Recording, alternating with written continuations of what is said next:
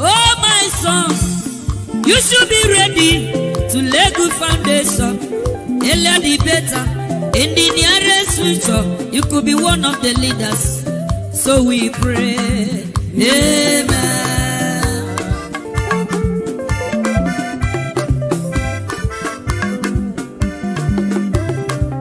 Oh, my daughter, you should be ready to lay good foundation. Earlier the better. In the nearest future, you could be one of the leaders. So we pray, amen.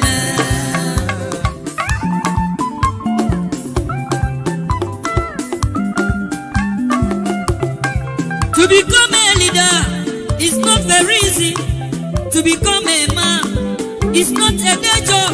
Everybody's ambition is to become a leader and to become a rich man. That is the struggle. So my son, you should be ready to lay good foundation. Earlier the better. In the nearest future, you could be one of the leaders. So we pray, amen. Thank you, my brother. God bless you. So, my daughter, you should be ready to lay good foundation. Earlier the better. In the nearest future, you could be one of the leaders. So we pray, amen.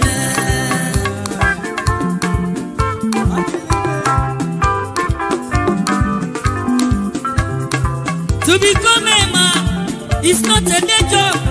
To become a leader, it's not very easy. Everybody's ambition is to become a leader and to become a rich man. That is the struggle. So my son, you should be ready to lay good foundation. Earlier the better. In the nearest future, you could be one of the leaders. So we pray, amen.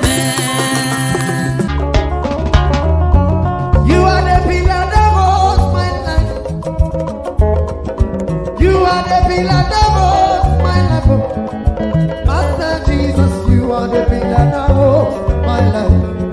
Lily of the body, you are the pillar of my life. You are the pillar of my life, you are the pillar of my life. Lion of Judah, you are the pillar of Chicago, you are the pillar of Daddy, you are the pillar of that holds my life. You are the pillar that holds my life. Hey, Master Jesus, you are the pillar that holds my life. You are the pillar. You are the pillar that holds my life. I said, Jesus, unibu kalabati sinduwe. Nibu kalabati sinduwe. Ojo biye nibu kalabati.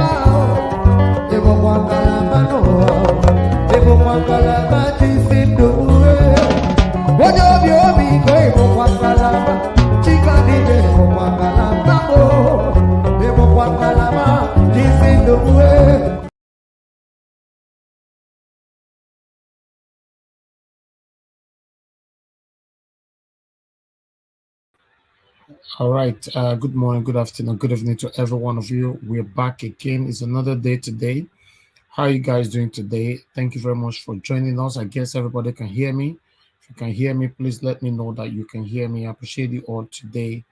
My good people, it's another wonderful day. Let's do this together. Thank you, thank you, thank you, thank you. I just want somebody to acknowledge my voice quickly. I have a lot to talk about today. Today is so today is 31st of May, Wednesday, 2023. Yes, I said yesterday that we are currently on episode 3. For some of you that just joined us right now, if you were not with us yesterday, you are not sure what we mean by episode 3. The episode 1 was the aspiration of becoming the president by our principal, Mr. Peter Obi, and the campaign and all. That was the episode 1. So that episode 1 was your hope, my hope, and the hope of the good concerned Nigerians. hoping, yes, we are certainly going to win because it was obvious that we won the election.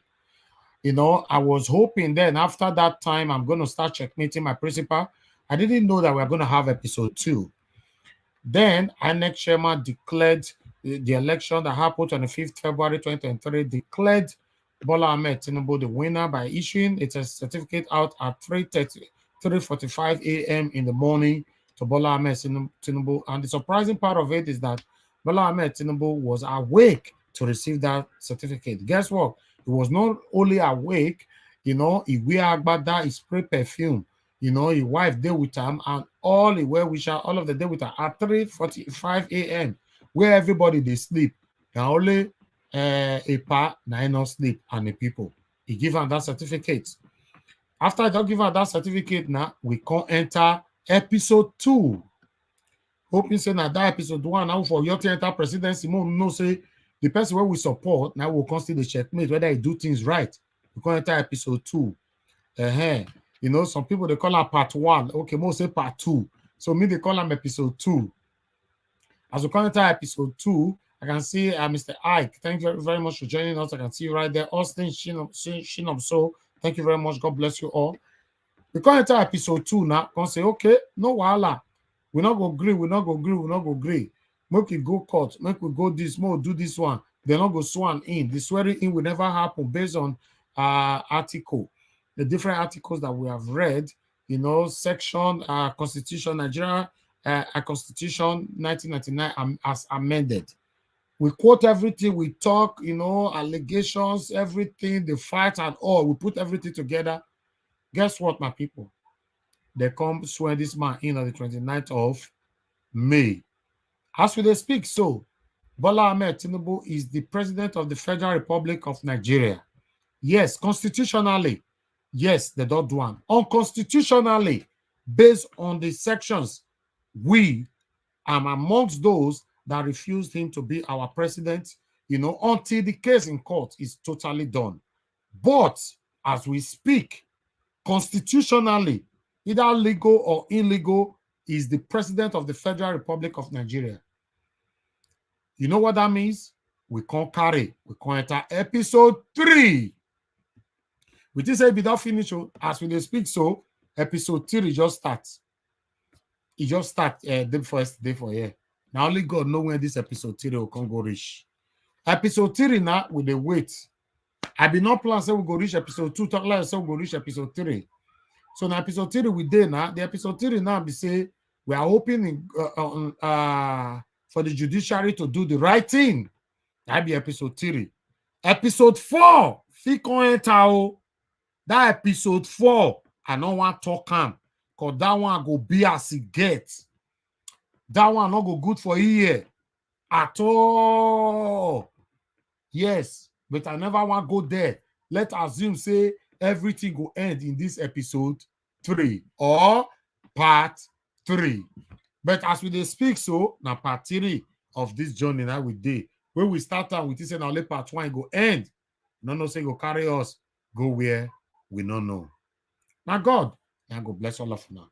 I can see Lady P just right there with us coming in, blessing. I can see you, Lady Eugenia, in the building. Thank you very much, Kate Johnson. And God bless every one of you. Ada Edobo, I can see you as well. Thank you, Nuhu David. I can see you. Peter Inegbe, I can see you. Mercy Ayo. Thank you very much, my people. Michael Abba. Thank you. Now God will bless every one of you. Chris Hobson, I can see you as well. Thank you very much. In case I don't mention your name, I beg. It's not intentional. Frank Emmanuel, thank you. Now God will bless you now. 7 gear Omede. Thank you very much for the super chat already, guys. Help us to hit on the super chat. The dollar sign is right there. Support what we do here. Encourage us, to do more for you. I really appreciate every one of you that will be supporting us financially, sharing our videos, liking our videos, our panelists, our commenters, our callers. Now God bless all of us, and including our spectators. Even though we know some of our spectators are not supporting us, but they are watching us, waiting for them to make mistake, not us. But nevertheless, I love you all.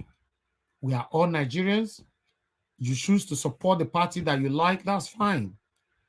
But I want you to know I'm not only fighting for concerned Nigerians, I'm not only fighting for the obedient, I'm also fighting for you.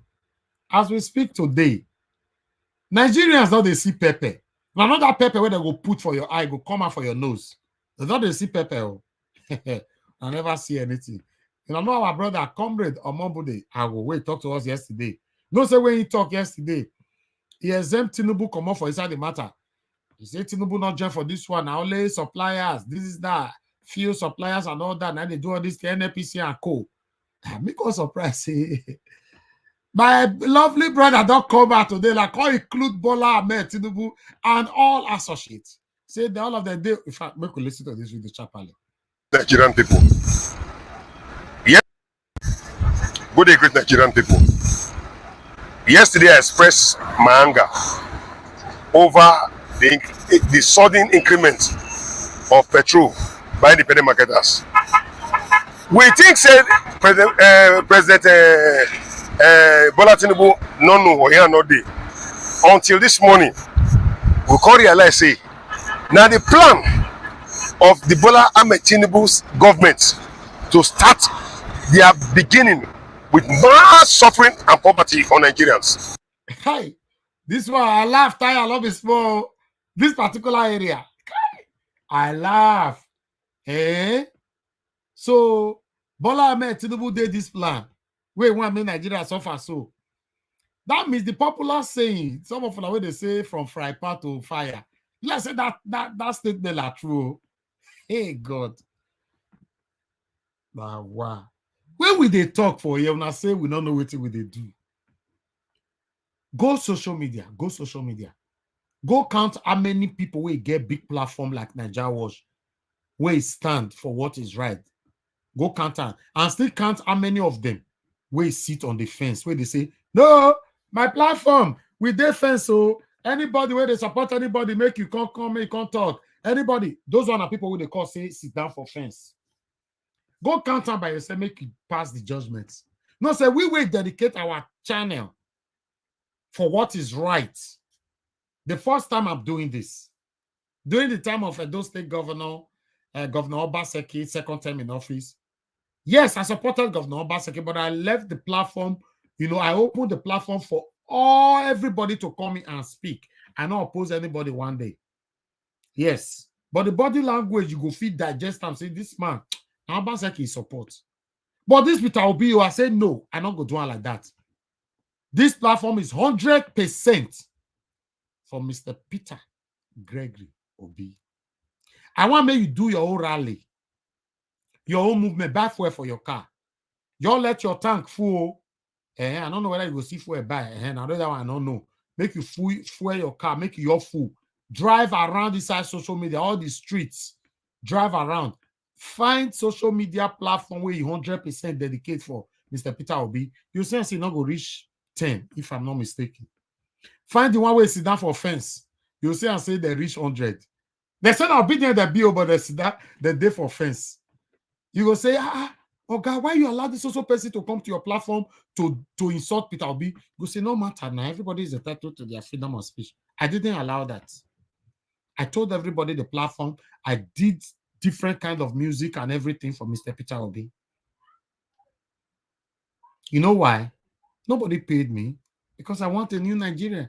I love my country. I want to enjoy my country. I want you that is listening to me or watching me right now, I want you to enjoy the country as well, because I know none of us will live forever. The little time we have on earth, let's enjoy it. That's why I'm doing what I'm doing. Nothing else. I've said it over and over. The people that is paying me to do this are my super chatters. Una know them. There's one that super chat me already today. They are the one. I'll continue to acknowledge and appreciate them.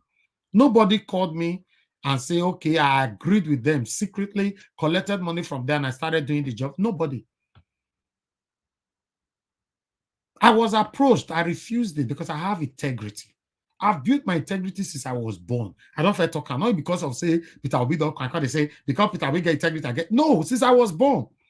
If you are my new subscriber, God will bless you for choosing to subscribe with this channel. But what I've been saying for a very long time, if you have anything against me, expose me. I have integrity. I'm very harsh. Oh. I'm blunt, but I have it. My integrity. No, I have never compromised it right from time. Never. Never. My brothers and sisters, stand alone if you want you standing alone. Only if you stand for what is right. You don't need the multitude. You know, you don't need them. Say everybody must deal with you. No. Now quality. If now only two people I succumbed and agree with your ideology, then good to go. You see, the way they say no day now, you know, they affect me. Me, the UK. Many of my watchers now, my panelists will go join me later. May God bless all of them. They abroad. You way they fight me all this while. You tell Nigeria. Although they say they're free. They say this scarcity or whatever, the subsidy or whatever, they say no affect to now because me can't surprise. They say no, more listen to this one again. Like say from which are they here now, fuel don't scarce. Like say from which are they here, fuel don't scarce. But there's good news for APC and people that voted APC and people that insult people on social media on behalf of APC. There's good news for you guys. And they envy you now at this point. The good news we say, if you not go filling station, now get fuel for free. Only Obedience and PDP and AAC and the rest party members go they pay. So what you go do once you reach filling station, just talk say I voted for APC, they'll give you free fuel. Like say from which are they here now, fuel don't scarce. Layera. So everybody will vote for Tinubu or satanic APC. They say when I get free fuel, but when I go any station. Now me they tell you this, believe me. Any petrol station, go there. Say I voted APC, they will give you fuel. Free of charge. Free of charge. Now only people like us will support Peter Obi. You know, go easy, shy. If you know say support Peter Obi, my brothers and sisters, this situation that me only me and you they affair too. Meanwhile, I see waiting to cocoa talk. Make I read that for that. Make us waiting to cocoa talk. Hey God. Well, they say some people say wahala not the finish. Abi, I don't understand this wahala again though. Kenneth Coco say he said the presidential inauguration party is currently being held across all filling stations in the country. The turnout is very impressive and encouraging. Wow. Kai, I can't believe this. Because you don't say, you know why I say I don't believe this? Because me join people where accuse these people say they don't celebrate. Where could I not verse? I join. I just want to apologize now. I verse say they don't celebrate. See how they'll swear in on a candidate, on a principal. If they swear in Mr. Peter Obi as the Federal Republic of Nigeria president today, the way me to celebrate, God, do not go no. So we can the verse for now. We support APC. Why will not celebrate? I don't know. So now don't start on a celebration. More than not verse. Now slip of tongue. You know, I don't know a different petrol station now they celebrate them. Kai, see celebration everywhere. Men are rejoicing. Make a show now some of the celebration. Man, show now. Sharply. I'll come back to this, our comrade though. Make a first show now some of the celebration here. For example, now see some of the celebration.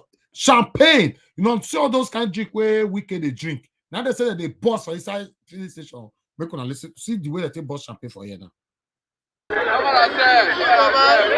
NMPC Lagos bus stop Mega filling station Port Harcourt throw open their gates to all the vehicles that has been on the queue.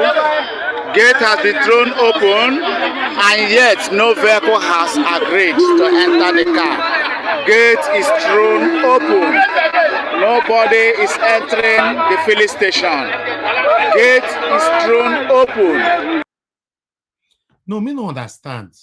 You know, upon the celebration, they say nobody want drive enter the petrol station. What can happen for that? No, I know they understand these people. What are they trying to do? I mean, anyway, more listen to our brother, more listen to our Chapali. Nigerian people. Yesterday, I expressed my anger over the sudden increment of petrol by independent marketers. We think said President Bola Tinubu no know here no day until this morning. We can realize say now the plan of the Bola Tinubu's government to start their beginning with mass suffering and poverty on Nigerians. This is a wickedness. Anyway, nothing change. I still call all well-meaning Nigerians.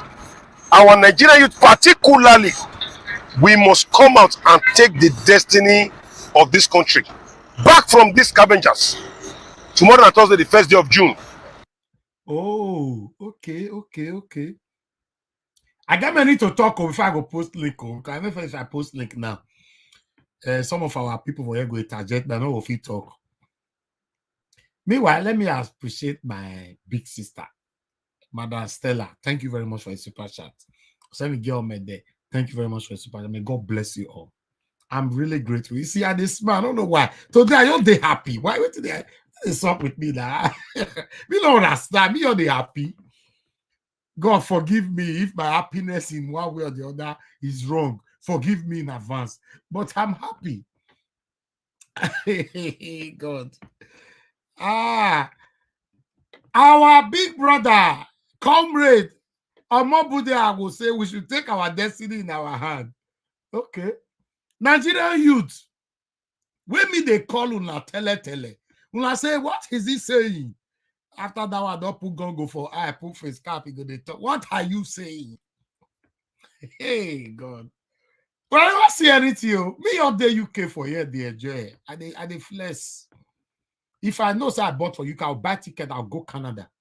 If I bought for Canada, I'll go America. If I bought for America, I'll go Australia. If I bought for Australia, I'll go Germany. From Germany, I'll go Japan. In case you don't know, I'm entitled to go to almost all the countries in the world without no hindrances. In fact, the only country where they go where I get hindrances is even the Nigeria safe. When you go take visa, you want to go Nigeria, just life tire you. Hell, una never see anything. Me, they tell una say, this is how it's supposed to be. Una say, no. The satanic group of people, when they say they want it, tell me, how did APC deserve to rule us again? Tell me. After the 8 years of suffering. How? Forget the candidates. Forget Tinubu now. Forget Tinubu out of it. Right from time, I'm not focusing on Tinubu 100%. Even though I know he's not fit to be our president. We need to be realistic. But holistically, how did APC deserve? In fact, how did APC and PDP deserve to ever rule us again forever? After the suffer, wage you and I don't suffer. After my brothers and sisters, we don't lose their lives for back home. You know how many people we don't lose their lives for back home? We they talk and I say, no. Nigeria, what they come and call, you need money. Nigeria, if I need the money, so you don't see transformer, make you jump put or train, make you jump put. See, you see that they don't use the money, the people like, oh God. If I sabi drink alcohol, I was able to give me alcohol, make I drink. Wait till the shark person where I go take now. My coffee, no, they shark me. And so coffee I they drink, no, they shark me. Which why I be this? I go school. I studied film and media. I have a degree for it. So not jealous me. The same 4 years where any other degree holder stay. Now I stay. I graduated here in Cambridge. So what are you talking about? They tell you now. No, what is he saying? What is this panelist saying? Okay, when I say I not get sense, my panelists not get sense, my commenters not get sense, my callers not get sense, even some of my spectators they not get sense. Who can't get sense now? Make una tell me. I bet make una write who get sense for comment section. Make we see them. I don't know now whether Mommy Diaspora, whether they petrol station now, they queue, they wait for fuel. I don't know. I don't know whether Origin they fuel station now or Madam Naomi Bella, you they fuel station, you they wait for you carry jerrycan. I'm a yes corner, you carry jerrycan. Margarita, tell me whether you carry jerrycan. Tony Alade, Evie Jack, all of like they want to tell me whether I did there now. If you carry jerrycan, make I know. Eh? You will never see anything. This one I warm up. Then they do press up now. This one I press up. Now see what I see so now press up. Press up. The one way one start soon. After they don't finish with this press up, right? When I come the year kidnapping. When I come the year, hey God, Kai see some Kai body day. So when I come the year later, say even some of you way support the satanic APC. When I come the year, the guy be good before or the woman be good. You all come from America. After you don't spend 10 years for America or 10 years, you all come, they all kidnap him. They say make it bring 150 million. When I come to hear that one. After I don't hear that one, then when I come to hear another thing again, like say, I rebuke him, I know I make una hear him, make una not vessel, I know I make una hear him. But remember, the same satanic APC told us that people will lose their lives during Buhari tenure now 60-something thousand. No war happen, no war. 60-something thousand. America, they face war now only 52,000 and 51,000. Statistically, around that figure, nine lose their lives. Now our country where we not see physical. Wait at the talk, so 60-something thousand. Now wait there. I'm working on their figure. They're saying at 60-something. Why our own figure, people will lose their lives in Buhari's tenure is more than 2 million. Yes, it's more than. Now let me pray for you. If you like, say amen. If you like, not say amen. Because I not be a deboye now, you not go say amen. It's up to you. But I want to pray. This prayer is generally, including me, including you, including Labour Party, including Obedient, including people who support APC, including this prayer is general. I not remove anybody. May God not allow you to be a victim of those that will lose their lives in this tenure of this satanic APC. Anytime when they take hold on, may you not be part of those that will lose their lives in the mighty name of the Lord Jesus Christ. For me, I say amen. It's up to you. If you say no, amen. Now you know. Now you know. Because whether you like them or not, people will go lose their lives for this tenure. Their name, they don't write them down. May your name not be amongst in the mighty name of the Lord Jesus Christ. Amen. Whether you like them, you rebuke, you cast, people go lose their life for this satanic tenure won't bring so. But my prayer, may your name not be amongst those that will lose their lives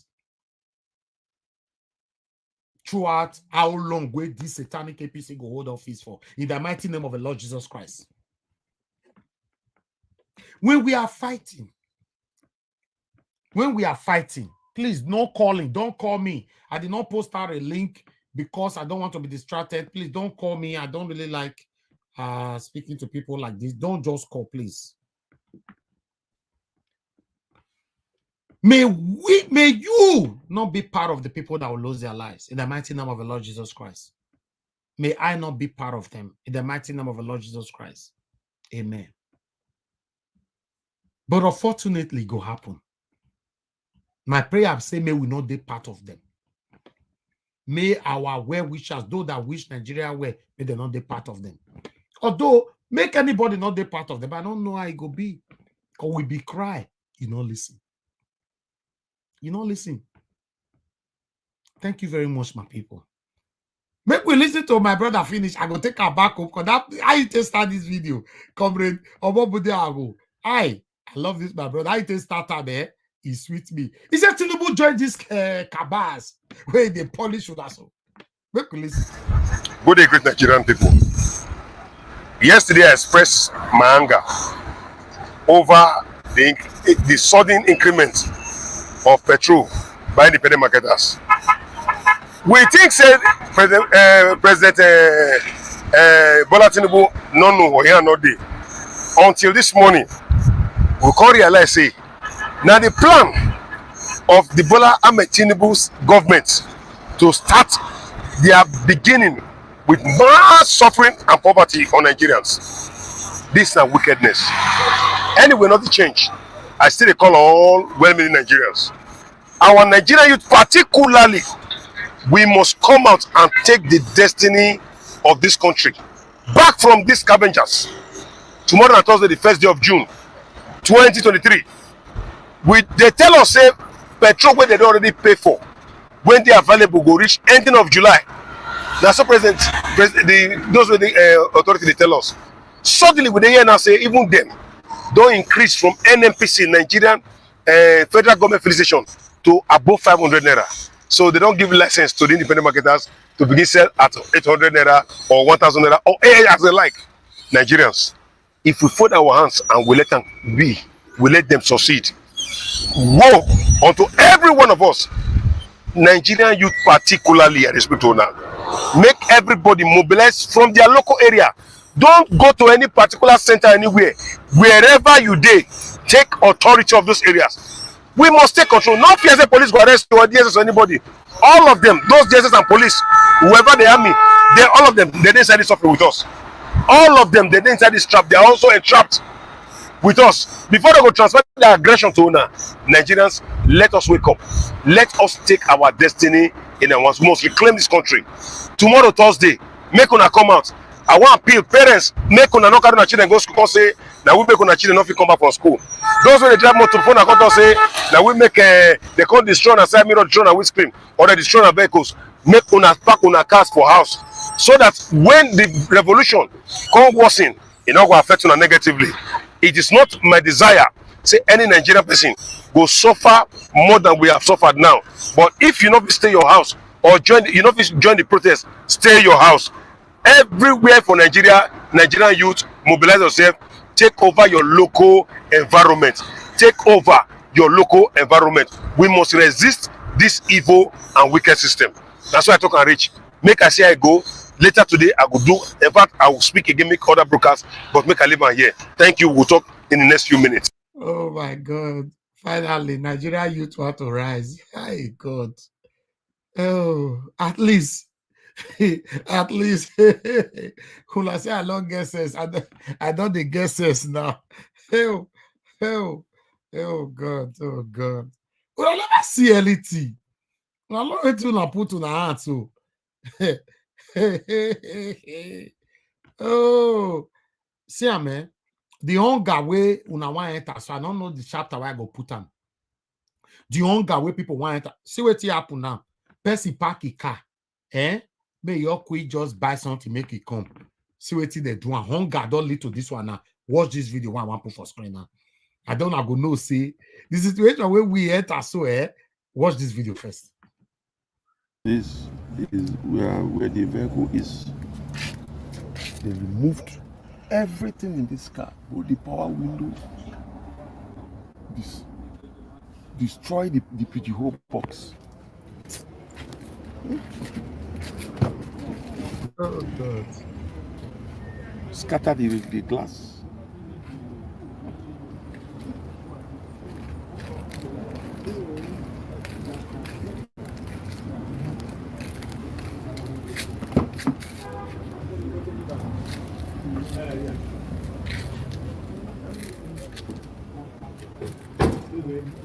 Hello.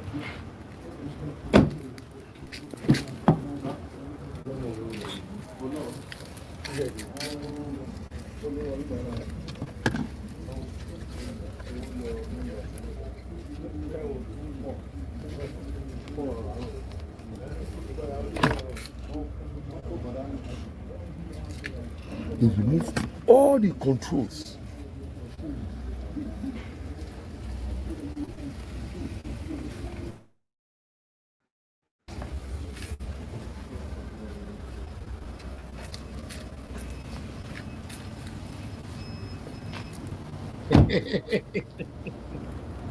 God forgive me. I don't want to laugh anymore. I don't want to laugh anymore. Let me be serious. To be honest, because this is a serious matter, I don't like this. I really need to be serious.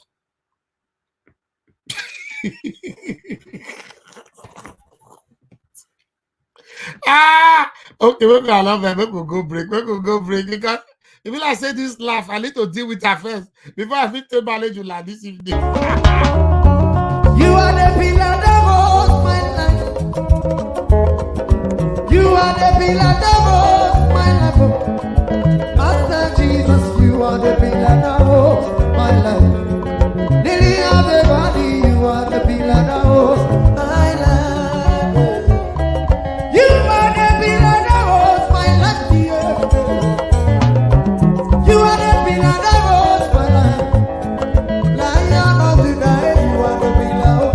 Chickadee, you are the pillar. Daddy, you are the pillar that holds my life. Lion of Judea. You are the pillar that holds my life. Walking anywhere.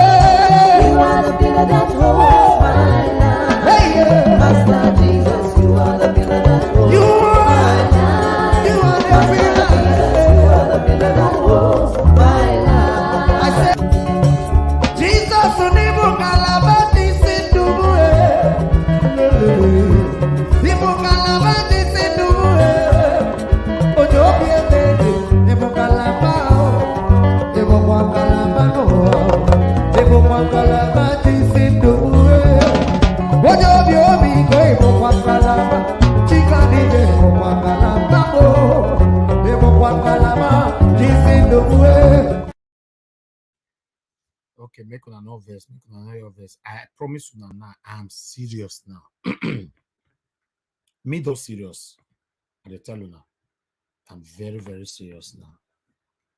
Very, very, very serious. Now no say, now no say. Now no say when I tell you now say.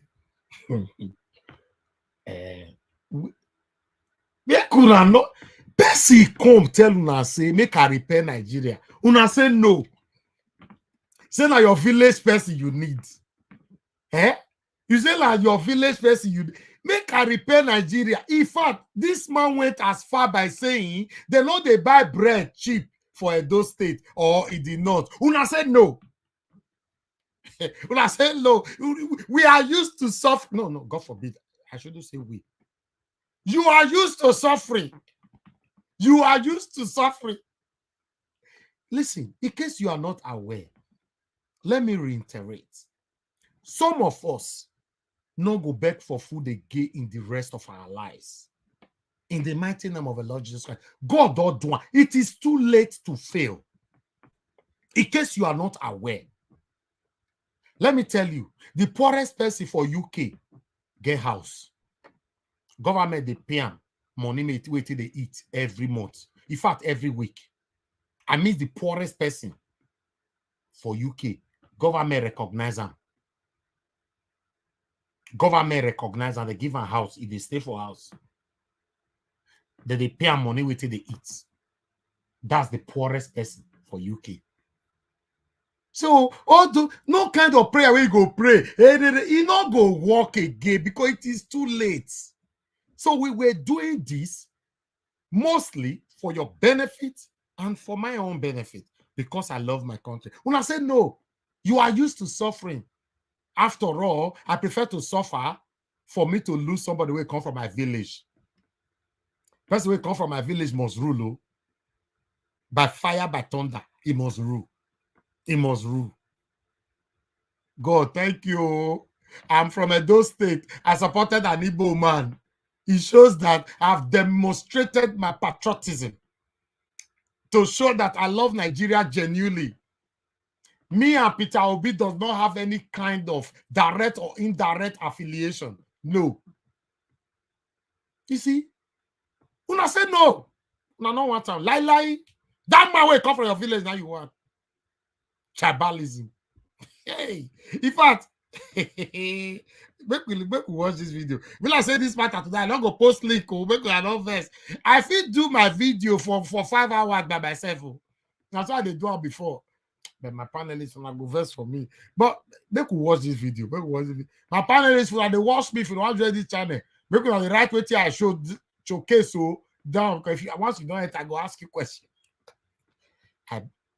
Let me be serious. To be honest, I don't promise you now. I want to be serious now. Nobody should laugh on the comment section anymore. Let's be serious. To be honest.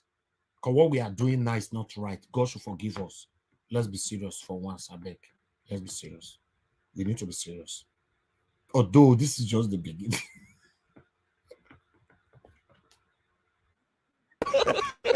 You take us by surprise. I don't know what thing they do people when they say fuel. Now speech you give. Just common fuel subsidy is gone. Fuel lost for all the whole police station. I be fuel dry.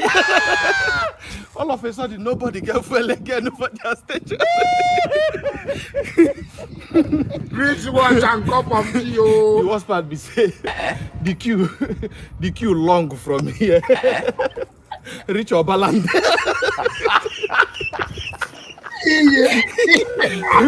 Now for the queue you go come, you go see say people where they there no be a PC, no be PDP, no be LP, na Nigerians. Hey, Jesus Christ. Nobody remember party. This party, confess. They smoke you. Everybody did one line. Like said they did judgment day. Now even APC they ask LP. If I get anywhere away for the outside. Nobody is not there again. Eventually. Then now, make you call the house member or the person where you vote for. Tell us say we that queue we not see fuel. Fear there yourself. Oh my God! Which guy broadcast we call your star this evening? That which we don't understand. And sometimes I see all my eye they red. I know. Listen, guys. We are trying to be professional here. People in the comment section, they make me laugh. I don't understand. Listen, the situation we are facing now is only affecting those that voted, that supported LP, Peter Obi. In case you are not getting it, now only us they are facing. It's not LP, everybody that supported APC, they, all of them, as they enter any purchase, they get fear. So stop. We should laugh at ourselves. Why? Calm down, guys. Calm down. Come in all that understand. Don't let me lose my voice, so because this broadcast will not get continue. You know, this my brother. So you know, okay, let's continue.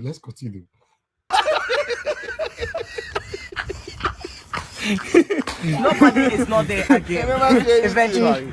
Then now, make you call the house member or the person where you vote for. Tell us say we that queue we not see fuel. Fear there yourself. You get a number. Now this is why the talk say Nigerians are being united in suffering. If they suffer another time, would they unite pass?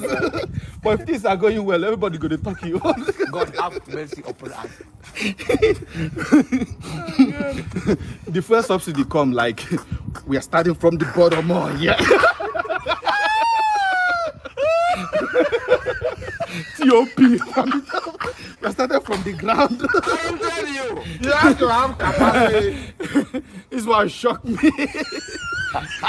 Now one day it can't be like this. It don't be like say they enter church. They never even do in the name of the Father. They don't say Amen. They never do in the name of the Father. They tell you say everybody bring your offering. Hey! If they can't give you Holy Communion, what do you go bring?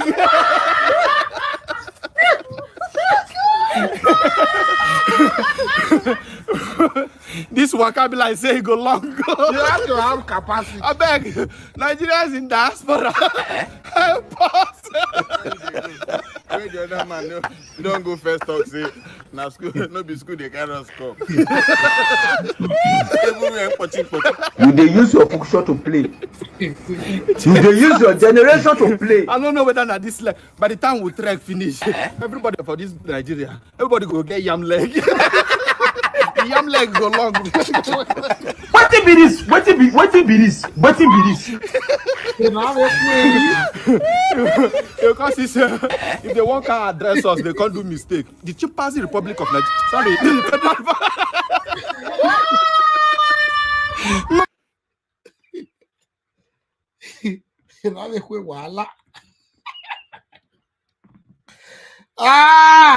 Jesus Christ. I beg my people. I need to take another break. People allow your verse. If I say, no, let's call on Buhari on this situation. Let's say Buhari need to come and answer some questions. Let's call on Buhari. Buhari,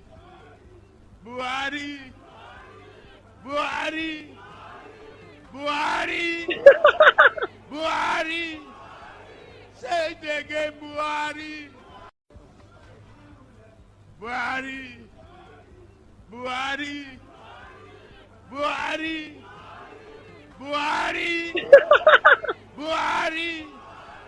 say it again, Buhari. Oh my God. Peter Obi, now God will bless you. Peter Obi. I pray God give you good health and live long. You have inspired a lot of people, man. I'm one of them. I've learned a lot from you, sir. I don't know you in person. I've learned a lot from you. You have given me reason to stand on the right path in the rest of my life. You have given me reason to do the right thing. I just want to say thank you, because God said, you will not see me face to face. I will only use man to speak to you.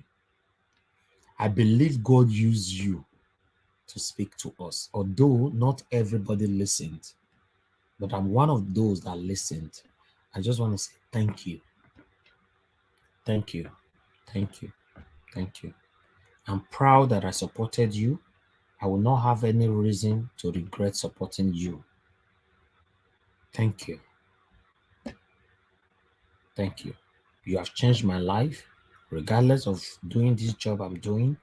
Outside of this job, I've chosen to even tighten up how to live my life in the rest of my life.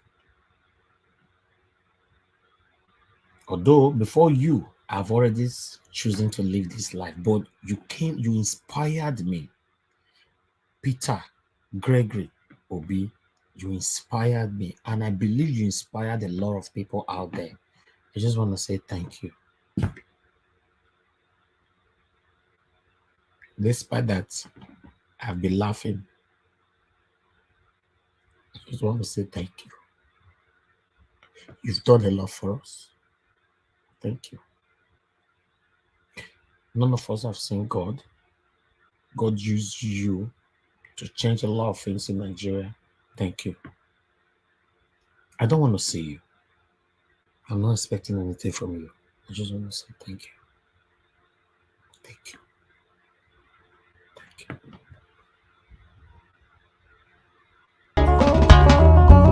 You are the pillar that holds my life. You are the pillar that holds my life. Master Jesus, you are the pillar that holds my life.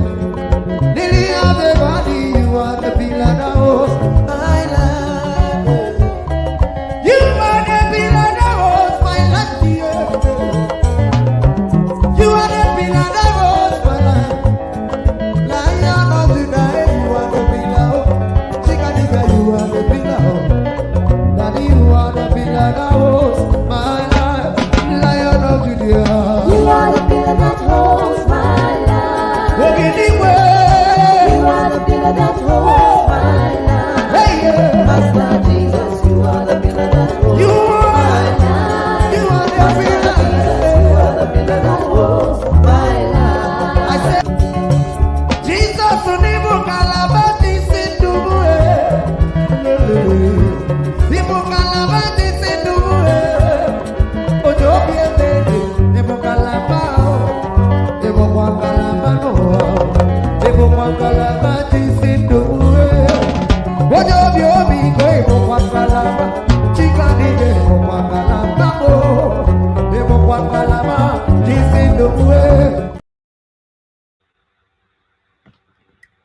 All right.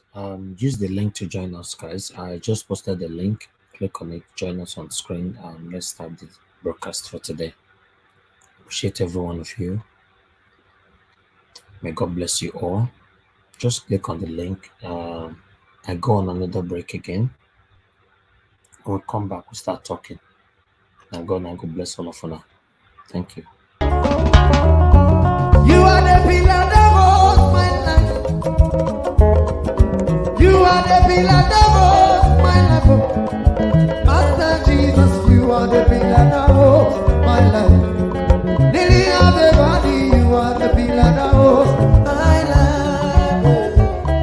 You are the pillar that holds my life, dear. You are the pillar that holds my life. Lion of Judah, you are the pillar. Chickadee, you are the pillar. Daddy, you are the pillar that holds my life.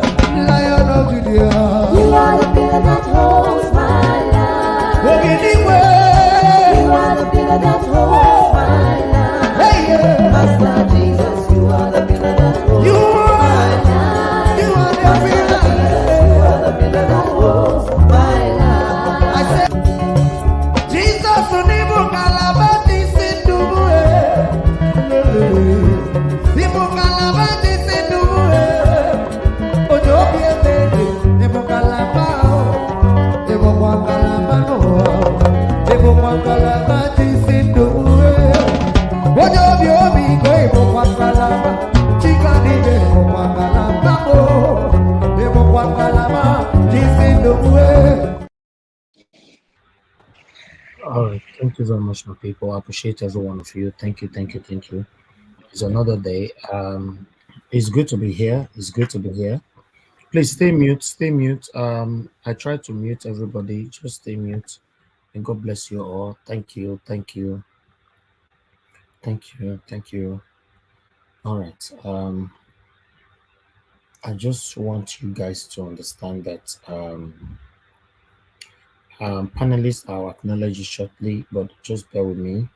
I just want you guys to understand that this life, none of us is going to live forever.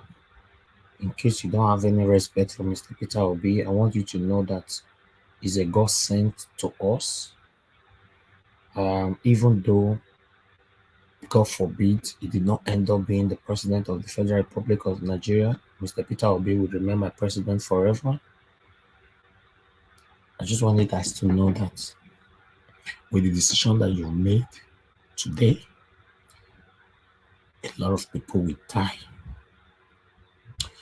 If you're watching me right now, the decision you're choosing, that's fine. You are entitled to it. But just have it in the back of your mind that a lot of people will lose their lives with your decision. People are dying every day. You won't live forever. I won't live forever. Death is inevitable. You don't have anything to lose by supporting what is right. I'm not interested if it's my father that is clamoring to become a president of the Federal Republic of Nigeria.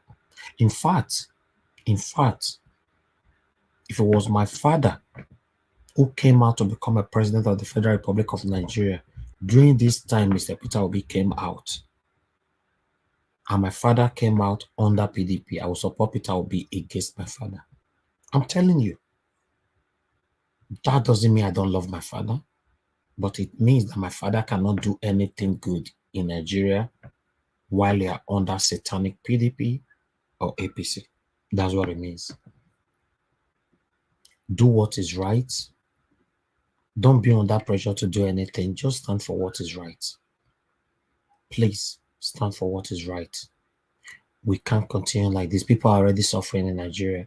I understand the people that have called me since yesterday. We can't continue like this. Mr. Peter Obi have changed the narrative. Mr. Peter Obi have touched the lives of people, a lot of people, positively. It's up to you to choose to listen.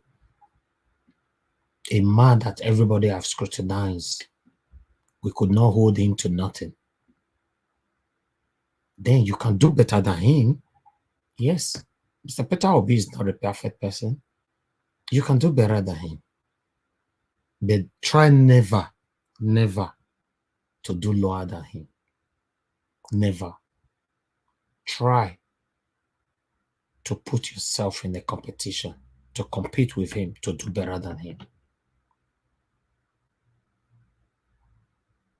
Thank you very much, my people. I appreciate you all. I'd like to acknowledge my panelists. Before that, I want to appreciate every one of you that financially supported us. Thank you. God bless you all. Dr. Alexander Gomez, God bless you, sir. Amaka Ifujobi, God bless you. Charity Kuku, thank you. God bless you. Blessing, thank you. God bless you. Amazing Grace USA, Lady Eugenia, God bless every one of you. Adela Jagombi, God bless you. Stella, Seven Girl Mede, God bless every one of you. Madam Rita, thank you very much for joining us. Good evening to you. How are you doing today, madam? Good afternoon, Niger Watch. Good afternoon, everybody from the diaspora and everyone in the comment section. I see my sister Irene. Thank you very much for adding me. I'm surprised I'm the first today. Glory be to God. I could sense the emotion in your voice, Niger Watch. You know, the first part when you were thanking Peter Obi, and I could feel it too because it's been. In fact, I have never experienced in my life a leader, an elite that's decided to sacrifice himself, his family, to come out just for the people. It's rare. It's very, very rare in Nigeria. Maybe in other countries, I mean, they see a lot of them, but in Nigeria, especially the Nigeria of today, where evil thrives, it's very difficult to see an elite willing to sacrifice himself just because he loves his people and he loves his country. It's very, very hard. It's very hard. So all of us, both the opposition and the ones who haven't repented, we are very, very lucky. We might not even see an elite that will be brave enough to come out the way Peter the Rock Obi did. We might not even see it in our lifetime. Maybe there will be somebody God will give that's greater than Peter Obi, but maybe not in our lifetime. So I could understand the emotion. You know, many people haven't gotten to that level of being emotional. I don't think a lot of people have, because when you're emotional, you're not realizing the sacrifices this man has made and he's still making. You know, it takes a lot to get to that level to understand the emotion. It's not emotion like you are weak. No, it's emotion of like, oh my God, this is a gift that God has given Nigeria. This is a gift that God has given me the opportunity to see a man like this crop out from the elites of Nigeria, the present day wicked Nigeria. So, you know, it is well with us. I still believe Peter the Rock Obi is my president. No matter what happens, I believe what will happen, he will be the president of Nigeria. And those changes that he needs to make to start the engine of a better Nigeria, it will start from him. In Jesus' name, thank you. Amen. Amen. Thank you very much, Madam Rita. I just want to thank you for everything. Thank you. Okay. Big Oyi, thank you very much for joining us. Thank you very much. Good evening to you, sir. Talk to us. Good evening, Mr. Elvis. Good evening, panelists. Good evening, everyone. It's another fruitful day again. I'm happy to be here. I'm happy to have my view. I'm happy to be with the family. Thank you all for how you started from the beginning. The train is still on. We are still the moving train. We can never be crushed. And as for Mr. Peter Obi, I understand the pressure the great man is going through right now. I just want to make this known. No matter how they try to turn this around, sir, you have really tried. You are an hero. You will forever remember hero. No matter how, because the way I'm saying things going now, seriously, I'm not happy. I know exactly what they are playing. I know exactly what they've played. I know we are just looking at the recap. All this thing has been done long time ago. But if God remained on the throne, definitely the sky is still our limit. Thank you, guys. Thank you, sir. Thank you. God bless you. My sister, Omoye Skona, thank you very much for joining us. Good evening to you. Good evening, Mr. Elvis, everyone on the panel, in the comment section. I feel honored to be here today, honestly. Thank you, Mr. Elvis, for your talk prior to, bringing us on. I think it was much needed. And thank you for being very vulnerable with your emotions. I just have to say that. I celebrate the man that you are, honestly. You're a blessed man indeed. The fact that you're man enough to be vulnerable, because what we just experienced as Nigerians is something that happens once in a lifetime. And we're truly, truly privileged to have experienced this type of moment in our lives. It's not the end. I know it's not, but sometimes you have to take a step back and reflect on the journey. And that's what brings about those emotions. I mean, I was down really for since the whole thing on Monday. Even prior to Monday, I was already down. I had to just take a break and just go away.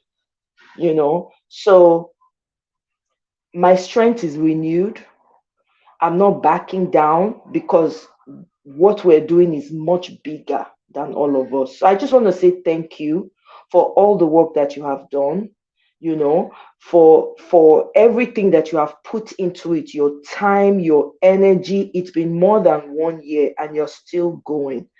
I pray that your strength is renewed a million times over. That whatever it is that you desire in this life, before you ask for it, you will get it. That is my prayer for you. Your generation that you don't even know of, they will benefit from something that you never anticipated. They will be mighty in the land. Thank you very much. Thank you very much. Thank you, my dear sister. A big amen to that. Thank you. Thank you. All right. Mother Patricia, thank you very much. Please mute yourself. Nolly, please stay mute until I call you. Thank you. All right. Mother Patricia, good evening to you. Thanks for joining us. Good evening, Mr. Elvis. Good evening to all my co-panelists. Good evening, good afternoon, good morning, wherever you are joining us from. Mommy, or for mother of all, good evening. I appreciate and love you. Thank you. Mr. Elvis, you are unique. You are very unique. You are a unique person. And I feel you. I feel you because of that love, that liquid love that you have inside you.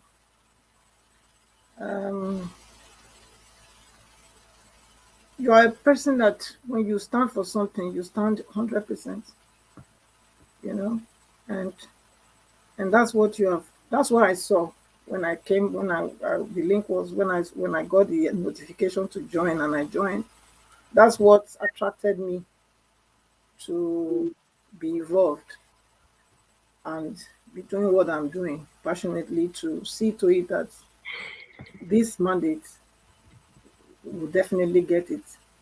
I wasn't so very, very in to the election, this thing. It was only after the election that I really got, through this channel. That's how I really got involved. Yes, I had in mind I was supporting Obi, yes, because I've heard him a couple of times speak, and I said, yes, this is the person I should follow. This is the person that should turn around Nigeria, for that Nigeria that I, as a child, have been dreaming to see and experience. But I live here, so I didn't really know how to go about get engaged to be involved until after the election. That's when I got that notification, like I said, and the love, that liquid love that came from you and the commitment that you put into this, I could feel it. It was palpable, and that just captivated me. That ever since I've been very involved. So I feel you, but I want to encourage you. I want to encourage you to know that nothing that we do in this world that does not have a reward. Nothing. Everything we do is a seed. All hope is not lost. Me, I'm very sure that we still have our mandate. And I will encourage you keep doing what you are doing. And it's very good that you are able to come and express yourself this way. I love it because it's we are all here to encourage one another and strengthen one another. So the fact that you have this kind of baby heart, you know, the heart of a child, is something so there. It's very there. It's there. You are a man, but yet, you know, you can still you have that love, that childish way of, you know, a child is so innocent, you know, it's so pure, so holy. That's what I see. And I want to let you know that the Lord is with you. You will only continue to go up and up. Nothing in this world that you require that will not be done from you. Everything that you want, you will get it. As you have put your everything into this thing, you will repeat 1,000-fold in the name of our Lord Jesus Christ. So be strong, be courageous. It is not over. It is not over. Our mandate is assured. So I want to thank you and I really want to appreciate you for all that you have been doing. Thank you. Let me give other people room to Thank you. also. Thank you, Mother. Thank you. God bless you, Mother Patricia. Thank you. A big amen to all your prayers, and I wish you the same. Yeah. God bless you. God bless you, Omoyes Kona. God bless you, Mother Rita. God bless um, you all for your wonderful prayer. Big Oye. God bless you all. Appreciate you all. Mr. Chooks Obiboeze, thank you very much for joining us. Good evening to you, sir. Please talk to us. Yeah, good evening, Mr. Niger Watch. Good evening, fellow panelists, all the ladies and gentlemen in the house. Good evening, those watching us and our comment sections. I greet everybody. Please, everybody, please like, share, and of course, buy our brother coffee. No, they drink coffee again, pure water. Now, pure water in the drink now. Please let us, make the house a bit fun. Let us, because you started with, some videos that we need to laugh our head off. I've been laughing here alone by myself. So please, brothers and sisters, let us make this a fun day. Thank you. Thank you very much, Mr. Chooks Obiboeze. I really do appreciate you, sir. Thank you. All right. Nolly, thank you very much, sir. Good evening to you. Please talk to us.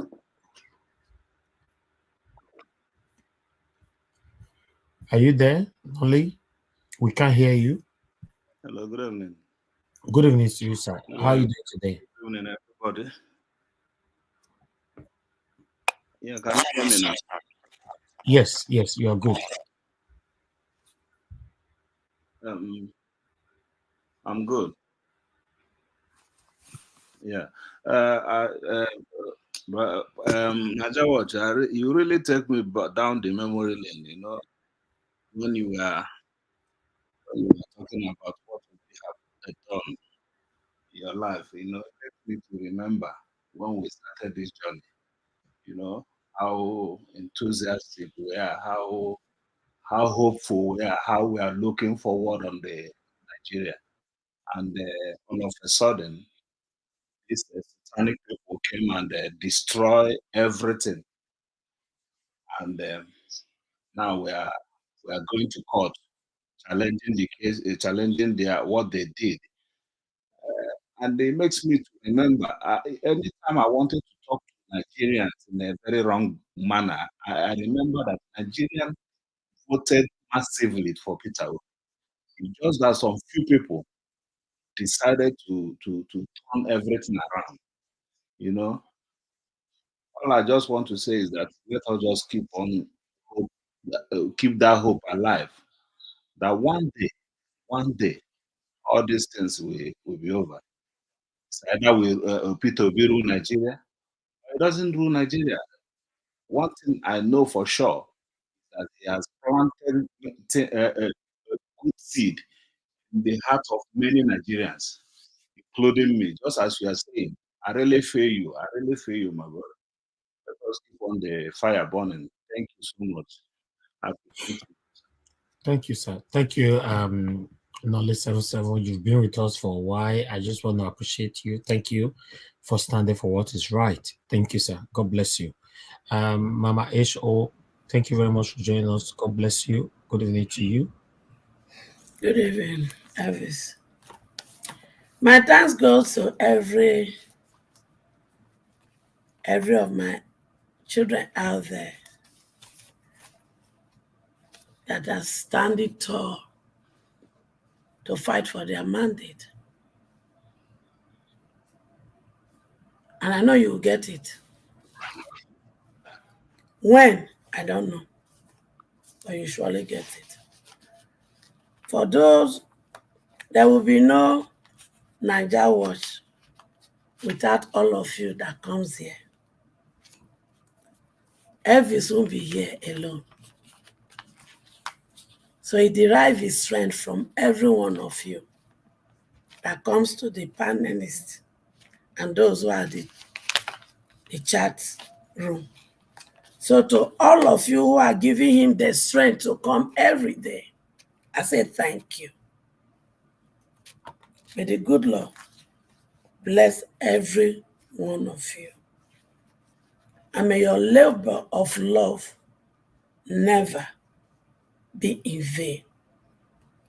In your individual work, in your individual family, whatever challenge that is going on there, ask that the God of mercy, the God that owns the heavens and the earth, will meet every one of you at your point of need. Those things you can't talk to no one. For this sacrifice you make for humanity and for our father and motherland, we go still call our Papa land. May the good Lord look at that sacrifice and meet each one of you that is watching now, that will watch later. May God Almighty meet each one of you at that very particular point of need.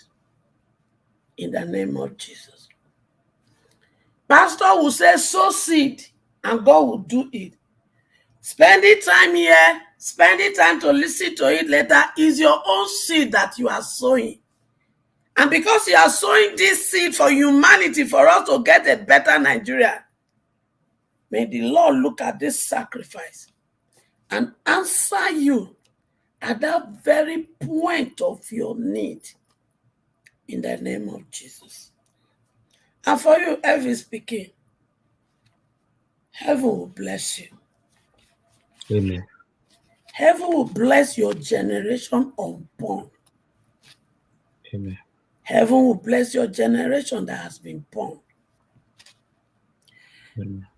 When you are not there, heaven will remember this and open doors that your children cannot open for them. In the name of Jesus. Amen. Your sacrifice of love will never be in vain.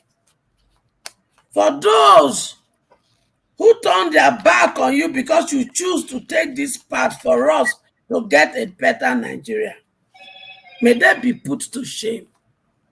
Amen. May their desire for you never come to pass. Amen. Thank you, Father. For Peter Obi, I pray for you. Anyone that plots your death will die in your place. Amen. Anyone that plots evil against your children, against your wife, they will pay with their own life. Amen.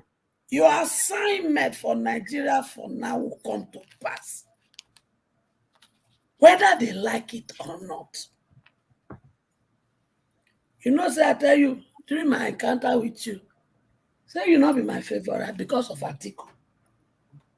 But because my children came, I don't have a choice here. I have to support my children to get their heart desire. So those who are misinterpreting me, that is the truth here. Therefore, Father, bring Peter Obi, his children, his wife, the vice president that is working with him. I bring them and their family and every other person in their cabinet working with me. I bring all of them and I hand them over to you, O Lord. Because I know anything we put in your hand, you are able to keep, O Lord. I bring him, I bring Aisha, I bring Dr. Aruna and everybody that are working with him to get this mandate, including the lawyers.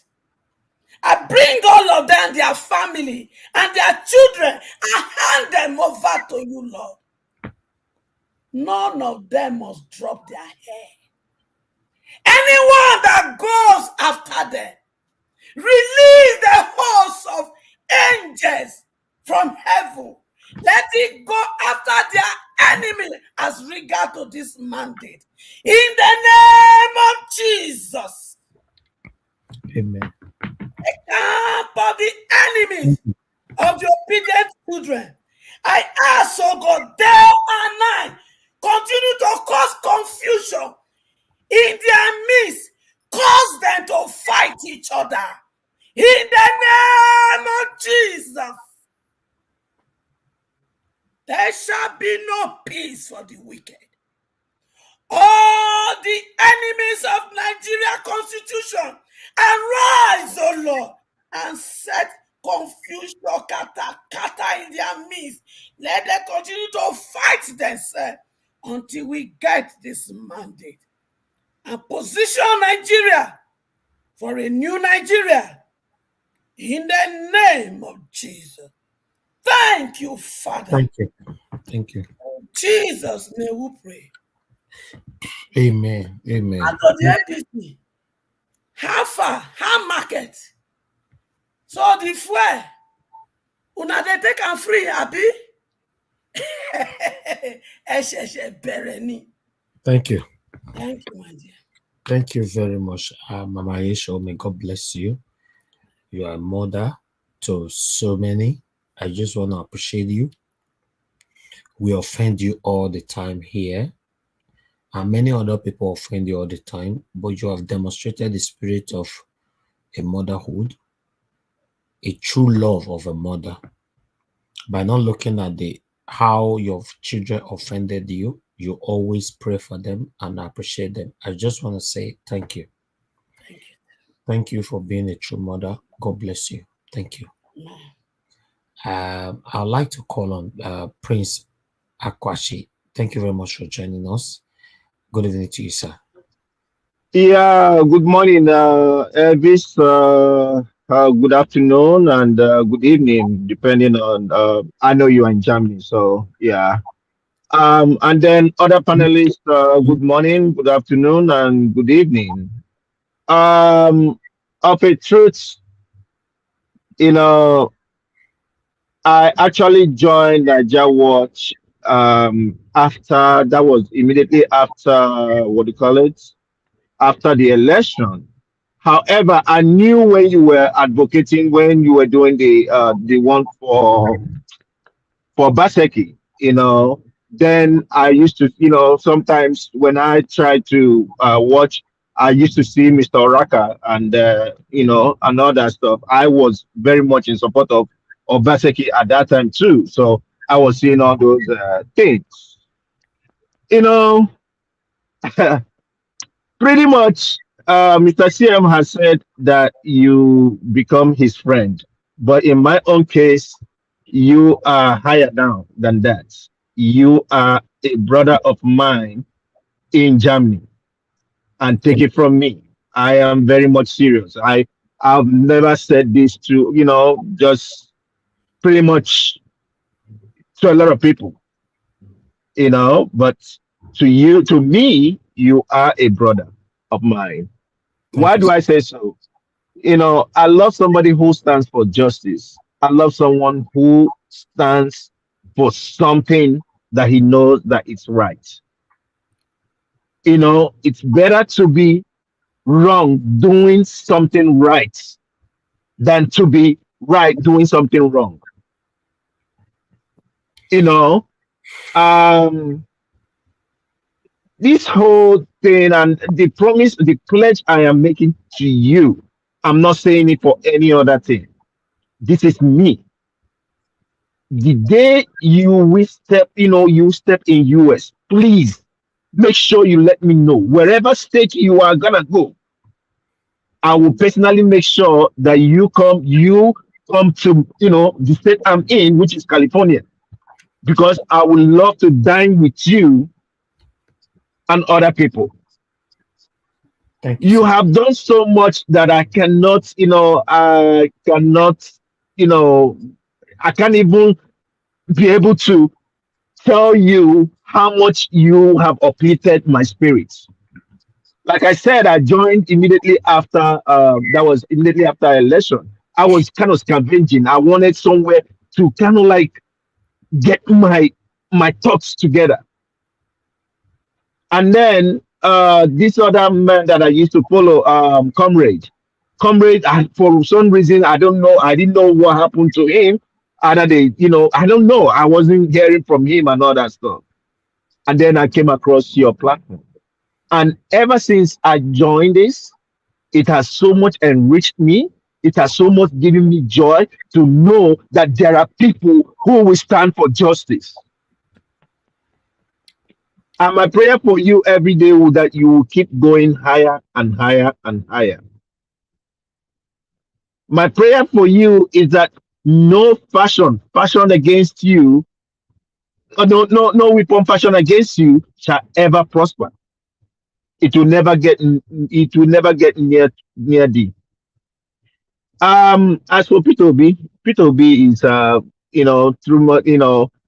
me, I will take it that in the way they tell us in church that you don't pray for elders, but I will intercede on his behalf that God will continue to do the work to perfect that which he has started in him. It will come to fruition. Thank you, sir. And even if at all it never gets to him, which I'm not gonna say, to me it will definitely get on. He has also become my own president for life. For life, I will ever keep that respect for him. Exactly. And then to the APC and Oko, how market now? Hey, last, everybody go chop breakfast. You know, this is even the beginning. This is the beginning, and with by God's grace, everything will be revealed. They will see all their evil that they plan. It will crumble because Nigeria will be liberated from their hands. That's all I can say for now, and I yield. Yeah. Thank you very much, Prince Akashi. I just want to appreciate you. Thank you. I'm humbled, and I want you to know that I really do appreciate you. Thank you for supporting what we do here. Thank you, sir. I'd like to call on my brother, Mr. Alex. Good evening to you, sir. Yes, thank you, Mr. Najawas. Thank you for all you've done. Thank you for showing more than a complacent, more than a lethargic, or more than a passive interest in the security and on the advancement of the Nigerian on the Nigerian activities. So I want to thank you. You could have used your platform for something else. You could have gone with the bribery, advancements that were made at you extempore in the middle of this struggle. So this is what make me glued to your channel. With all sense of humility, I say, the highest I can do to another platform is a phone call. I've received invitations from a lot of people, apart from Madam Omoye's corner, to come to other platform and make contributions. I have my reasons for not being everywhere. So I'm glued to you because I saw your honesty, your tenacity. This is what I say in your back too. During the land grabbing saga, during the malodorous land grabbing saga that greeted the Edo State hemisphere, when youth chairmen were like semi-gods or demigods, when nobody could talk, you took it upon yourself against all threats, against all odds, even showing your face what most of us can't even do for now. So if you see somebody doing what you can do, the least you can do is to encourage that person in any way you can. So you have my personal imprimatur, anytime, any day, anywhere. And you've won my respect a long time ago. That is why no matter how busy I am, I try to make myself available, even if it's fortuitously, to contribute to the advancement of our country, of our states, and of the black race in general. So, Nigeria Watch, we are proud of you. A prophet is not honored in his own country, not in our own case. We continue to honor those who do the right things. Unfortunately, we come from a country where people celebrate naked people, where people celebrate, people for the wrong reasons. They don't celebrate the best brains in mathematics anymore, or the best brains in media presentation, or the best brains in checking government activities. But we are making a difference. We are changing the social media cinematography. So Nigeria Watch, we may not be able to express it. We want you to know that you are very, very loved by a lot of us. And I want to thank everybody who is part of the Nigeria Watch platform. In any way, those are on the technical team, those we don't know, those on the comment section. I thank you for all your hard work. Many came, they couldn't withstand the storm. They couldn't take the heat. They left. I have nothing against them. At the time, Jesus had 5,000 people. At the time, it was 400. At the time, it was 120. At the time, it was 12. Even the 12 at the time, they were almost leaving. They became 11. Jesus left. So the real people, time will show everybody's color. So I greet you. Let me reserve my comment. Before that, I will say this. When we are talking here, we say there's going to be an implosion. We bring out hypotheses. We bring out, talking about the fuel crisis in Nigeria, we bring out postulations, assertions, books by past leaders, present leaders. People just think we just talk because we just want to talk, or we are not busy with our time. No, everybody who comes here, those on the comment section, those who view here, those who come to the panel, they are making sacrifice for the love of one's land. Now, just at the first hour, it's already happening. The crisis of lack of credentials. If you tell me you went to school or you are a leader, your work will show it. Lack of credentials, lack of love for one's nation. It's already happening. So I will rest it here while I wait for my turn. Once again, I greet everybody. Okay. I stand on the existing protocol. Thank you. God bless you, my brother. I just want to appreciate you for sticking with me, being with me all these years. Regardless of my good or my wrongs, you choose to be with me. I just want to say thank you. Thank you. I'm not a perfect person. Yes, I'm not a perfect person. Most of you here that have raised praises on me, I might offend you tomorrow. Yes, the tension is always there, but the ability for you to stick with me, regardless of my wrongs, that is the most important thing. Thank you, Mr. Alex. I appreciate you. I appreciate every one of you that have portrayed very nice words to describe me and my media. God bless you all. I'm not a perfect person. I'll continue to say that. And I've never portrayed myself to be a perfect person. But I know that I stand for what is right. Mr. Elvis, let me just quickly add this, please. Because of you and some few media platforms, some of them although have gone to oblivion, land grabbing has died 75%, I can say. God bless from my pragmatic, participatory observation, 75-80% it has died down because of you and other little, a few media platforms. So I want to thank you. If not you, no. I know what you did. I know one time the governor and his team wanted to give 20% of arable land in the whole of Edo State, in every local government, to the Fulani Ruga project. But you organized overnight, extempo impromptu, a massive protest in collaboration with the civil rights organization in Edo State. May God bless them. And that bill was received. I mean, that protest march and letters the Speaker of the House came out, and the documents were given to him, and that bill was killed that very day because of people like you. Have it in mind. We have it in our historical archives. So thank you very much for the good work. God bless you, Mr. Alex, once again. Thank you. Thank you. In terms of the land grabbing, yes. I'm against injustice, and I did everything to create enemies around myself just to stand for what is right. I just want to thank the governor of Edo State, Governor Obaseki, for listening to me. He spoke to me. I questioned him, and he answered my question, and he told me I'm going to do it this way. The governor of Edo State, Governor Godwin Oregase Obaseki. And I want to thank you, the governor of Edo State, even though I'm not pleased with so many things in Edo State, but at least the land grabbing that my brother just mentioned, you followed what I requested for according to our conversation. I want to say thank you for doing that. Ever since we've not heard of land grabbing, we raised money on this platform for land grabbing. The only thing we used from that money was printing of t-shirts. We could not go for a protest anymore as we speak. We have pending money still pending as we speak. Why? Because the governor of Edo State, the Governor Godwin Oregase Obaseki, listened to my plight, to my agitation, and do the right thing. As we speak, nobody is complaining about their land is being taken or their property is being confiscated.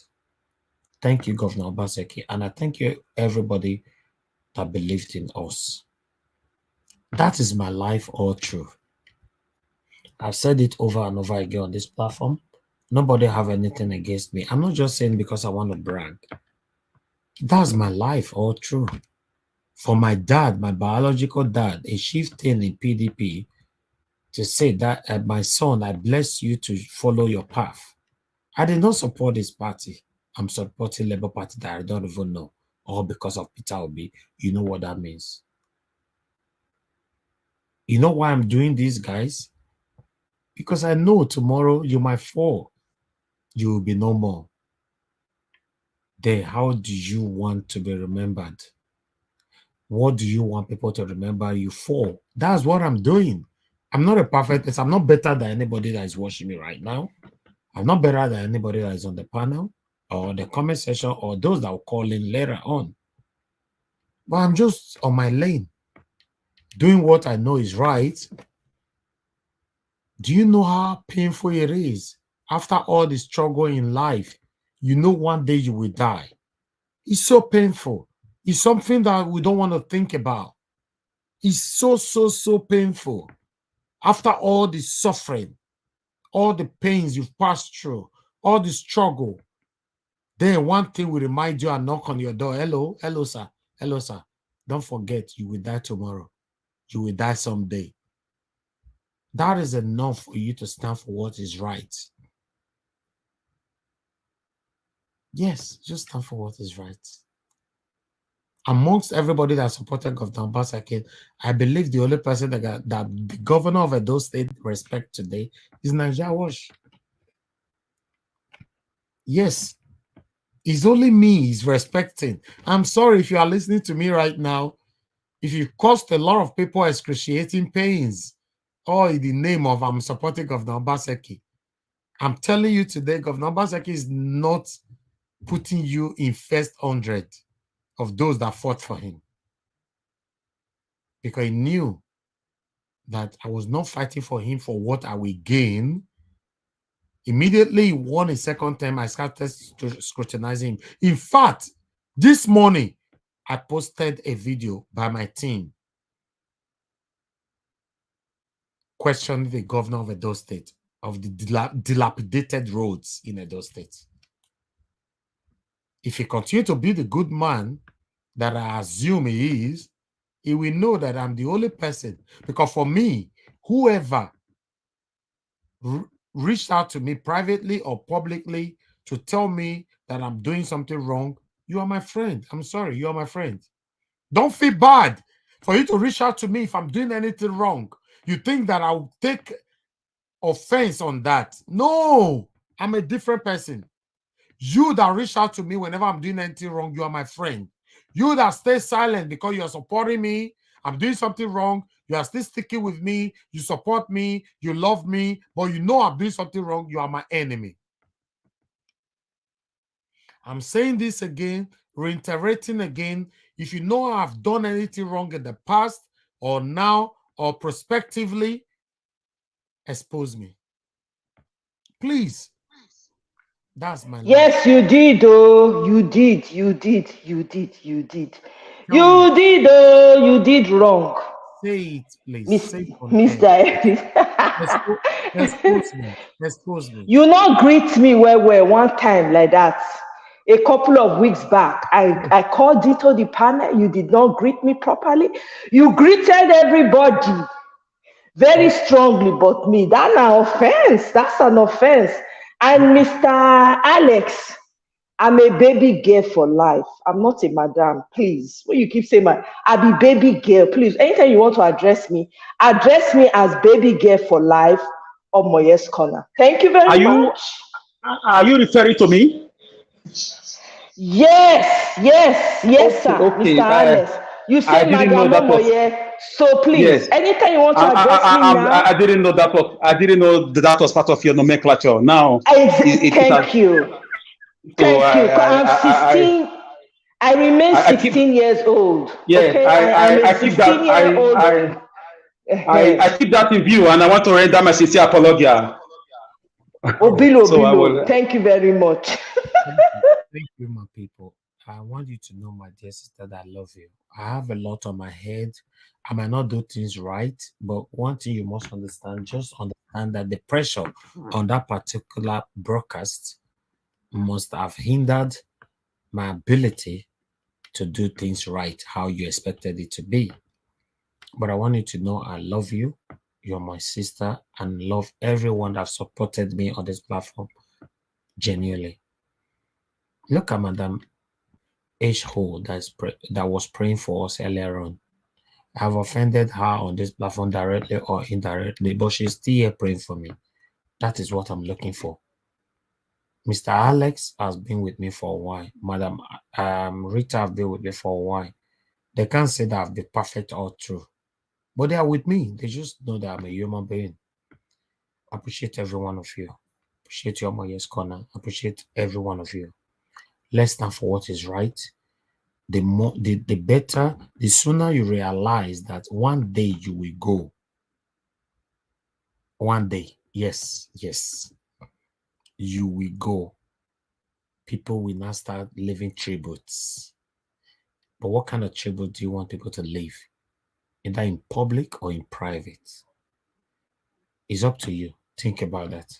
Thank you very much, my people. I appreciate every one of you. Thank you for all your support. Those of you that supported us in the past that left this platform, I want to say I still love you. Those of you that stay with us, I love you too. But I want you guys to understand that I'm standing for what is right. I've accumulated a lot of enemies just for supporting Mr. Peter Obi because he's an Igbo man.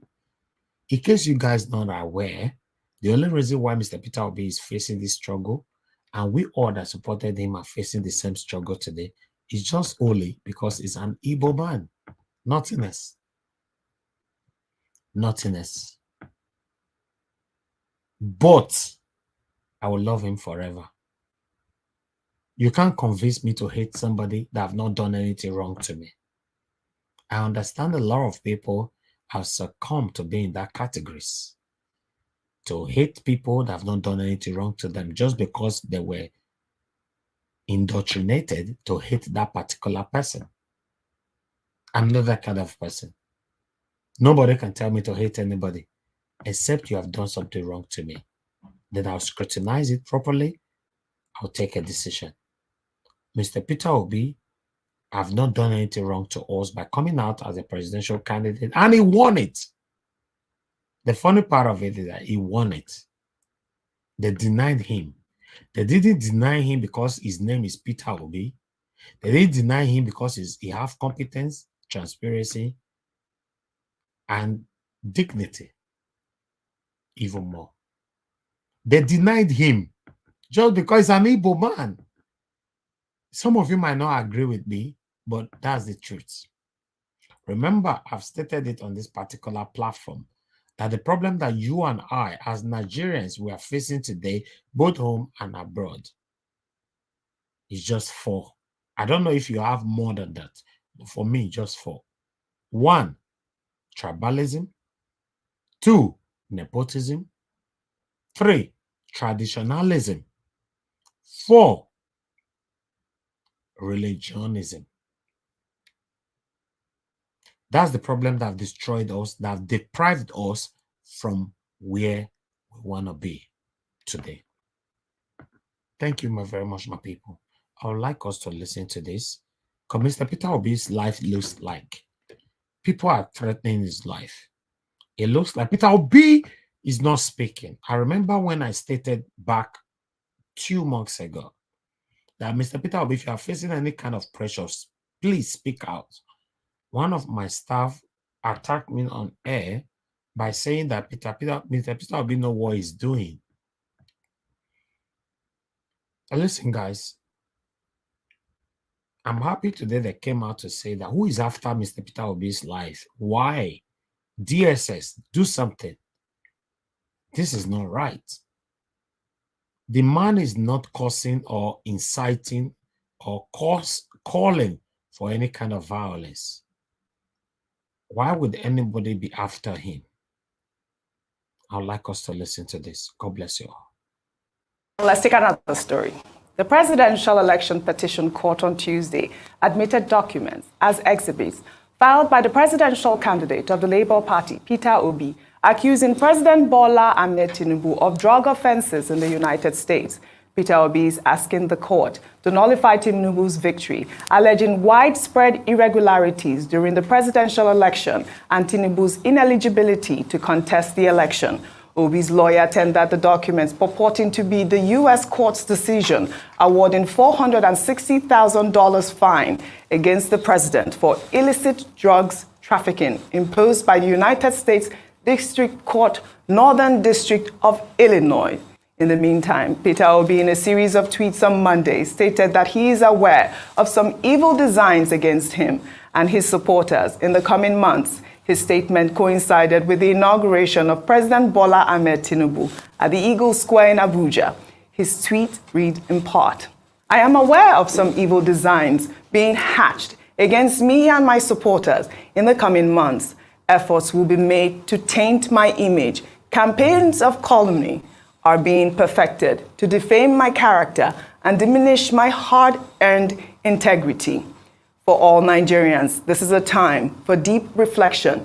It is also a time to re-examine our assumptions, even as we reaffirm our hopes. Let's calmly review our aspirations in order to recalibrate our expectations and pin down the causes of our missed opportunities and disappointments. We stand at that critical moment in time when, as a people, we must collectively come to grips with the reality of our injured destiny, as well as the reasons for that injury. It is for us to reassess our plight as a young democracy and identify clear pathways to a better and greater future for us all." I mean, he went on to state various reasons why he believes that there is evil plot against him. I don't know what your thoughts are. I would love for you to juxtapose both stories. Concerning the first story, as regards the outplay in court, what is happening as regards witnesses and the drug issue, you see, Oji, that's why a lot of Nigerians, I, for one, called for this process to be televised. Because you see, the reported speech is always slanted. So I would not like to comment on an issue in court based on reported speech that I didn't see for myself as regards the court case and the interrogation that went on. And this was why it was best for them to have telecast this thing so that we all see. Probably if I'd seen, because I don't want to base my assumption based on a slanted reportage of a journalist in the courtroom, which has its own slant. Well, it's really just that they tendered the documents. I get That's you. really the report there. I just was talking about the fact that, he made those statements on Inauguration Day, Yes. as well as the fact that, they had just tendered really basically within 24 hours I know. of President Mohammed. No, they have President tendered the Tinubu. documents. The court process will go on. Right. But I just use that to call for something we have all hitherto called for. Absolutely, I get that Again, point, you know, yes. because a lot of reportage will come out, which might not necessarily be the truth reportage. And that's why it's best for us to see it ourselves and make up our mind. Secondly, as regards Peter Obi, this evil plot about him, I've wondered something in couple of days. Why is it that the DSS have never picked any plots against a frontline opposition party leader in the country? Why is it only plots about, they want to disrupt inauguration and all of that, the DSS only picks? Because for Peter Obi to be able to come out as regards plot like this, are we saying that the security agents don't know about it? So when are they going to come out to say it? That, please, Nigerians, watch out. This man, Peter Obi, must not be attacked or anything. Or this campaign of calumny must not happen against him. Because he's a Nigerian too. And people that plan evil for him must desist from it. Absolutely. He's done no wrong by aspiring for the highest position in the country. And if we truly want to build this country, and if we truly want unity in this country, let's not forget that Peter Obi has a right like a Nigerian that has run. Absolutely. And his rights must be respected and nothing must be done against him. I would like to put all of this he said also in the hands of the DSS. I would like to CC the DSS. Please, State Security Service, ensure that Mr. Peter Obi is safe, protected, and nothing happens to him. All right. And his integrity. All right. We'll take another story. As members of the previous administration begin settling in their locality. All right. Thank you very much, people. I'd like to stop that particular video right there. But I'd like to take you guys to what happened today in court. Let's listen to this. Election petition court that it could not begin the presentation of documents due to a health-related challenge in its secretariat.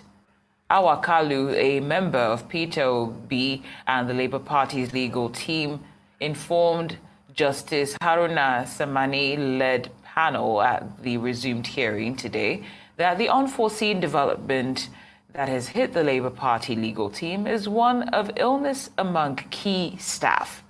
On account of this, the lawyer prayed for an adjournment of the hearing till Thursday, June the 1st, for continuation of proceedings, with 2 of the 21 days assigned to the Labour Party already used up.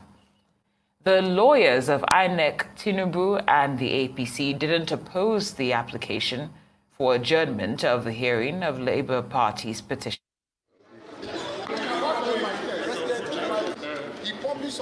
I told them we have unexpected developments. Unexpected developments at our secretariat. That is where we take off from. And related to illness. And I can't give you the full details of the illness. That is significant enough for me to ask for an adjournment. Never mind, the days we have, we will conclude our case. We'll present the petitioner's story to your satisfaction. All right. Thank you very much, my people. That is all we can present to you for now. Although I realize that time is not permissible for us to present our second segment most of the time here on this platform because of the congestion of our deliveries. I have another important broadcast today. If we have the time, I'll present that in the second segment. If not, I don't know how I can present it because I want it to be after politics. I can't just bring it before politics. It's a very significant topic, but let's see how it goes. Thank you very much, everybody that have supported me today financially. May God bless you all. Edo Light Watch. Thank you, Dr. Alexander Gomez. Thank you very much for the kind words as well for every one of you right there in the likes of Dr. Arona Guru. Thank you, Patty Solomon. Thank you. I want to go Ferdinand, Patricia Tagojumi. Thank you. God bless you all. I appreciate you all. Amaka Afojobi, Charity Coco. Thank you. Blessing. Thank you. Amazing Grace USA, Lady Virginia. Thank you, Adelaja Ogumbi, Stella, and Osenge Omeden. Thank you very much. God bless you all for your continued support. I'm very, very grateful. I want you guys to know that, yes, the court case is still going on. Mr. Peter Obi today and his team, called for adjournment because one of the legal team was sick. So tomorrow is another day. The adjournment is only for less than 24 hours. So they will resume again tomorrow. They will continue from where we stop. The most important thing today is that we are not sure who is against Mr. Peter Obi's life, but regardless of whatever, the DSS, like Rufai stated earlier on, should protect our principal. Their job shouldn't be on one-sided. Their job is to protect everybody as the citizens of the Federal Republic of Nigeria. Mr. Peter Obi, please be guided as well. Thank you very much, my people. Now God bless you now. I'd like us to start talking right now. Before that, let me go on a quick break. When I come back, we start talking. Now God bless all of you now. Let me go on a quick break. Continue to press on the like button. Help us to share. I've not checked that. We'll just continue to press on the like button and help us to share. You are the pillar that holds my life. You are the pillar that holds my life. Master Jesus, you are the pillar that holds my life. Lily of the valley, you are the pillar that holds my life. You are the pillar that holds my life. You are the pillar that holds my life. Lion of the night, you are the pillar. Chickadee, you are the pillar. Daddy, you are the pillar that holds my life. Lion of Judea. You are the pillar that holds my life. Anyway. You are the pillar that holds my life. Hey, yeah. Master Jesus, you are the pillar that holds my life. You are the Master Jesus, you are the pillar that holds my life. I said, Jesus, unibu kalabati sinduwe. Nibu kalabati sinduwe. Ojobi ebede, nibu kalabao. Nibu kwa kalabano. Nibu kwa kalabati sinduwe. Ojobi obi ko nibu kwa kalaba. Chikadije nibu kwa kalabao. Nibu kwa kalabati sinduwe. All right. Thank you very much, my people right there. Back again. Iris Finance, God bless you. Appreciate you all. Mother of all mommy diaspora, Mother Patricia Tagojemi. Appreciate you all. Martina Ambassador TV. God bless every one of you. I appreciate every one of you right there. June Ambassador here. I can see you all. Thank you. In case I didn't mention your name, thank you. Let's come back to the panel. I have all my family right there. Mother Rita, Big Uye, Mother Patricia once again, Nolly, 77 Mama HO, Mr. Alex Edwin, Mr. Edwin, Omoyes Corner, Shooks Obiboze. God bless every one of you for joining us today. We're going to start talking right now to hear from others on what we have presented so far today.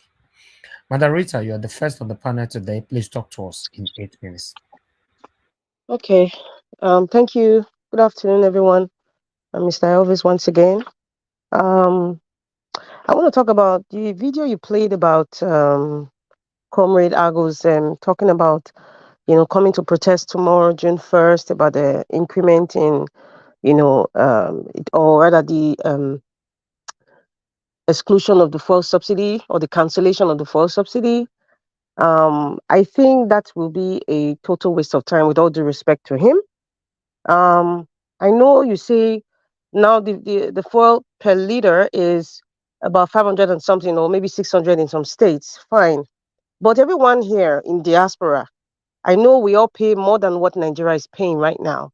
At least I know that for in Canada, I know they have different octane level when you go to the gas station, right? The cheapest one is $2 and change, right? And depending on the kind of car that you drive, depending on the octane you pick, there are four different types. The highest will cost about almost $5 a liter. Now I know in the US is by gallon, and I'm sure it's almost the same way in Canada. Different octane prices. We in diaspora we pay more. If you want to convert it to naira, we are paying more for gas. When I use the word gas, I mean fuel in Nigerian term. We pay more. However, in Nigeria, I know this sort of uproar, about the fuel increase due to the so-called fake altruism from the Agbado camp saying that they remove fuel subsidy as if they're doing us a favor. Um, I know that the consumer spending index, or rather the consumer spending price, it doesn't measure the quality. It's not measuring with the quality of life, and the increase, and that's why there's an uproar. Because if there's any sort of increase, in by taxes or by way of, for example, this fuel subsidy taking off, at least it should balance. The spending index should be balanced in the society. The quality of life should kind of sort of balance. It doesn't balance in Nigeria because we have an accumulative level of bad leadership, people that are incompetent, people that don't know what they're doing, and they call themselves professor, or they have 200 PhD, but they have no clue about what they're doing. So I understand that's why there's this uproar and people are shouting. I don't think a lot of Nigerians really understand the economics of how a country should be run. And I would not blame them because we've had it for more than 60 years or more. Before we were born, this certain group of people playing around with our emotions, playing around with our oil, our resources, colluding with the foreign agencies or other foreign countries, to the benefit of other countries and to the personal aggrandizement of the people who are supposed to be protecting our country. So that's why we're all suffering. But I would say that's so-called the protest is talking about tomorrow. If anybody wants to go, that's fine. But to me, it's a complete waste of time. Nothing is going to change.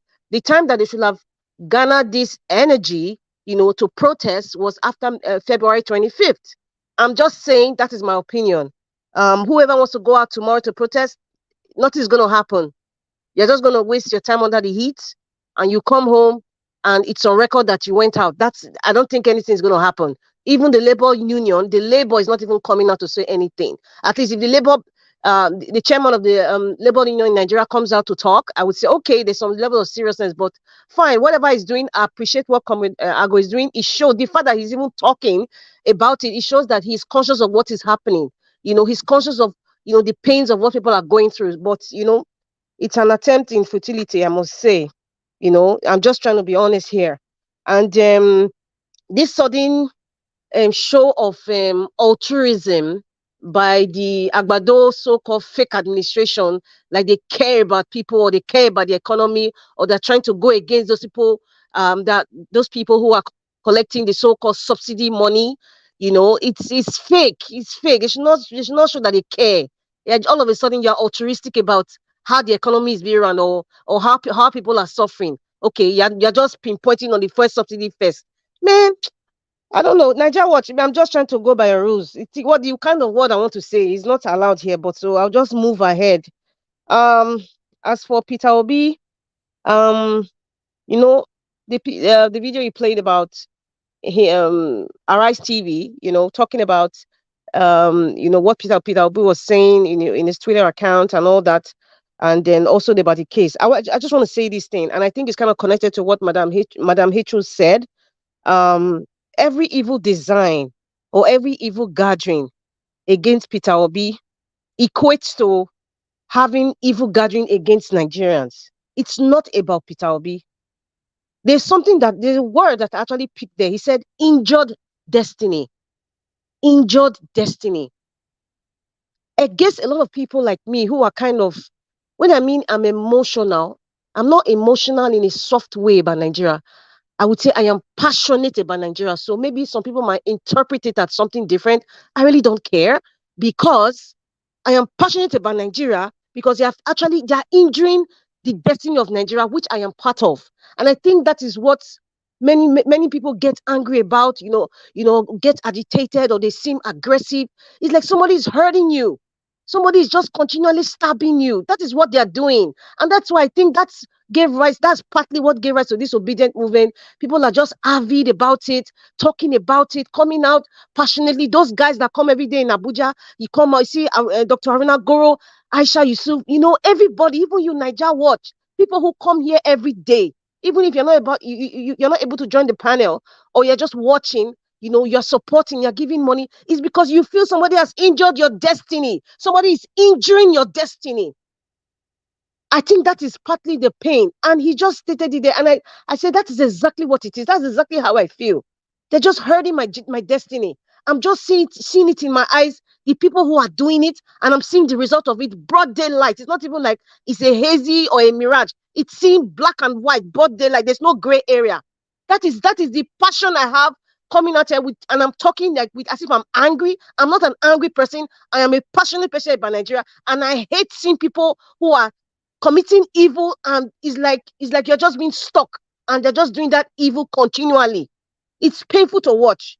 And I'm just saying, every evil design or every evil gathering against Peter Obi, you are doing the same thing, including the supporters. If you are listening to me, you are doing the same thing to every Nigerian. And whatever curse that is coming to you that is not good, it will come to you. It will come to you. I don't know how to place it, but I'm just going to use Mama Hecho's prayer and just collude it with what I'm saying. Anything that you people are doing, or anybody who is planning against Peter Obi, it will come back to you. Anybody planning evil against Peter Obi or against Nigeria, it is coming back to you and your family. You will feel the pain. The woman who lost her child, or those people who suffered in 2020 toll gate, those people who are still suffering, those ones are incarcerated innocently. The pain that their family are feeling, you will feel it. Oh, you go feel them. And they talk about the DSS not picking, not trying to pick a plot against Peter Obi. Listen, we all know this, but it's good as Rufai said it. It's good as Rufai said it. But we all know that the people, the reason why the same people, like the DSS, for example, they're not picking the plot against Peter Obi because they are part of the people who are plotting it. They are part of it. They are part and parcel of it. Their guy is part of it. The one who is giving them the press button is part of it. So it's like you are saying you are going to, it's just like what these judges are doing. You are a judge in your own matter. So why would they don't care about Peter Obi. They don't care about him. They don't care about the pain he's feeling. They don't care about Nigerians, for crying out loud.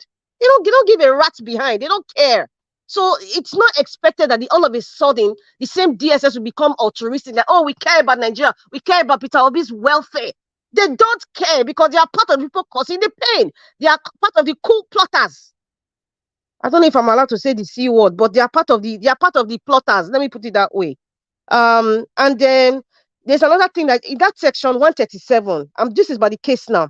I know somebody was mentioning, I think it was a guy that talked about, was referring to section 137 D. But I would like to say, it's not just section 137 D that this Agbado is infringing on.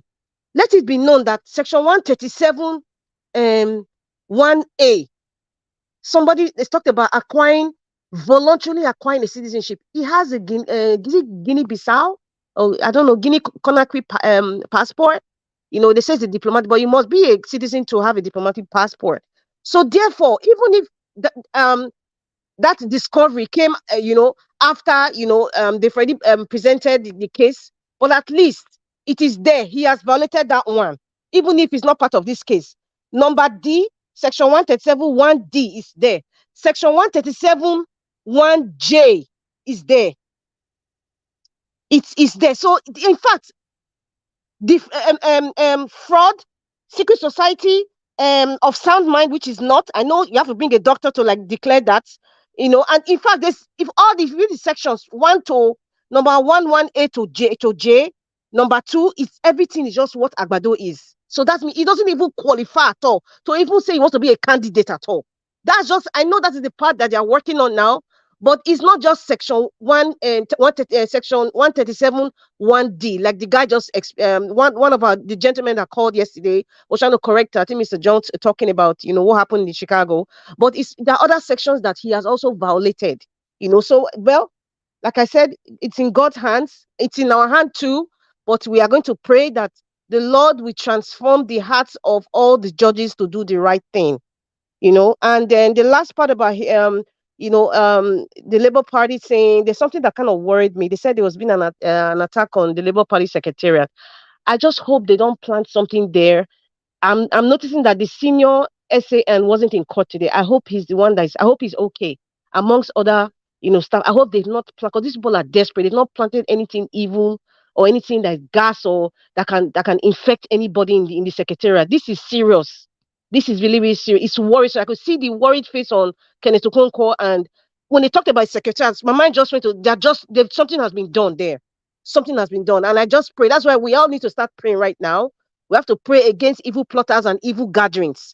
We have to start praying. And whoever is ill or down, I pray that, that person, and I hope nobody is infected or ill or in some way. But if they are down, I pray that they'll get healing in the mighty name of Yeshua. I just pray, because this case, nothing will stop us. Nothing will stop us. Peter Obi, Nigerians, not Peter Obi, we must get our mandates. Thank you very much.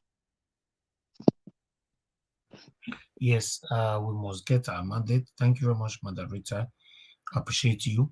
And I also appreciate you for not using that word that you wanted to use on the private chat. Please, everybody read on the comment on the private chat. I can see a couple of you have accepted the rules right there. Yes, it's a new rules that we don't have any option than to follow. God bless you, Madam Rita. Thank you. I would like to call on the next person we have here is Big Uyi. Big Uyi, thank you very much for joining us. Good evening to you, sir. Once again, please talk to us. Thank you so much, Mr. Elvis. The more I listen to this program, the more I see with Nigerians, the meaningful Nigerians, the kind of love we have for our country. It gives me joy, seriously, I must confess. You see, concerning the video you showcased before we all came on air, I would like to throw more light on what the Agbado, or is it Agbado or Agbado? I don't know. I don't care to know. During his speech, to me, I think what he started with is 100% wrong. If you see any politician that want the good for the country, is obvious on what they should bring first on the table. The subsidy issue is what everybody know about. It's all about something that is being corrupted from the NNPC down to the ministers and all that. What we should be expecting from this man is being in the country. He knows exactly what we Nigerians are facing. I wanted to hear him talk about electricity. Because one thing I believe, any meaningful Nigerian who come in as a first citizen to become a president, we know 4 years, 8 years, to me, I believe is nothing. If a president come into power and the midway for the country, for the first 4 years, you decided on your own with your cabinet to sort out the issue of electricity, no matter how far you're going to go about it, at least let it be something you've started on your own, because you know quite all right that this issue has been on ground for a very long time. That is how to say, or that is how to be able to know someone who is coming in to save the country. You are not talking about electricity. Even when you talk about the insecurity, the X-Men, you're ever talking as if you are going to favor them. And now you're coming up with the subsidy, which has already caused a very huge problem in the country. Less than 3 days, let's just say 2 days in the office. Look at the pain you've caused Nigerians again. Imagine someone telling me today he went to a filling station to get gas, 600 per liter. That is funny. And secondly, for our brother that talk about the protests and all that, right from the very first time we came here after the election, I was thinking on my own that the next day after the bought guys who took money here and there to favor the same man, I was just on my own thinking that the next day is not going to be easy, that every youth are going to be on the street. Trust me, that would have been something would have done long time ago. Coming up now to talk about protests, I must confess to you, nobody's even going to come out, because our principal have already said it. He's still saying it every day that everybody needs to be calm. So I see no reason why anyone will look into that direction.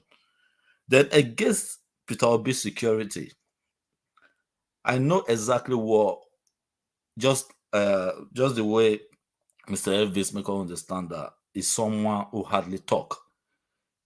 Even with his body language and everything, is obvious. Is someone who don't want to be putting things or trying to make people go scared and all that. We know exactly what he should be going through by now. We know the people in power. You understand? The APC, the PDP, we know what they are capable of doing, especially when they need something.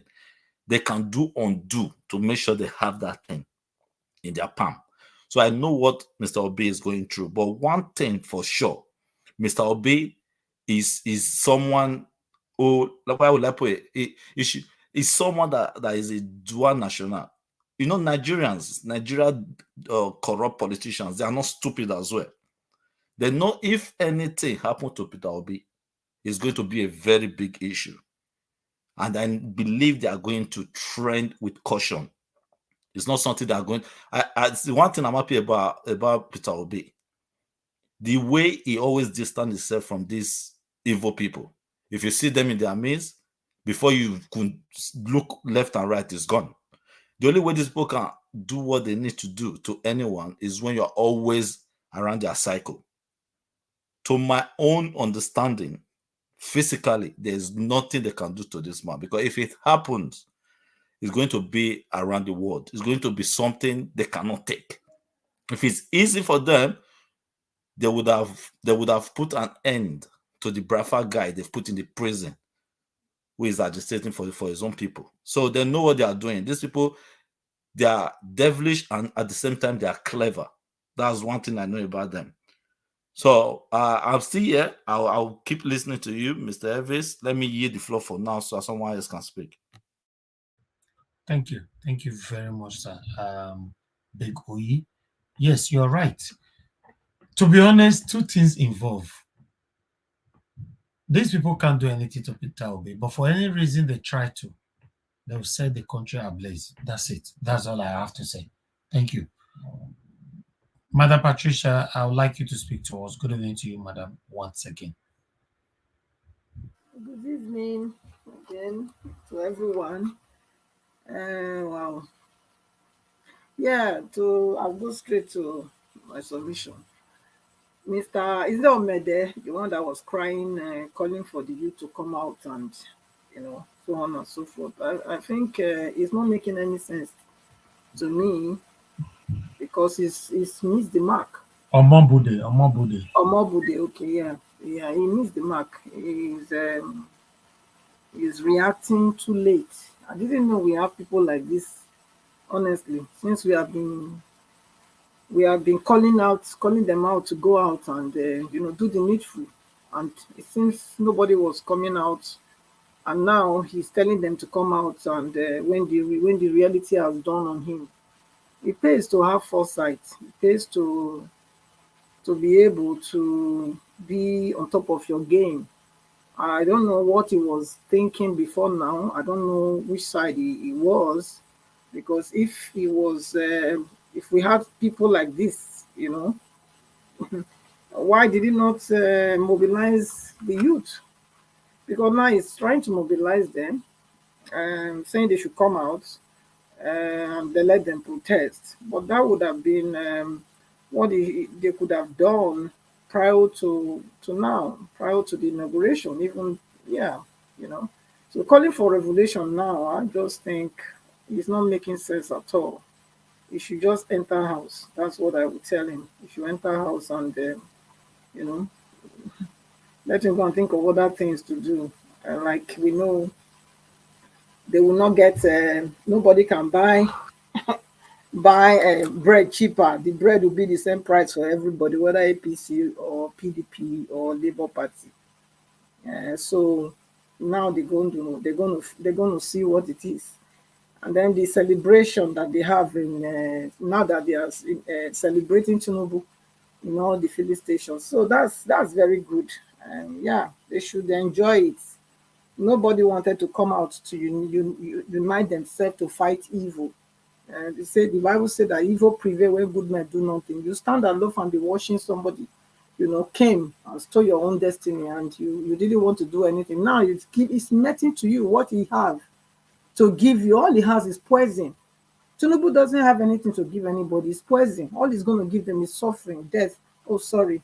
Yeah, yeah, poison and pie and all form of evil. That's what is going to spill out, and it's just started. And in a way, it saddens my heart. To see these people, just line up themselves. Like I said yesterday, they are lining up there as sheep when they want carry go by one after the other, because now say it be like, at least they should do something. Then it better you make you be goat rather than being sheep, because at least goat they stubborn. If that's the case, at least you go still do something before even they buy am. At least even though in horn, you go take a knock you. At least he go show you something before even you fit say you stick by am. Not be this one where they just line out. They line up now. They made them line up for the made them take back their destiny. They not agree. Now they go they line up to go they get waiting now. I don't know for them. It's it's amazing how they day. When you are fearful, that's what you get. You always get the end of the stick because of fear. If we talk, we go by. If we not talk, we go by. What's the point of not talk? Is it not better they have stopped this inauguration than now taking medicine after they don't die? So I don't see any reason why this should have happened when we have somebody like that as so energetic the way he was sounding. So yeah, they get what they deserve. At this time. The subsidy is a fraud from the beginning. It's a fraud. The policy of the subsidy, it could have been good if it was done systematically. If it had, good things in place before they take it off, because already Nigerians are suffering. As we speak, it's over 133 million Nigerians, under abject poverty. So, for him now to come with this at this time, to add to their pain, I think is very uncalled for. That just spell out that they don't know what they are doing. They have no clue. They are just jack of all trade and master of none. Jack of all trade and master of none. Because that shows that they don't really have anything they want to do there. They don't have anything to offer, because what are you offering? Right from the first day you start, look at what you come to give to people. Is that the most pressing thing at the moment? No, it's not. There are many, many other pressing issues in Nigeria that you could have addressed. Security, number one. That is the first thing. Securing people's life and property. That's the first thing. It should have been in its plate. And how he's going to do it, not just coming out to blah, blah, blah, just talk. You're supposed to also give us the way out, the way to achieving it. He has a long time to, even if you only just concentrated, only three important things. Security, security, then education, and then light, for example. Yes, I believe that would have helped. Give us, but he was rantling here and there, trying to say he wants to do everything, but come on, and then he messed up everything because they are not competent. They don't have anything. All these are not like a doctored or cut and paste solution. That's what he came to read for us, because it's not something that he knows that he can do. It's just to say something. He just have to say something so that people can think he's in charge. But look at now, he's not in charge. It's clear that he doesn't know what he's talking about. Because if you want to remove subsidy, you have to put plans in place to do it, so that you don't increase You know, you don't increase the hardship in the land. You have to put things in place so that you cushion the suffering a little bit than, you know, the way you just did it now. So I'm very disappointed, highly disappointed. Anyway, it's not my president anyway. It's Nigerian president, because I didn't vote for him. It's not one of mine. So, oh no, it's so sad to see that this is happening at this time when we have able hands in Nigeria. We have talented people, people with, you know, competence and character, capacity, and then we bring this. Is this the best that Nigeria can produce? I mean, come on, this is so shameful and disgraceful, you know. So the courts, yes, the courts, the documents, yeah, that's is a good one, but I'm a little bit concerned though with the latest happenings, you know, about the illness in the in among the judges, the lawyers, you know. So we just pray. All we have to do is pray that nothing happened to them, you know, and that God will continue to protect them. If any be hurt, that they recover speedily in the name of Jesus, and that every vote plotting against them, you know, are neutralized in the name of our Lord Jesus Christ, and that, you know, the God will give them wisdom to also know how to advert and avoid such situations. Give them discerning spirit to know when to go, where to go, and how to go. You know, it's very important, you know, because when you are led by the Spirit, it says, you know, then yes, it doesn't matter who is plotting against you, they will always be missing you. So that's my prayer for them, that they will always miss them. You know, no matter how they try to track them down, that they will not find them in the name of Jesus. That yes, that same angel that brought blindness into those eyes of those angels, those what they call them, the men that said Lot should bring their a daughter for them to, you know, the angels to do something. You know where I'm going to. That same angel of God that blinded those men's eyes, I pray that that angel will blind the eyes of every evil man, every evil woman, even every evil spirit that they are trying to use to fight against our principal and every one of us that is on this track, in the name of our Lord Jesus Christ. Yes, they will not be able to see us, they will not be able to locate us. It's completely surrounded with the angels of God in the name of our Lord Jesus Christ. Yes, and then our principal, the DSS, they will not do anything. You know, it's only God that will protect our principal. It's only God, and that's why we need to lift him up in prayer. Remember him as you pray. Pray for him, his family, every one of us. Pray for every one of us, because every one of us, we are going through one or the other attack, for real. But you know, because we are of God, we have overcome them. Because greater is he that is in us than he that is in the world. That is where I stand. So I will yield for now, Mr. Evans. Thank you so much. Thank you. Thank you very much, Mother Patricia. God bless you. Thank you. I just want to say on the comment section, please, I don't want to mention any names. If you disrespect somebody directly, I will block you, because I can see one or two complaints already coming right there. If you make it too obvious that you're disrespecting somebody, one day God will expose. Please stop. Please, we stand for peace and unity here. It's better you stop that, whoever it is. You know, I don't want to align with the name people are alleging. Please don't disrespect anybody on this platform or you will be blocked. I want you to have that in mind. Admins, please stick to that. Thank you. I'd like to call on the next person, Mama Nolly. Sorry, Nolly. Thank you very much for your patience, sir. Please talk to us. 8 minutes. Thank you so much, Brian. Thank you, and thank you. I want to say good evening to all the people in the panelists, all the panelists, all the comment sections. I greet you all. You know, according to There's a word of God that says that somewhere in the Bible that in Ecclesiastes, it said that he have seen under the sun about the oppressors, but on the side of the oppressed one, there is power. There is no power, but in the side of the oppressors, there is power. So, and that power to me is this all this. The people who are oppressing Nigerians, they have acquired power in every areas.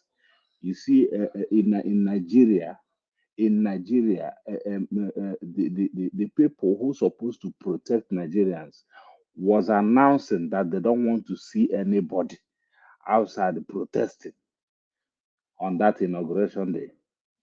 The army chief was saying it, the police chief was saying it, the DSS was all of them. So we come to the judicial side, they were all in support of this inauguration, knowing fully well that they are trampling on the abilities of Nigerians, on the abilities of good Nigerians actually.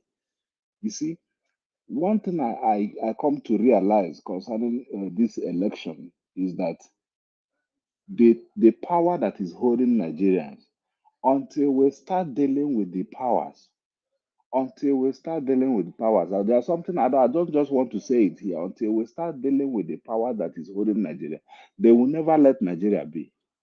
Because when you look at it, who is suffering in Nigeria? The masses. The masses are the ones suffering in Nigeria. Those people that know quite well that they didn't vote for this government, they are the ones suffering. And even they didn't. Some of them didn't even vote for Buhari's second term. And when you look at it, look at this man. He came in here. He's the president now. But this is somebody who you can't hold him on. You can't hold him on anything. He didn't make no promise to Nigeria when he was doing campaign. All he was just doing is talking all manner of things that doesn't mean get blue, all those things. Now they are telling us that is that those things are the reason why Nigeria voted him. We are not gullible people. We are not gullible people. It pains me so much when I remember that this man is the president of Nigeria. There is nothing I can do because the power is not on my side. We travel all the way from many of us. I remember the day I was going to Nigeria. I met almost 10 Nigerians in the same flight. They are all going with joy, going to Nigeria to cast their, and all of us are first-time voters. I've got my PVC for a long time, but I've never used it until this particular time. And all those hope, they just dash it on the ground and step on it. It really pains me. It really pains me a lot, but I hand them over to God.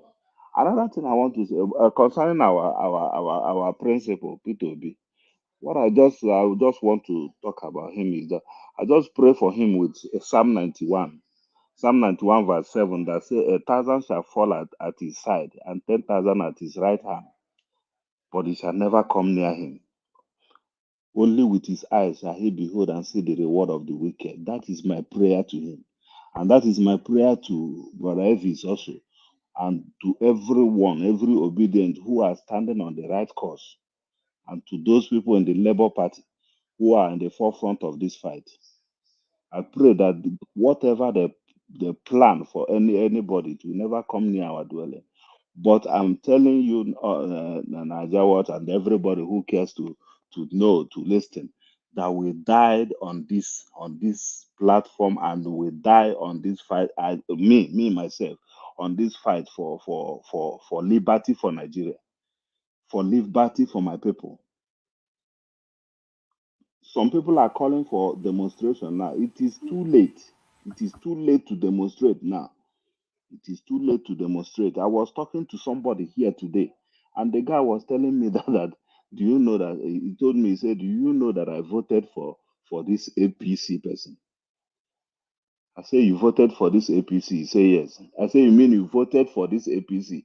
Then the other guy that was with us just took my hand and dragged me out of, because I'm becoming so irritated. You know, when he said it, I just look at the guy as, this is my problem. I start seeing him as my biggest problem, and I want to, you know, I just want to, you know, invest my anger on him. Then my friend just dragged me out from there. You know. So seeing all and the person's telling me this thing now. He's telling me this thing because now his people are calling him, telling him the problem on which they are going through, and he's the one who will sort them out. Who will sort them out? So Nigerians, I don't really know. I don't really know what we are going to do. But all I'm saying is that we hand them over to God. God will fight the battle. God is fighting the battle. Actually, He's fighting. But the thing is not that we will fold our hand and wait. We are not relenting. We'll keep on talking. We keep on yabbing. We keep on doing everything, and we keep on dictating where they have problems. Because this time around, you see that they have it. See what is go to online and see what obedience are doing. Every small thing that happen, obedience will bring it out and they will talk about it, just to show Nigeria this is exactly what you people give to us. This is exactly what they give to us as president. A man who is incoherent, a man who cannot even make a sentence. He can't even speak one word. He can't put one word together. You know, a man who don't even remember anything at all. That is the person they give us as president. I'm really sad, but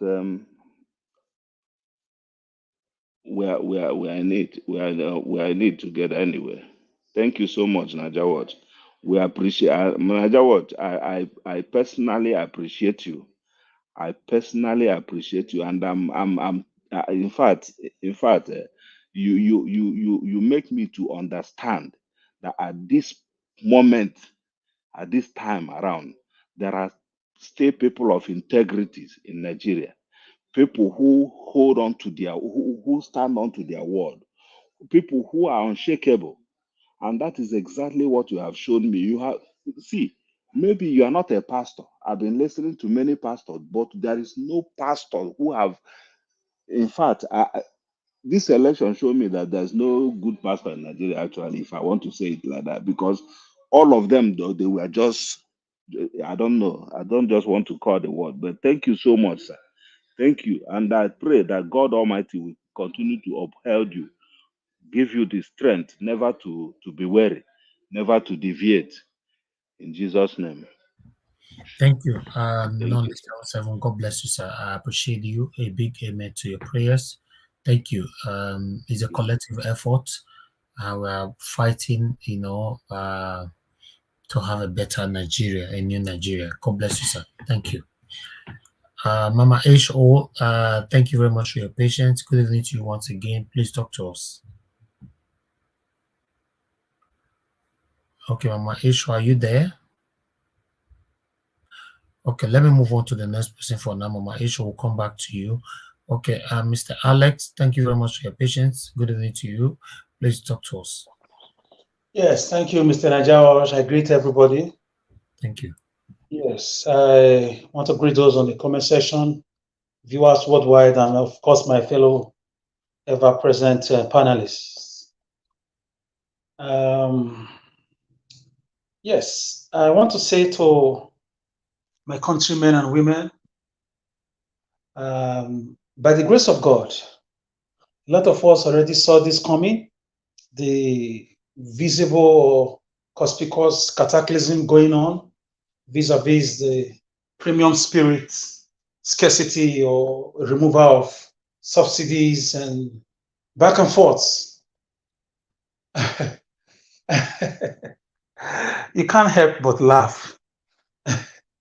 Let me borrow the word of this comic activist, Aproko King. He will always say, Abwabwa leke, osimeke leke. On a very serious note, Ojukwu said Nigerians are not worth fighting for. So those are fought for, that voted for APC and PDP, I'm sure they are enjoying the ride now.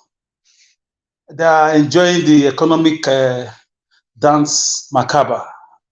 APC is beating the drum for everybody. And this is just the beginning. This is just the sound of the whistle. You can imagine how excruciating it's going to be in the next few months. No wonder, as we speak, for the past few days, there's massive migration. I called my father today.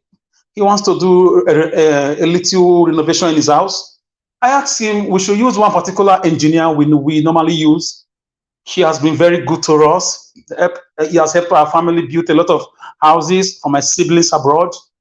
This guy has been there for more than 15 years for us. A very intelligent man, you know. He has a practical and he has the theory knowledge about it. He knows what to do to cut costs and still give you quality. And he's a very honest man. So we were putting monies together and we were doing budget and we decided to call him. When we called him, his phone did not ring. We called his younger brother. His younger brother said, engineer, don't go UK. I was overgasted and overwhelmed. I said, when? He said, now last week now, as Tinubu done he said enough, he stayed Nigeria on that Tinubu. The guy has gone. A lot of migration. Everywhere you go in Nigeria is houses for sale. More than 24,000 houses nationwide hits the real estate market for sale. People are selling their houses, selling their properties, selling their cars. Go to people's status, car for sale, car for sale, car for sale. Not because they are hungry. A lot of them just want to migrate, even if it's Ghana or South Africa or, or Senegal or whatever. So this is just the beginning. When you make bad choices, when you join people to rig elections, when you become a tribal bigot, when you pretend to be a good person and at the hits of events, your true color shows. You pretend to be educated and well-traveled, but you are just as foolish in your mind as, a real fool. So the foolishness is on everybody's face now. My sympathy goes to the Obi Dati, Obi movements. Those are fought for a better country, though we were robbed. My sympathy goes to them. So others who were busy, the policemen who were busy, were acting as accomplices, some of the uniform people, the professors, shameless professors, a lot of them, doctors, who are acting as returning officers to these political gladiators, these thugs. Look at it now, it's affecting everybody. There is no APC filling station.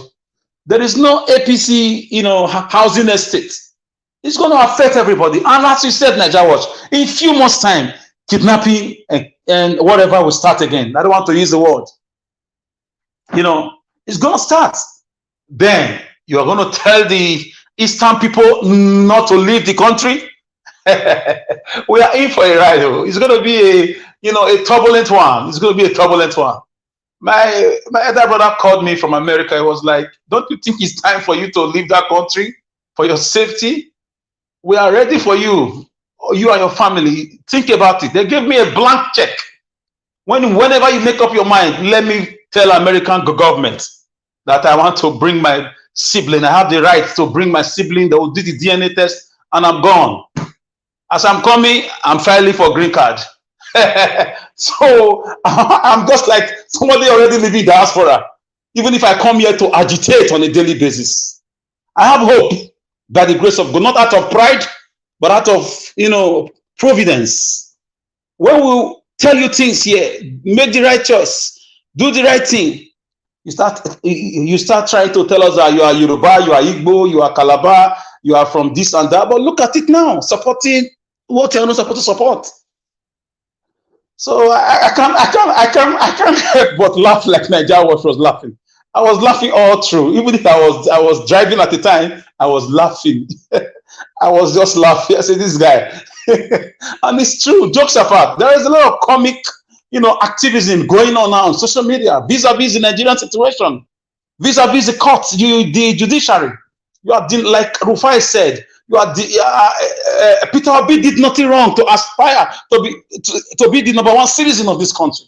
which is the right of every so-called Nigerian, if there is a country called Nigeria. Because in my own, I've carried out a social research for donkey years now. I don't think there is Nigeria. It's just a fraudulent misconception that only exists in the minds of the ragtag and the boktes, in the mind of the Aminu Kanu Kalatawas, all the Abribas or Krikaselas of the Eastern Enclave. It does not exist in the mind of this wicked Fulani oligarchy who is bent on imposing people instead of on merit. They just want to impose people to lead this country to doom. And that doom, we are heading there. We are heading. I heard about agitations in Rivers State already. I've not confirmed it.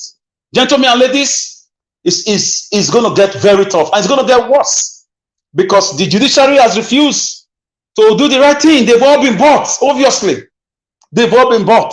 Because by now, we're supposed to be seeing some cracks, some groundbreaking, statements from the so-called judiciary.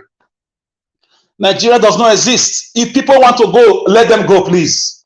You can't force a woman to be in a marriage. You are beating her every day. You are insulting her parents. You are abusing her. You are wounding her every day. Come on now. If anybody wants to leave, let them leave. After now, let them leave. Let them leave. Since you will not allow a free and fair elections, let them leave. You are not their God. You are not taking care of them. You are not including them in the daily activities of this so-called Nigeria. Nigeria now is obvious to the blind that it's just a business empire for the British. Now they've included the French to their business activities, and of course by extension America, and corrupt Nigerian political leaders on whose head the country will soon explode, because everywhere is tense right now. In the first 1 week of every inauguration, people are usually happy. People are joyous. People are still having hangovers from their joyous activities. But it's all about pains and penury again.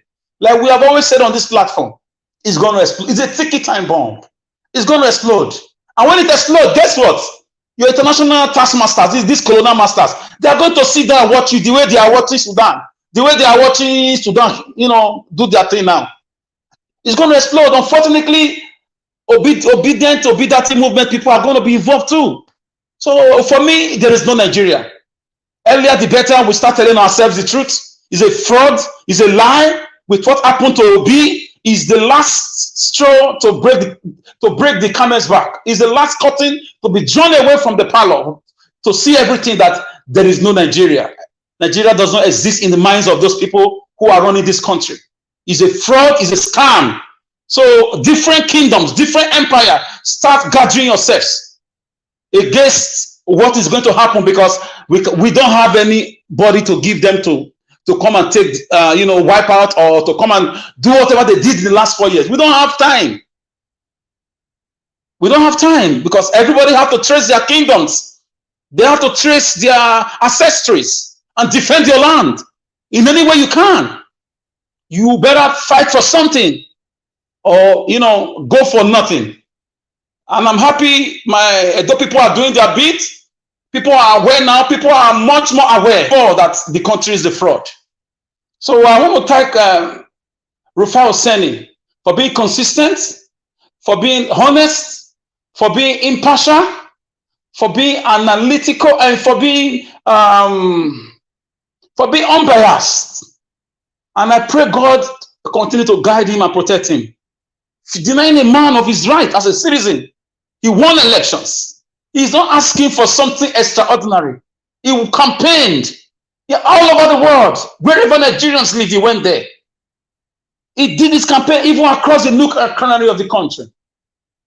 You switched off beavers because you know he was winning. It's written on it, and those information are still there. The beavers company came out that there was no glitches, nothing happened. Nothing happened. Why are you hiding the beavers? Why are you hiding information? Why are you hiding the data? So it's the end of the road. This fraudulent business name called Nigeria. It's a business name for some people who lives in Buckingham Palace, who lives in in the northern Nigeria, who lives in Washington, who lives in European Union, who lives in Paris. a few people are using that name Nigeria from the Royal Niger. It's a continuation of the Royal Niger Company, a British company that used to trade on ivory and spices and slaves. So Nigeria is just an unfortunate entity, and people are involved. Lives are involved. This is why lives do not matter to these guys. Most businessmen are like that. They're after their profits at the expense of people's lives and security. So I want to speak to all Nigerians. Start going deep into your history and trace your roots and prepare to defend your land. Prepare. In any ways, they're still going to come for you anyways. They're still going to come for you. Whether you do, if you sit down, they will come. If you prepare, they will still come. So it's better you prepare and give it a fight. I'll drop it here. Thank you, Mr. Najawash. Thank you for all the good work you're doing. I still believe anything can happen, but with the way things are going, Peter Obi's mandate has been stolen, and the country is going to implode at some point, unfortunately. Thank you. Thank you, my dear brother, Mr. Alex. I really do appreciate you. Thank you. God bless you. All right, guys. I appreciate every one of you right there. Thank you very much for all you're doing for us. I would like you guys to continue to press on the like button and help us to share. You know, currently we have 494 likes. Please, can we take that to 600? Is possible? Yes, 494 likes, and we have 87 shares today. For the likes, please take that further, because that is what YouTube look at before they recommend the video out for others that have not seen it before. Yeah, we currently have 4999. Continue to press on it. Let's head to 600. God bless you all. All right, I would like to call on the next person on the panel, which is I don't know, whenever Mama Esho, whenever you are ready, please let us know. But before now, I'd like to call on Mr. Edwin. Thank you very much for joining us, sir. Good evening to you. Please talk to us. 8 minutes. Yeah, Najawash, thank you very much. Thank you, sir. May God give you, fill your life, your environment, your dwelling place with complete satisfaction and joy. When you are walking, may sickness see you and run away. May death see you and pick reasons to clear you. May you never embrace sickness. May you never embrace death. Death will never embrace you. Sickness will never embrace you, you and your household.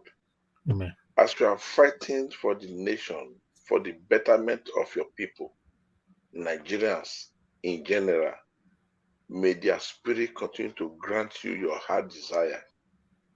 When you call for, you will always get. When you don't call for, you will always get. But you will never call to receive sickness. You will never receive anything death. So I pray for you today and your household, not for only today, but forever and ever in your life dwelling. Let it remain and go with you. All others that have been praying for you, their prayer will see you through, send you to a place you don't expect, send you to a destiny of gratitude that you will now know to fight for your people, to be honest, and to be straight in dealings with people. There's always a profit. You shall be an exemplary mentor for other people to copy from. That is my prayer for you. Thank you very much, Amen. my brother. Amen. I'm Thank grateful. you, sir. Thank you. The beginning is always very funny when you are dealing with people who don't know what they are doing. If you watch now, what we are now saying, we are talking about fuel subsidy now. If we don't take time, there's going to be the office of the first daughter of Nigeria. Because the daughter now is not glamorous now to be the Iyalode of all markets in Nigeria. All the markets in Nigeria is out there. She wants to be the Iyalode. All the markets in Nigeria. So after that, what is going to be the next? Then she will now create an office for the first lady. I mean, for the first daughter of the nation. That is, these are one of those things we have been saying. That somebody that is coming, his problem is going to go beyond all Nigerians, what they can take. And now they can see it. It's painful because Nigerians didn't vote for him. People would not blame people now by saying when we tell them not to vote this man, they didn't hear. Really, Nigerian people, even his people, Lagos proved it all and said it all. His people never voted him because they knew he was not going to be useful.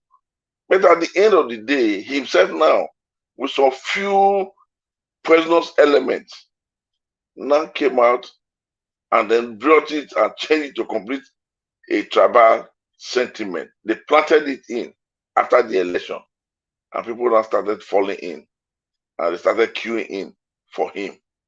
This is how the whole of this thing now became a tribal sentiment. Before the election, the people were reserved, they were quiet, but they went to the polling unit. They did what was best for the nation.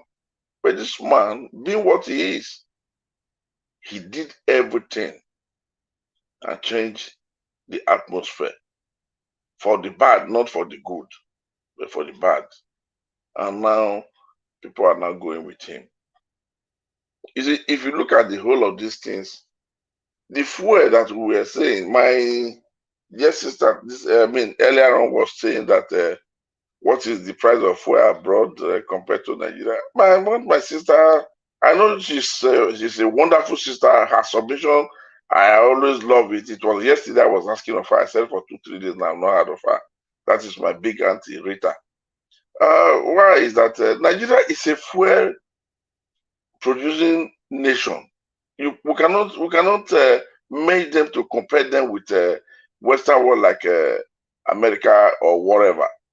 If you now see, if you look at it, I now make it out like Saudi Arabia, a liter is 60 to 62 cents. That is the maximum, and the minimum is 12 cents. So when we now go to Kuwait, it's 12 cents, and then the highest is 98 cents, which is the kerosene. The diesel is 24 cents. The 95 benzene, which is normal petrol, is 0.09 cents. That is in Kuwait. Now, when we now decide to go to Iraq, it's 66 cents per liter, 55 cents, and 48 cents, respectively. So, what am I trying to say is that Nigeria is an oil producing nation. We are supposed to get it at the cheapest. At the cheapest. Excuse me, sir, Mr. Domo, sir, I'd like to correct something. Good evening, my great sister, Koyo. Domo, sir. Yes. Yes, ma'am. You just mentioned countries who are oil producing, but I have to tell you, Canada has oil too. The United States have oil too. The difference is that the quality of the Nigerian black oil has more of a higher quality than the Canadian oil. And so it doesn't mean that, I just want to correct that, and so people would know. You can research it. Canada has its own oil. They have oil fields in the US as well. But what I was trying to say that if you are increasing the price of fuel by taking off the subsidy, which is a fraud anyway, it has to measure up with the quality of life. We have increase in gas. Sorry, I'm using the word gas because we call fuel gas. PMS fuel in Nigeria, for example, if they're increasing it, it has to measure up with the quality of life of the people. And that is what is lacking in Nigeria. And that is why people come out with little things like fuel increase. They want to go and protest out. Bread increase. People can protest because of the increase in bread. But Nigerians, they just overlook a lot of things. It's not just about the fuel. It's more than that. So I just wanted to make that correction, sir. So I'm very sorry. No. I mean, my sister, you are very welcome anytime, any day we are here together as a team to learn and to exchange differences. Okay? So nothing go wrong at all, and you've done nothing wrong. The only thing I was just trying to make it's just like here in Germany. If you look at it, when you buy fuel, if you are somebody that drive here, if you buy fuel, just go into it. You see that you buy a fuel for €1.68. At the end of the day, when you now look at the tax on that fuel, it's about €1.05. Meaning a liter is about 50-something cents. Here. That is why you see them in France, they always demonstrate and always cause demonstration. Because all the time, before you know it, they go on strike. Because most of them, a lot of people don't know that. But if you are somebody that drive, buy a fuel, take your receipt, check it. You see the tax there. It is exorbitant. You can't believe it. So it's just like that. But all the same, what you are saying, my dear sister, is not far off, because we are supposed to, as you said, measure up with the average income of every citizen before you now do this thing. But these same people, do you realize, Auntie Rita, that 92% of these people taking care of, handling this fuel subsidy as a business, they are the northerners. 92%. And that was what Jonathan was trying to take out of them, that made them to make sure Jonathan never remained there. It's just because of this fuel something. So that is just to tell you the type of country we are from. Now, a young man has come out who is still vibrant. His hands are not shaking. His legs are not shaking. He said, let me do things for my people. Let me try and see that we can change this thing. Make the good time and make the good use of what this country has been blessed with. Look at what is happening. Now it's now becoming a threat. When somebody said they cannot do anything, let Peter Obi and all the obedient go out with prayer, and then let him now call for security. It's very, very important. That is the country where a justice minister was back, and at the end, nothing till tomorrow. Nobody was arrested. And that is a man of Ebola Ige. Is in that country. So we must not take chances, and we must not allow people to gamble with anybody. It's very, very important. Because that country, you think they don't listen to Nigeria Watch. Nigeria Watch is the highest trend most of them are having now. If you follow up very well. Like here, we mentioned that Abati and Rufai, when they pair together, he's the one, he always endanger Rufai in most cases because of his presentations and his analysis and the way his body, language. If you watch now since we said that thing in this platform, Rufai and Abati are no more paying so much again. Just watch it. They're no more paying so much again because Nigeria Watch have said the truth. The people in Nigeria Watch have said the truth, and now they now saw it. They try to make some amendments, some adjustments. That is just the country we are from. I don't know what these people want Nigerians to do.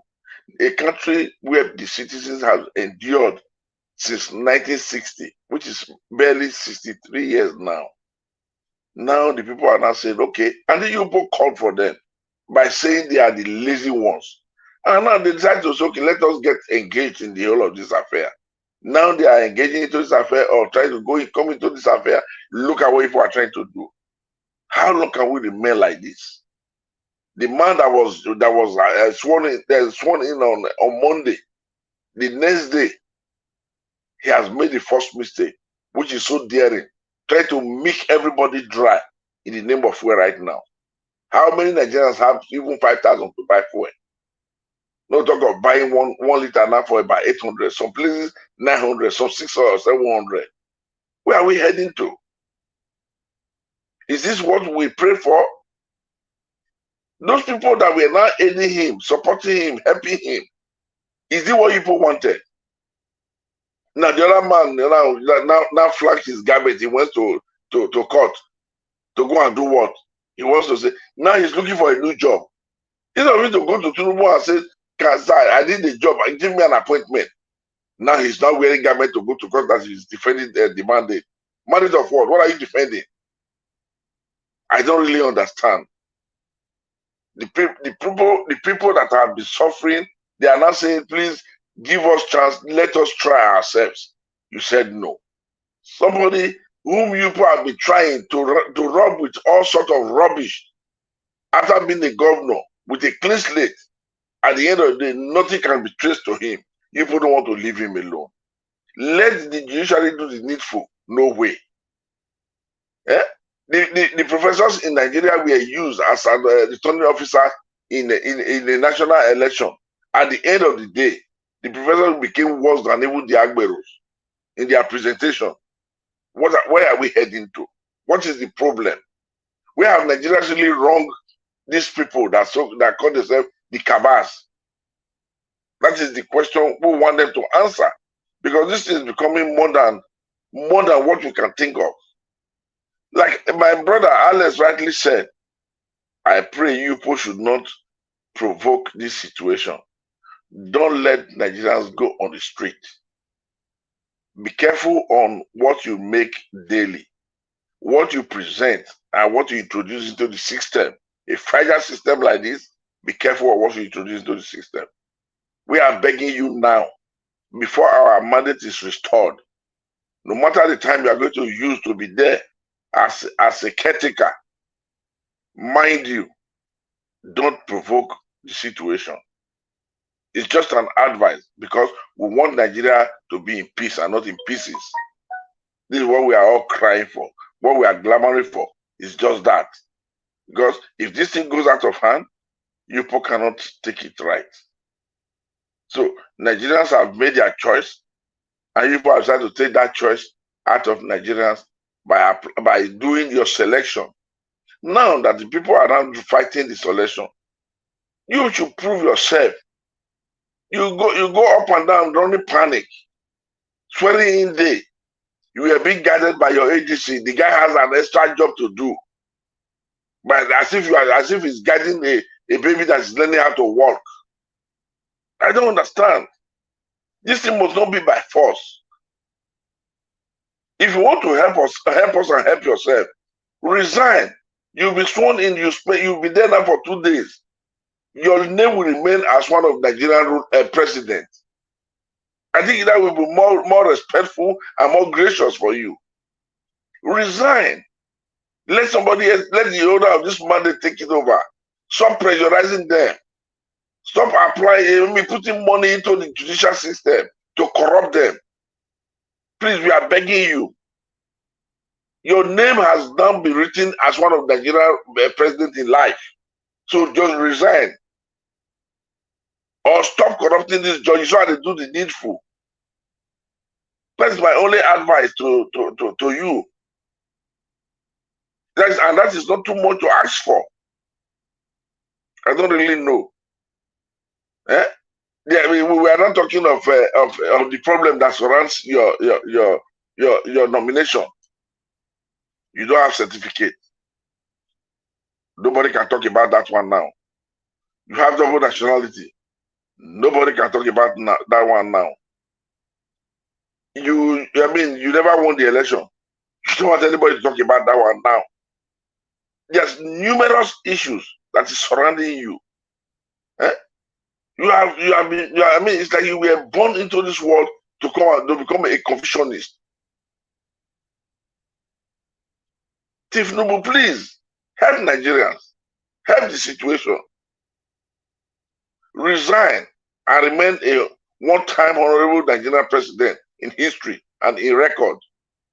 I think that one will help you and help all of us. You cannot do anything. You cannot lead. And to lead is not by force. Those whom God has blessed to lead, even when they are sleeping, when they talk, their word becomes a command, and their command becomes a success in the life of his people. Try and just resign. I'm begging. I have to eat for now. Thank you very much. Thank you very much, Mr. Edwin. God bless you, sir. Thank you for your prayers. Thank you for your submission. God bless you. I would like to see if Mama Ho is available for us right now. If not, I'll move on to the next person. Guys, please continue to like and share. Thank you. Okay, I'll call on Mr. Chuks Obibweze. Thank you very much, sir, for your patience. Please talk to us. 8 minutes.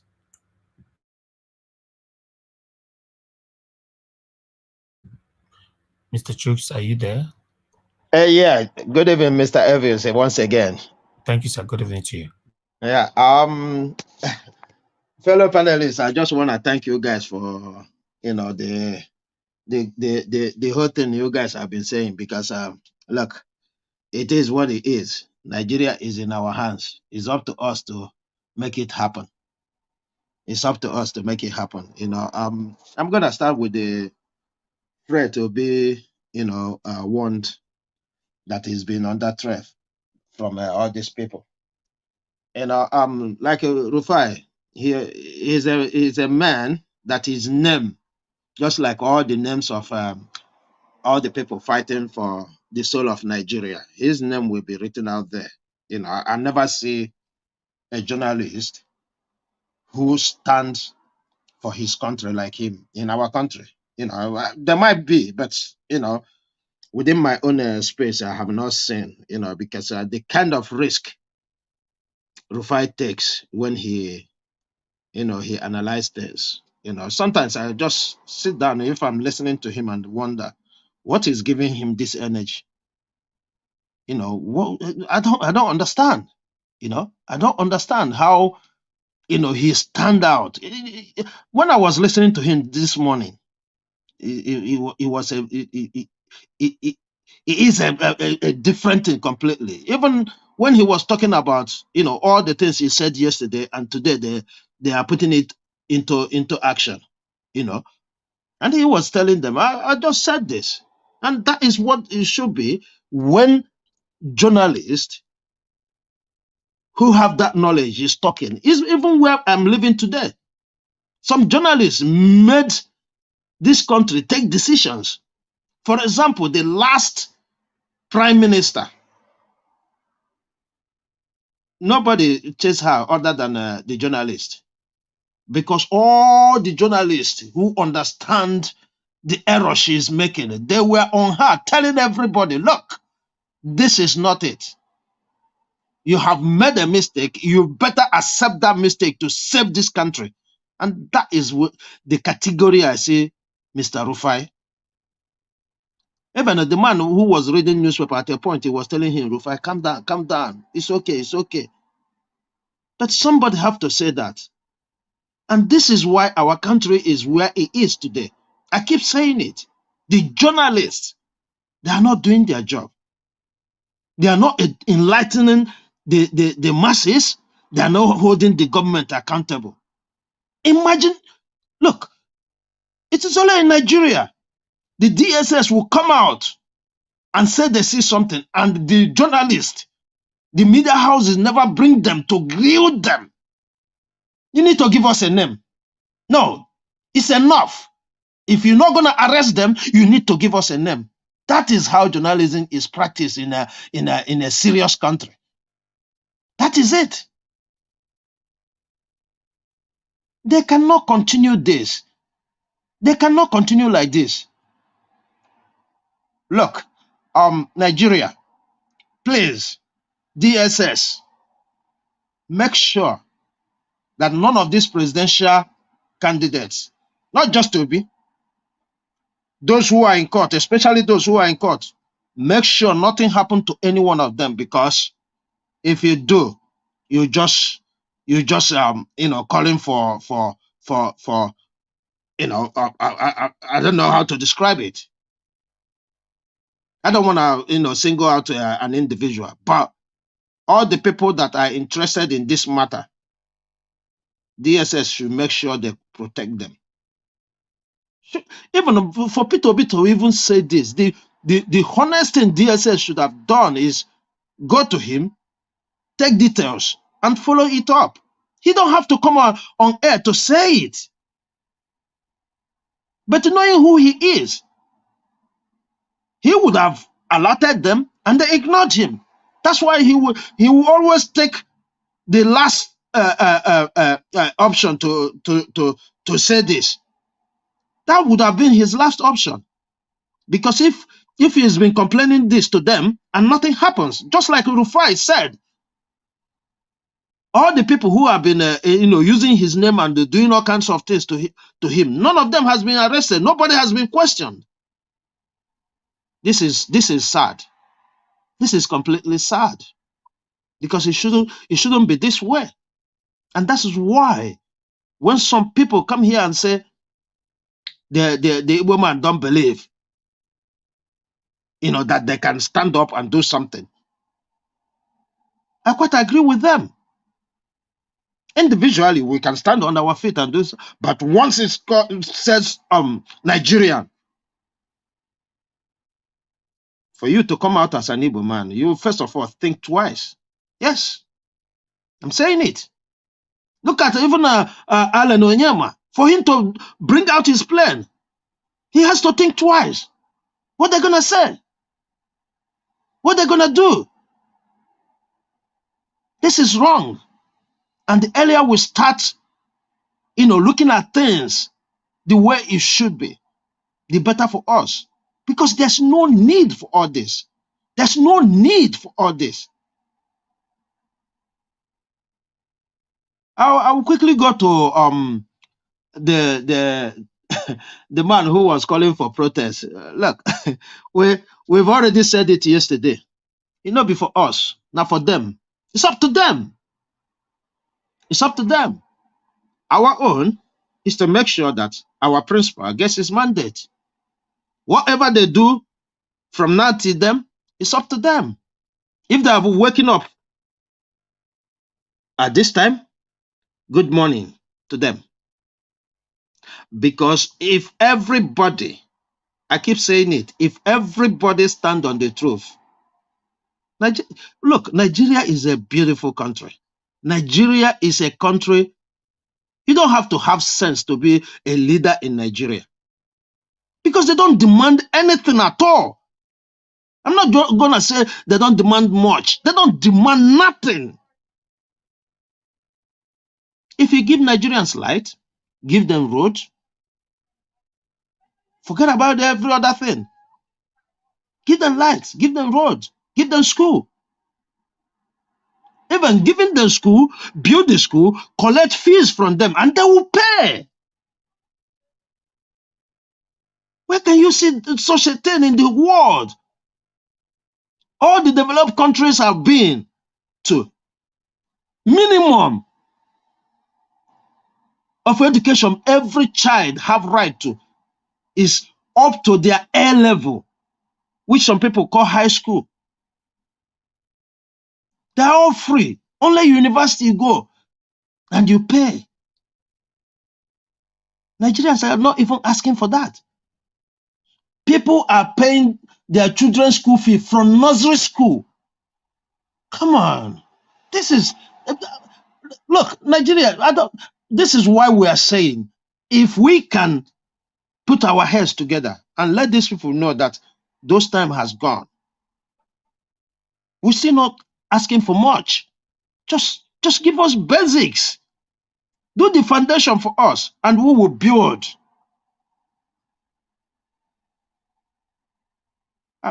I call upon them, if they want to go out, they better make it peaceful. Because we are tired of, tie. We are tired of it. If they're going out, let them go peacefully and come back peacefully. That's it. The description Mr. Kenneth used is perfect. That is where we are celebrating. That is exactly at filling station. That is where they are celebrating the inauguration. It's so funny, but that is the truth. We didn't see anybody on the street celebrating, but immediately he announced that subsidy is gone. the filling stations are filled with cars and people. So it's just a shame that it happens like that. But we never lose hope. My whole point of this is, guys, the fight is not yet finished. Let us not come cool everything as if, because these people, what they are looking at is we phasing out. No way. We are not going anywhere. As long as they are there, we are with them. We're not going nowhere. All they're waiting is they soon get tired. They soon get tired. They soon get tired. We are not getting tired. So please, everybody, I continue to call upon everybody to continue whatever you are doing. It is working. It's working. So if it's working, I'm not going to get tired of doing it. And that's why we are here every day. We've done 365 or 66 days already. So we're not going anywhere. The max the judgment can take is 10 months. So, and we have eaten so many from that 10 months. So let us not not lose hope. Let us not, get carried away. And that's why I love the way this conversation is going today. We centered it on ourselves, and that is how we need to keep it going, because we need to bring out what concerns us, what we're gonna do, what is the next step. And that's, everybody, I think, I don't know how this is happening, but you go to every space that supported Mr. Peter Obi and Ahmed Dati, they are all awake 247, doing what they know how to do best. Please, if anybody at all have their secret, because right now there are so many secrets that will come out from the last administration.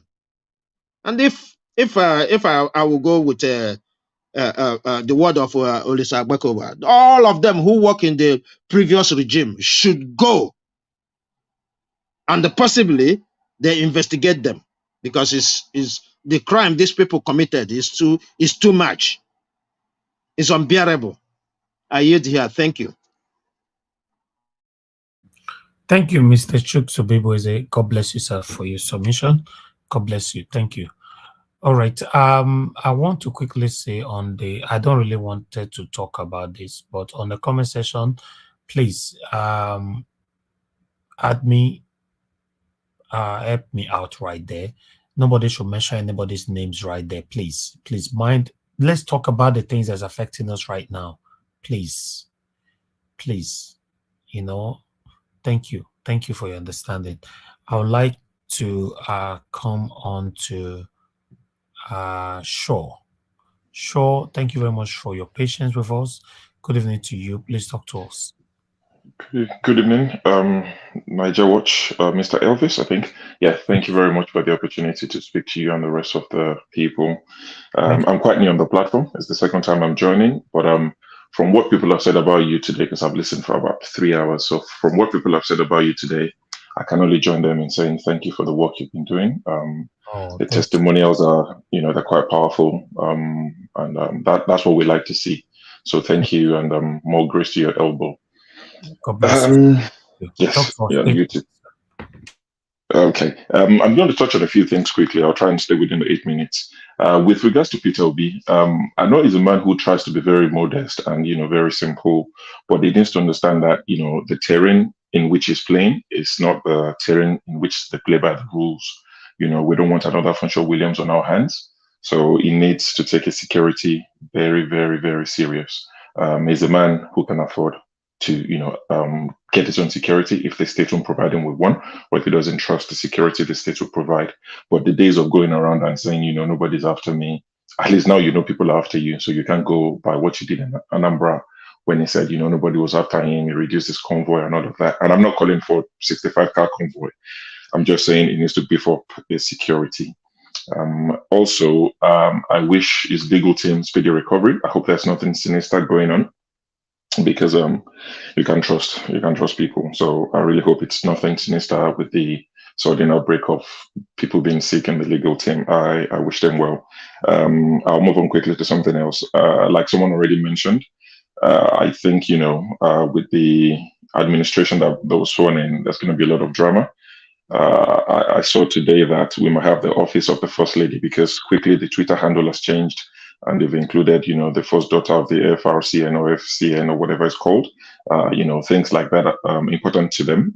So Sheyi might also update his own and says the first son, and all these offices will be created. And, those might just be avenues to siphon money from a already broke country. This is something we cannot afford as a nation right now, all these excesses. And, the initiative is called Friends of Iyaloja.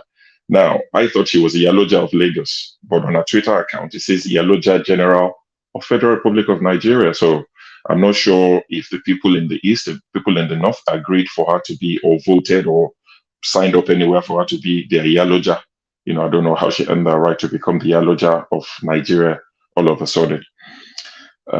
Also, the initiative that she said she's going to do something to do with empowering youth and women, which is something that you often see first ladies across the world. That's often their portfolio. empowering the youth and women. So if she's doing that, what's the first lady going to be doing? Takes me to something else. Is it possible that Nigeria have their first unofficial female president? Because, I mean, a meeting was held today. The president was there. He met with the CBN boss and the NNPC boss, and I think Labour boss. And this is a meeting that should have happened before the declaration of removing the subsidy. But, the meeting happened today, and the first lady was present. And I'm thinking, in what capacity are you sat there with your ADC standing behind you as well? What's your business, with such meetings? No one voted for you. Yes, you're clued on with politics, you're a senator and all of that, but this is about Nigeria. It's not about your family. Your husband might come out of that meeting and discuss with you and, seek your advice, which is nothing, unheard of. But for you to be sat there with pictures taken, what is your position again? Can you please remind Nigerians?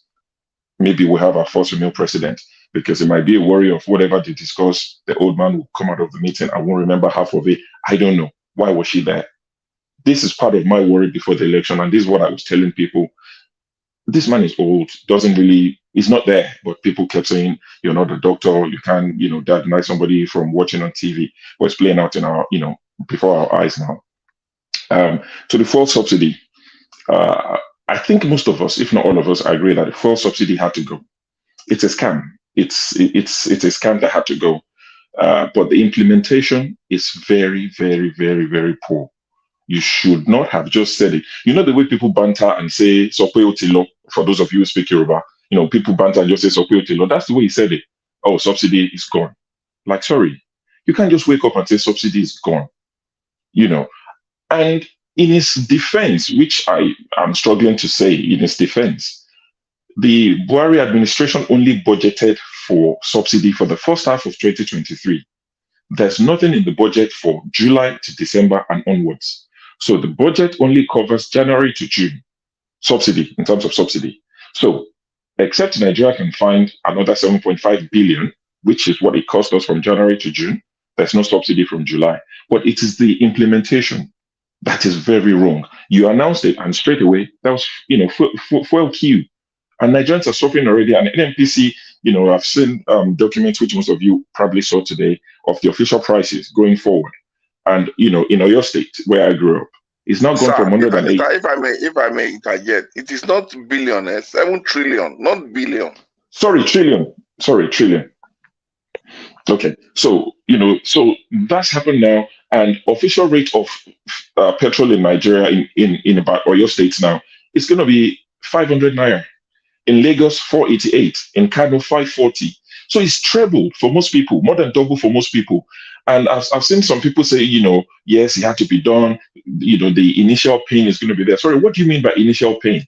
If they sell petrol for 1,000 naira per liter, I can afford it. Most of you can afford it. Even if we lived in Nigeria, we'll probably have jobs that will be able to afford it. We might not be happy, but there are a lot of people who are even struggling with 180 naira. And people are saying, oh, the initial pain. So when does this pain go away? And that's the problem. There was no planning. The minimum wage is 30,000 naira. So the minimum wage is not going up tomorrow, but the fuel price is going up tomorrow. So what do people do in the interim? Most of us in the diaspora would foot this bill for our families. And this is what I was saying. I mean, I wasn't on this channel prior to the election, but I kept telling people, don't be proud, don't be shy. Tell the people you give money in Nigeria, I'm giving you money, I support you. When the government abandons you, this is who I want you to vote for. There's no crime in that. The politicians buy votes. Buy your vote that way. Tell people, if I'm going to be supporting you, you're going to school, whatever I'm supporting you for, your parents, your siblings, your cousins, whoever they are. If you're going to come to me for money, I should be able to influence you. The same way politicians go out boldly, once in 4 years. Ours is not once in 4 years. Ours is 5 a.m. They call you, they wake you up. They don't care what time zone it is. So if you're going to come to me for straight 4 years, I should be able to tell you who to vote for. Politicians come to you once in 4 years and they tell you and you agree. So why can't I tell you the same? I pay you more than they pay you. This is what we should be doing going forward.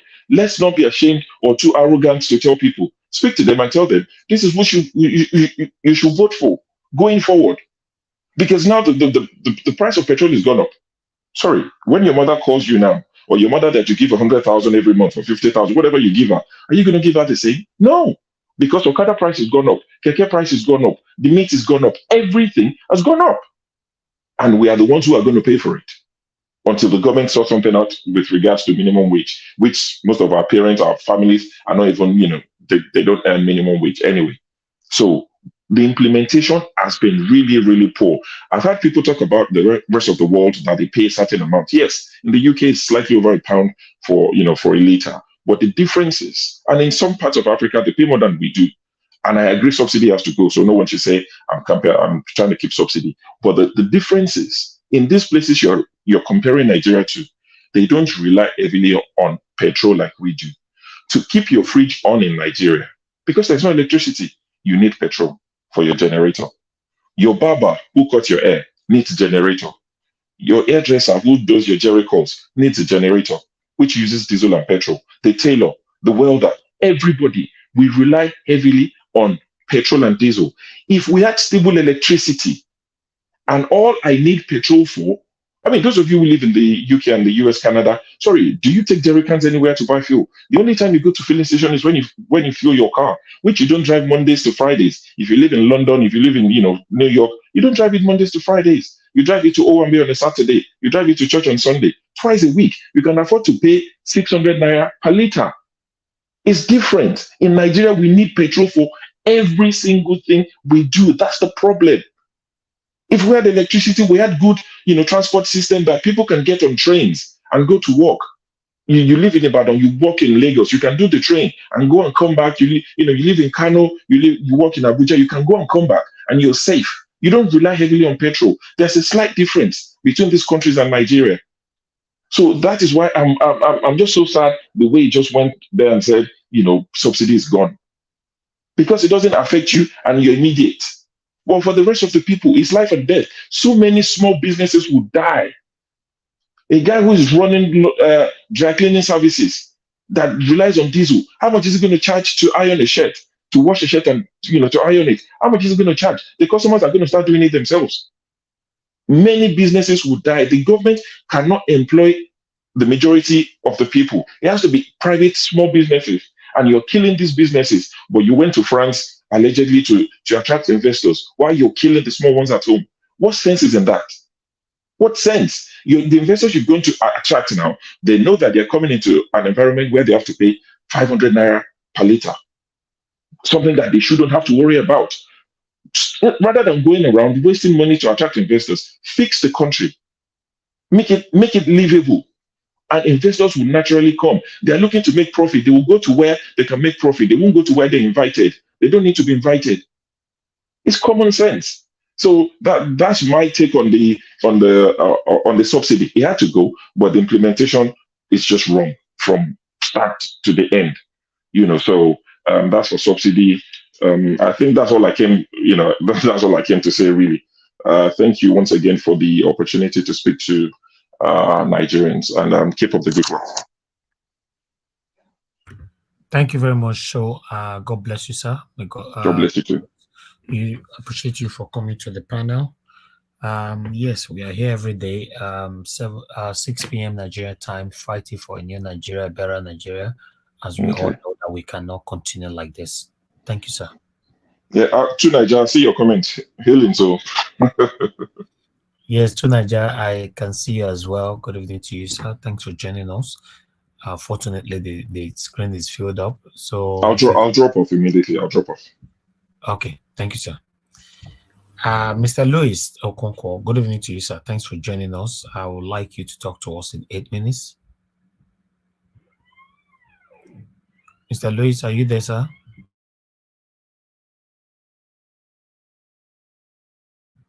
Okay, all right. Because Mr. Louis is not available, Mama H.O. is not also available. All right, I'll go on a quick break. When I come back, then we'll go for the second segment. God bless you all. Thank you. People, please continue to press on the like button and help us to share. You are the pillar that holds my life. You are the pillar that holds my life. Master Jesus, you are the pillar that holds my life. Lily of the valley, you are the pillar that holds my life. You are the pillar that holds my life. You are the pillar that holds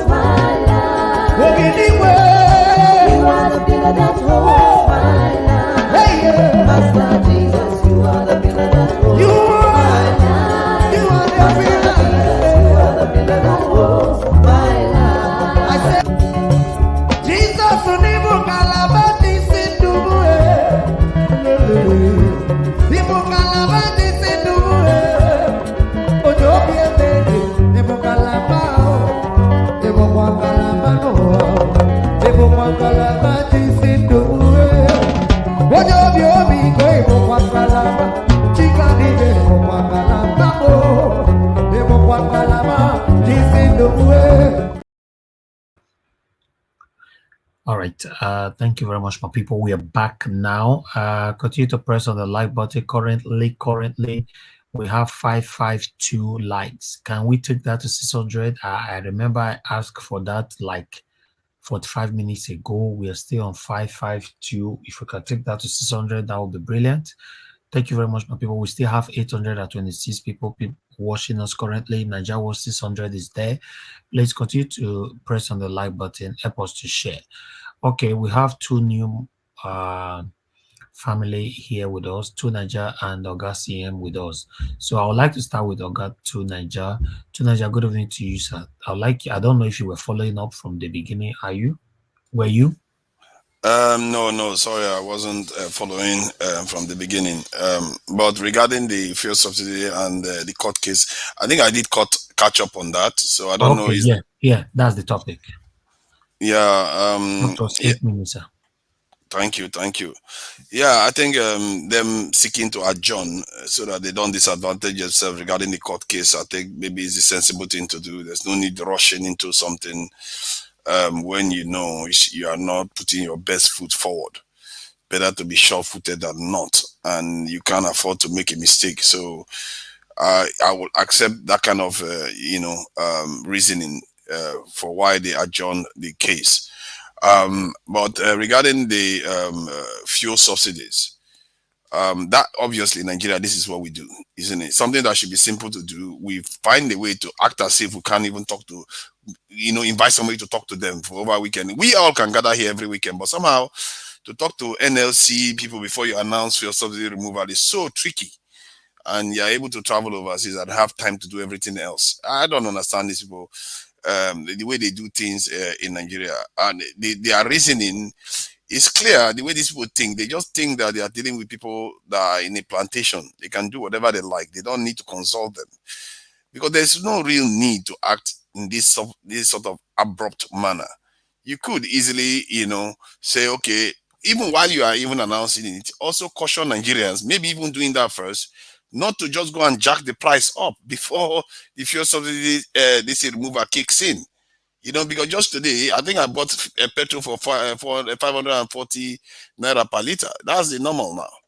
This is in Nigeria. That's equivalent to almost 3 times what you used to spend just how many days ago. So this is what we are dealing with in the country, and I'm sure the difficulty for someone like me, I will not feel it. Just like extra money. But for people that are on the edge, they are going to fail. They could have easily put arrangements in place for small businesses to be able to either transition to solar, or give them put the palliatives in place so that they can be able to sustain the heat in the early phases. But no, he just announced it like without any care in the world. This is the kind of stuff we do. And just recently, I was dealing with one too in the Nigerian Ports Authority. I think the agents in the Nigerian airports, they increased the fees that they charge the agents by 100% overnight, without consultation or anything. And the agents went on strike again. It's like these people, I don't know why they are so. It's like they are hell bent on destroying the Nigerian state, making it so difficult for Nigerians to survive in that country. It's just some of the stuff they do. When we keep saying this stuff, that some of our leaders are just downright, I don't know what to call them, evil or sellouts or whatever. Yesterday I saw a video of Ekweremadu of all people was chairing a meeting that involves organ donation from foreign countries. General Electrics and Microsoft, they came into the meeting and they were saying that Nigerians should stop doing so many things regarding this healthcare, that they should leave it up to them. Then they also said regarding organ donation, they removed the first person that should be responsible for deciding who takes organ from the patient. They removed it, and our Nigerian people were looking to sign it, and the person that was present in the meeting said, "Why are you doing this? That what you are selling your people's organ to foreigners." Because when you take the ability of the person that is in charge to decide, and the doctor can just decide for that person, that's organ harvesting. You take them, then you say you just compensate them with a little bit of money. And Nigerians signed that deal. According to the person, he said, you are going to be the first this thing hits. That for him, it was like a prophetic thing, because look at what happened to Kuremado now. So these are our leaders doing these things. And you see what I mean? When you actually see it, you are sitting in the boardroom, you see how this will sell us out. You understand how diabolical some of these people are. And it's not because somebody is not warning them. Because that man was sitting there warning him that what you are doing is bad for the people. But he still went ahead anyway. And why are people not being shown this type of videos? I don't know whether anybody else has seen it. Because when I saw it, I felt like puking. And what makes it even worse, that all the people would like to call nice people to us, look at the kind of deal they came with. Telling Nigerians not to do anything regarding the healthcare. They should hand everything over to them. For how much? Little trinkets here and there. You sell your people's organ. This is happening in the modern day, not previously. And we are not sitting in the board meeting of this, or all the meeting that these people have with foreigners, for us to know. This is why I keep saying we need to take power from the center, bring it to the people, because the people will be able to decide some of all these key things. They can be able to decide. This will go and negotiate with foreigners and bring military bases into our country, and will not have any say. We can't trust them. You just can't trust the kind of leaders we have. And if you want to take over from them without spilling blood on the street, you have to start taking over control one at a time. Because these people, they are going to sell us out before we even know what is happening. They will sell our country completely. This is why our refineries are not working. This is why nothing works in the country. Because if somebody can sit there and sign it, when another Nigerian is telling him not to do it, it tells you what we are facing here in the country. And this is the kind of behavior you see. Everywhere you look in Nigeria, you see it all over the place. From the election, everywhere you see it. And this is why I keep saying we need to take over from the ground up. Suddenly, we start hearing from NLC today. NLC has been quiet for such a long time. Suddenly, they pop up from nowhere. We need to be able to be liaising with those people. The NLC, if they are not sellouts themselves, we need to be liaising with them. TUC, all of them. We need to know what they are doing. They should connect with the diaspora. The diaspora, they are a large group now.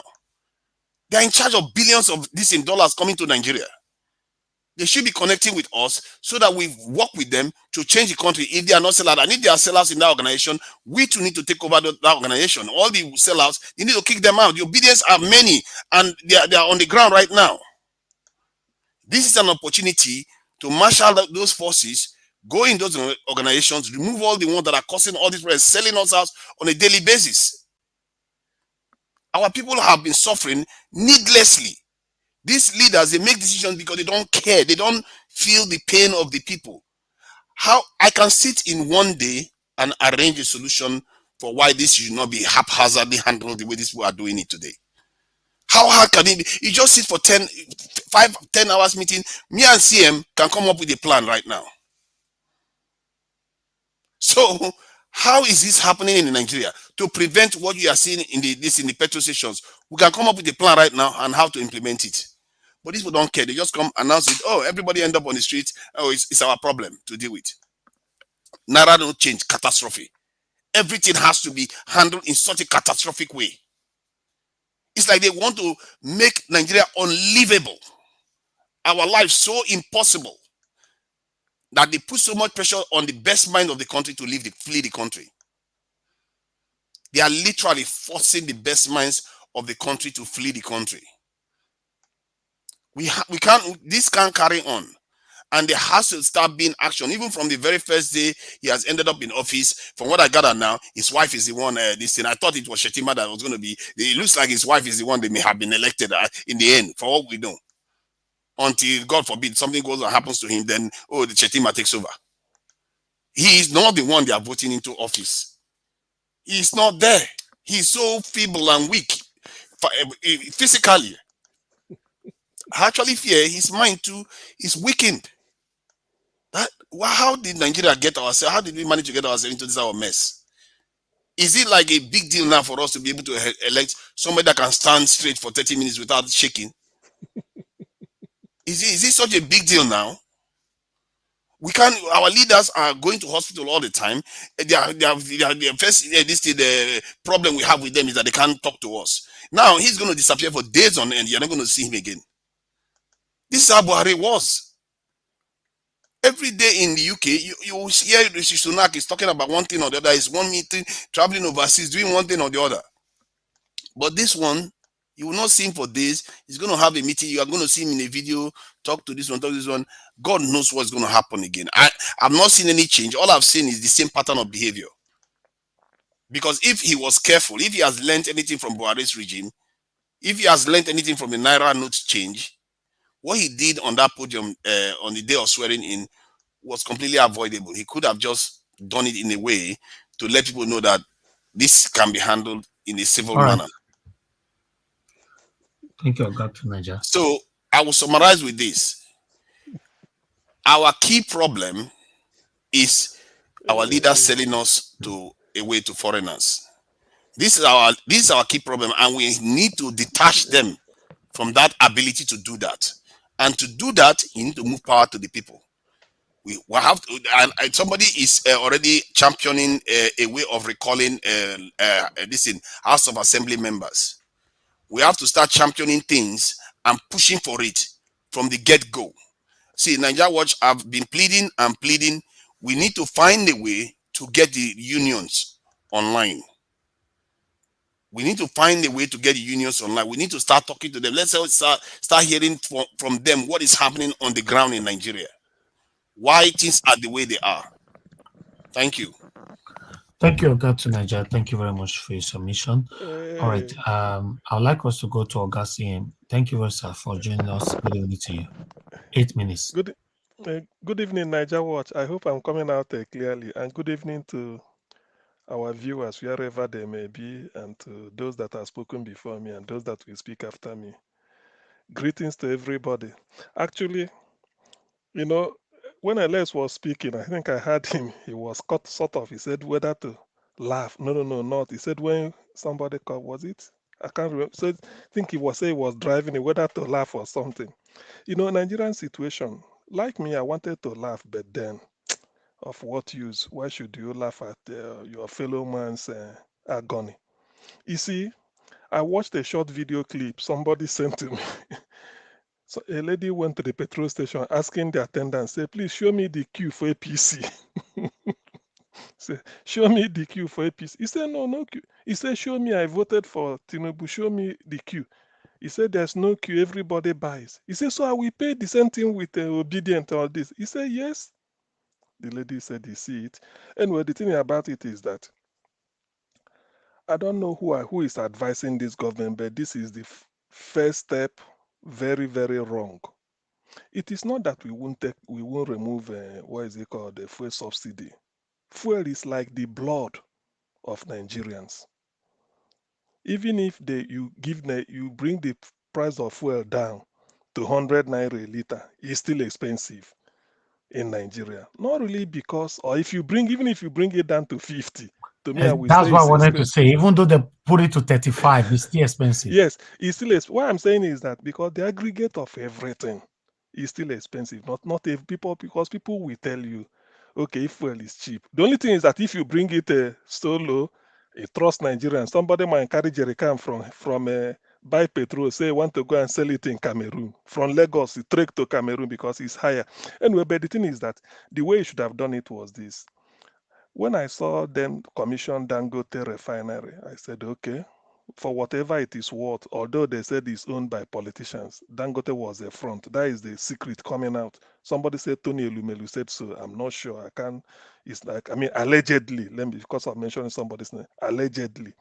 So the thing is this, but what we've known is that Dangote's refinery is now up.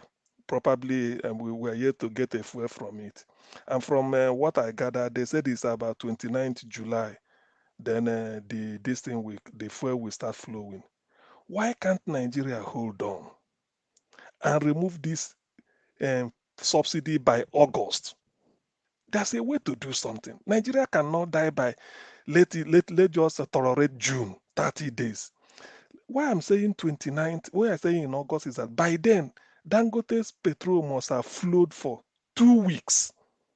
I mean, everywhere. So that when you now remove it, that idea that somebody will leave a Ojuelegbe area and start to go and queue around Mushi, it won't be there because the next street, there is petrol, there is petrol. So that queue, at least everywhere, and they will be selling.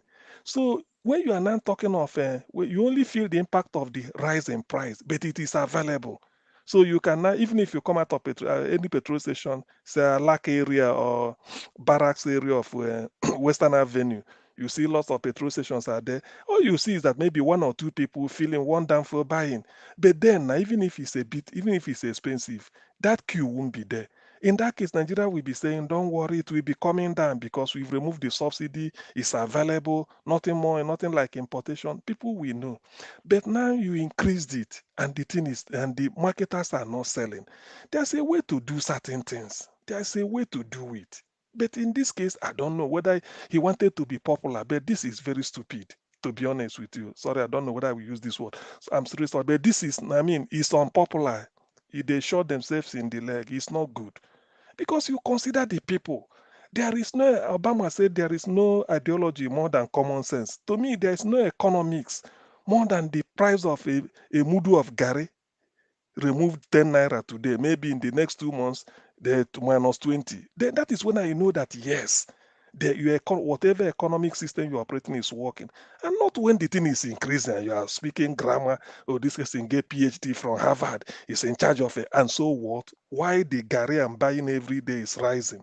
Oh boy, you are not telling me anything. Oh. You don't know what you are doing.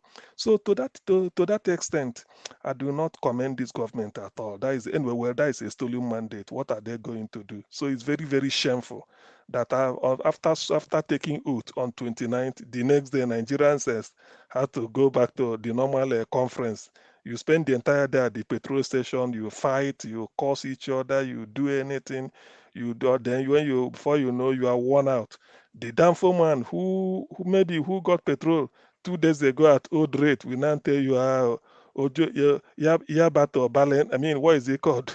Ojota to Yaba. 500 naira. If you don't like, you go and buy your own motor. You say, why? And I say, you see petrol buy. But he was using, so that is a typical Nigerian system. And then the thing continues.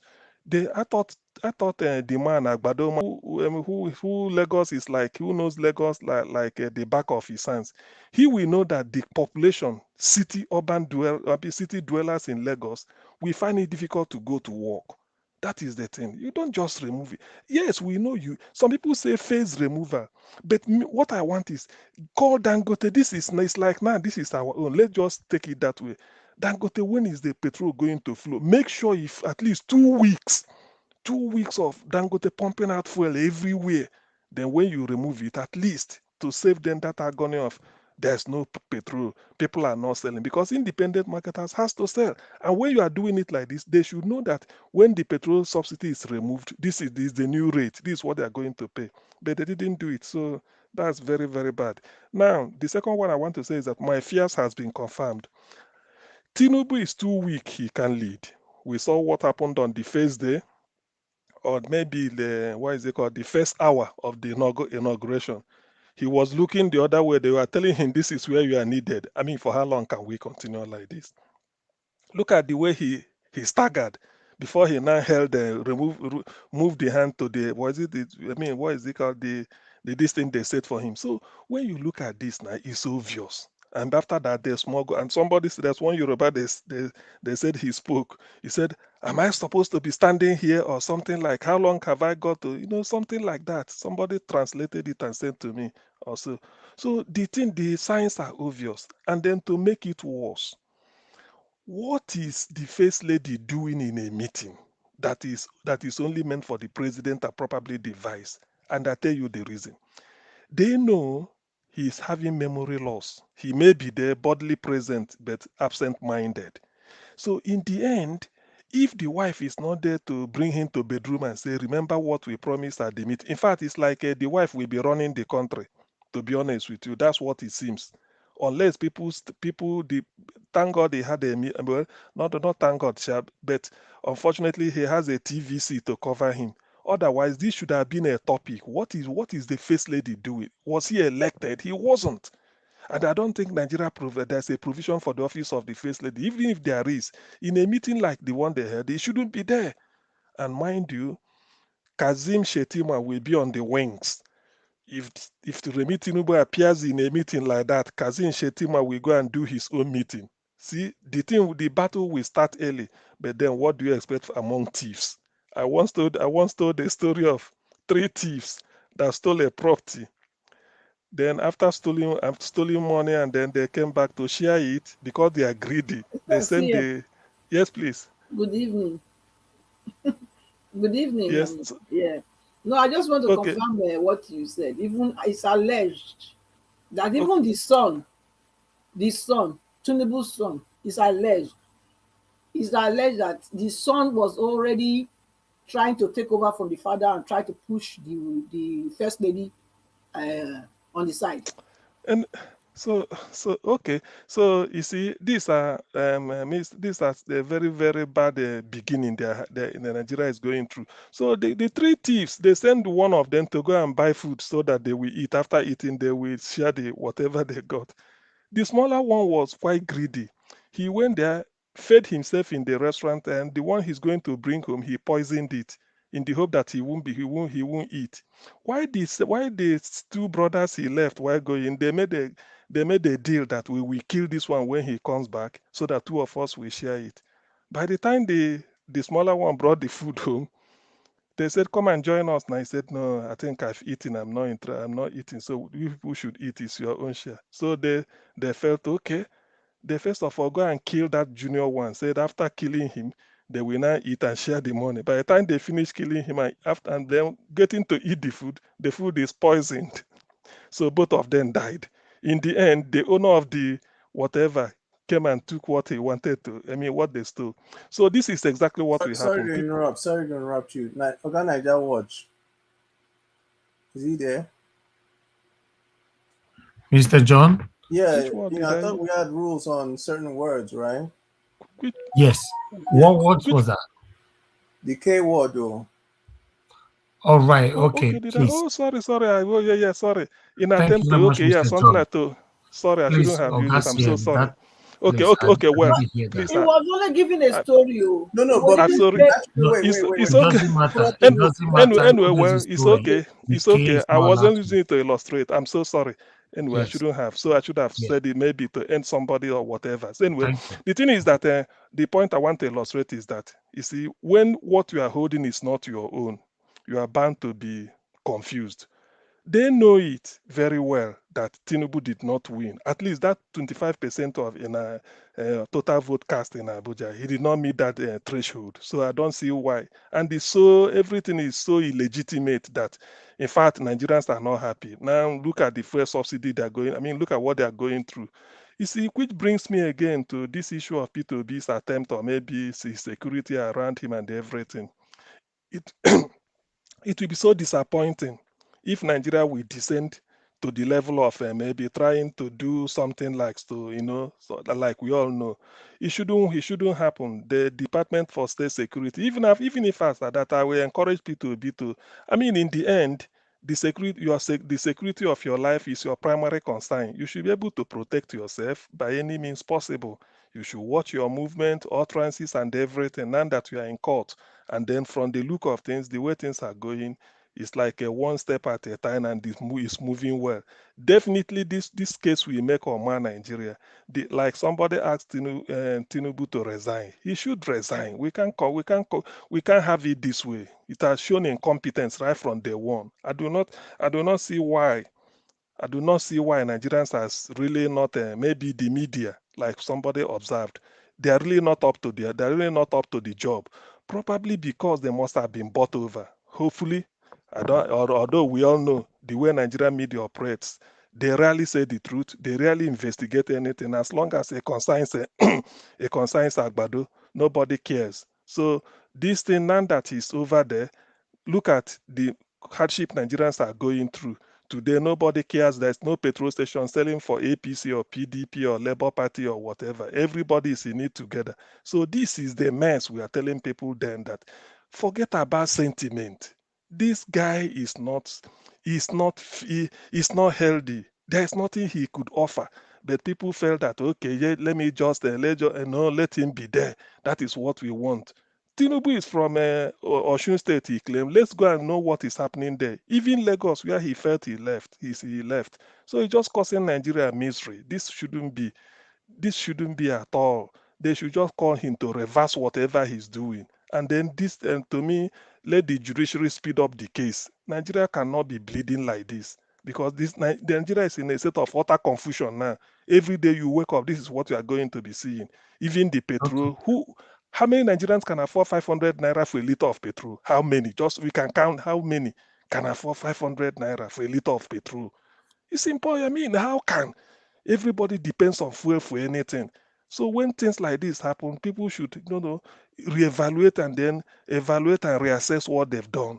This is unbecoming. I didn't know that after this, Nigeria should. Well, not that I didn't know. I do because we warned against it. That this man should not get in. He has nothing to offer. But trust Nigerians. Sometimes, I don't know, look at INEC that has collected money, Professor Mahmoud Yakub and all those allegedly anyway, where are they now? Who is now talking? Who is now in sympathy with the people? And they're now left to their own accord. They can do anything. I mean, if anybody decide to do anything for self-help, who do you blame? Because the situation is getting out of hand. The hardship is so much. Who said that in the next 2 or 3 days that kidnapping, I mean, something like that won't start again? We are not praying for it, but what can somebody do? Thank you much, sir. Oga, what's your percentage to unseat the city president? Do you mean in terms of impeachment or? No, to unseat him, because regardless of what is going to happen in court, you need to unseat him to remove him in power, right? What's your percentage for this to happen? To unseat a president. Okay, wait, let me just get clear. Is it in terms of the House of Senate or House of to unseat Tinubu. Okay, do you mean the percentage performance that I feel, if or this just can happen, if it can happen, or you think it's going to rule for He's talking of the judgment. The judgment, your percentage of the judgment, trusting the judiciary. Okay. Oh, okay. Well, to be honest with you, I have a renewed hope, my renewal that the judiciary will do something because everything. Look at what they admitted in evidence.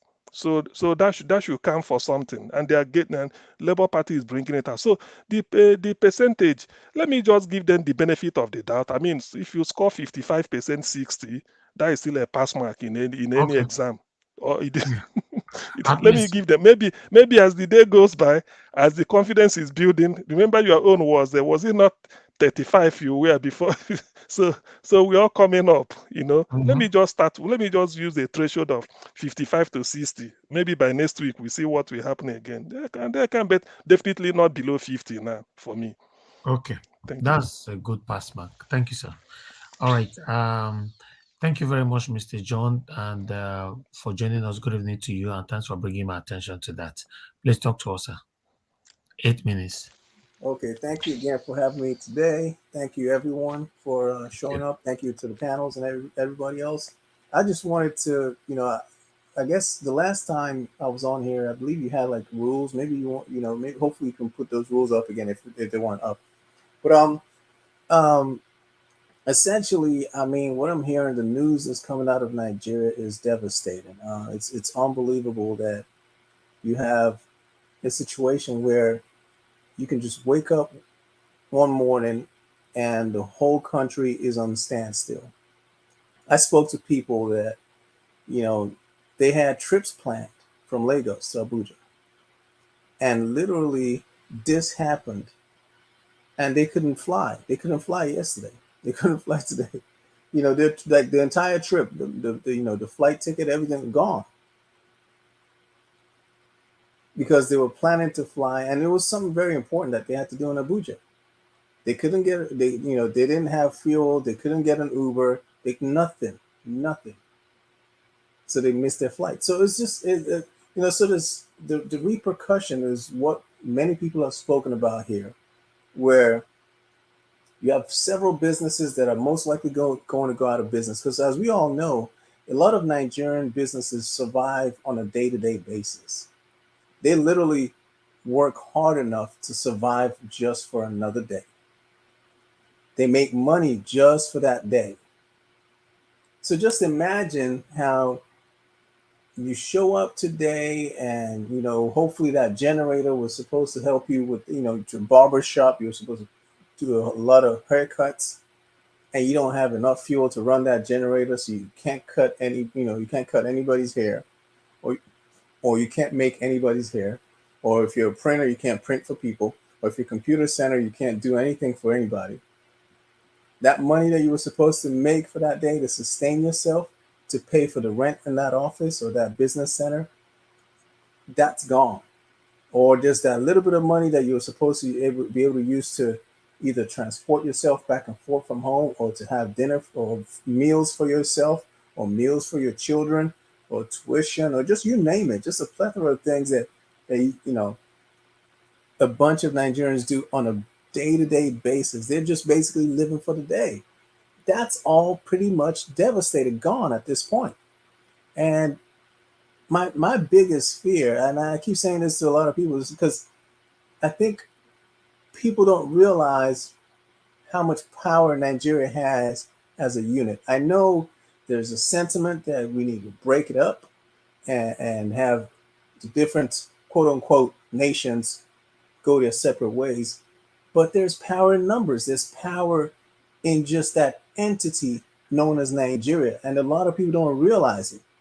People just think, oh, we'll go create our Yoruba nation, our Iowa nation, our Biafra nation, and then we're going to be so powerful. No.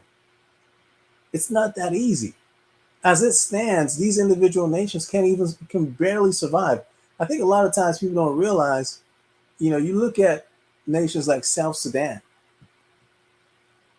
They've claimed that so-called independence. It's been over probably close to a decade now.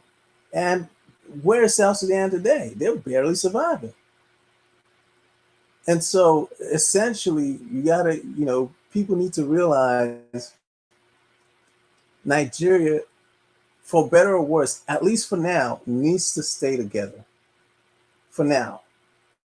When the country gets better and there's significant infrastructure development throughout the country, and people can stand on their own, okay, fine. Then at that point, you can go ahead and break the country. But the situation right now is devastating for the country. Obviously, everybody knows this. Tinubu was stumbling at during the inauguration. He barely knew where he was. The pen, he was barely able to sign. Just a bunch of things. I don't understand why so many people would be in support of somebody like that leading a country like Nigeria. I can understand maybe some of those people have some nostalgia or memories about Tinubu. I don't know what it is. Maybe they have some nostalgic memories about him. Maybe he did something for them in the past. Or maybe he did something for a certain area in the past that was so great. I don't know. But the reality is, at this moment, at this point in time, this man does not appear to be healthy. He does not appear to be in the right state of mind. He does not appear to be in the right physical state to be leading such a nation like Nigeria. I see people compare his age to the likes of Biden or Trump. People forget Trump, is a relatively healthy man. I mean, that man goes 100 miles an hour. That man is always everywhere. Even Biden, that people mock and make fun of him from time to time, they call him Sleepy Joe. Biden is way healthier than Tinubu. Even though he stumbles every now and then, but he doesn't stumble like Tinubu does. Biden can walk straight and normal. Tinubu can barely walk. If you watch him, he's barely walking. His speech is slurry and at times incoherent. Oh, not even at times. A lot of times incoherent. So there's a lot that's going on, and I am really concerned that this situation can easily snowball into something devastating. And something has to be done. Something has to be done urgently because Nigerians cannot afford to have a civil war at this time. Nigerians cannot afford to have that country break up. That's what I have to have. You use those words. Don't use it. Oh, yeah, my bad. So that's all I have to add.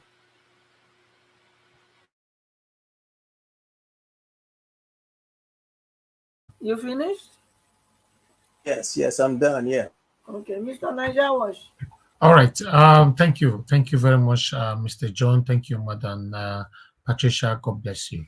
I appreciate you for your submission. Yes, you are right, Mr. John. We cannot afford to face that again for the second time. A lot of people will lose their lives. So it's not what we want. Then let them do the right thing, especially the judiciary. The judiciary need to do the right thing for this not to happen. I don't want this to happen. All right, Mr. Lewis, are you there with us? I've called you several times, sir. Are you there? Yeah, I'm there. Okay, sir. Thank you very much for joining us. Good evening to you, sir. Talk to us. I'm there. Oh, okay. Thank you, everybody.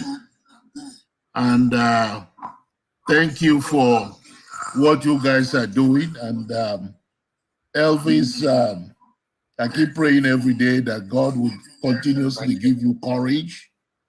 And his favor is upon you.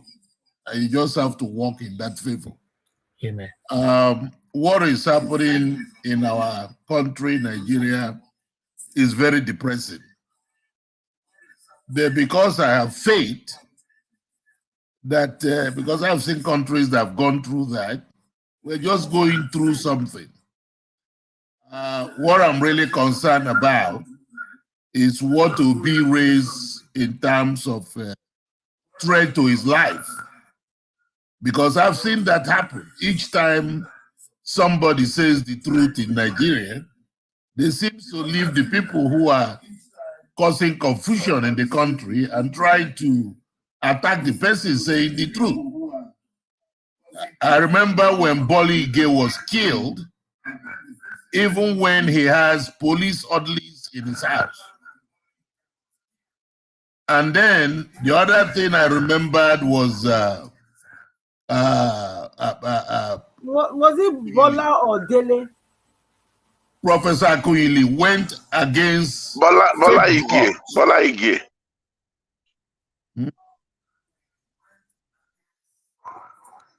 Bola Ige. Professor Akuyili went against bad drugs in Nigeria. They tried to kill her.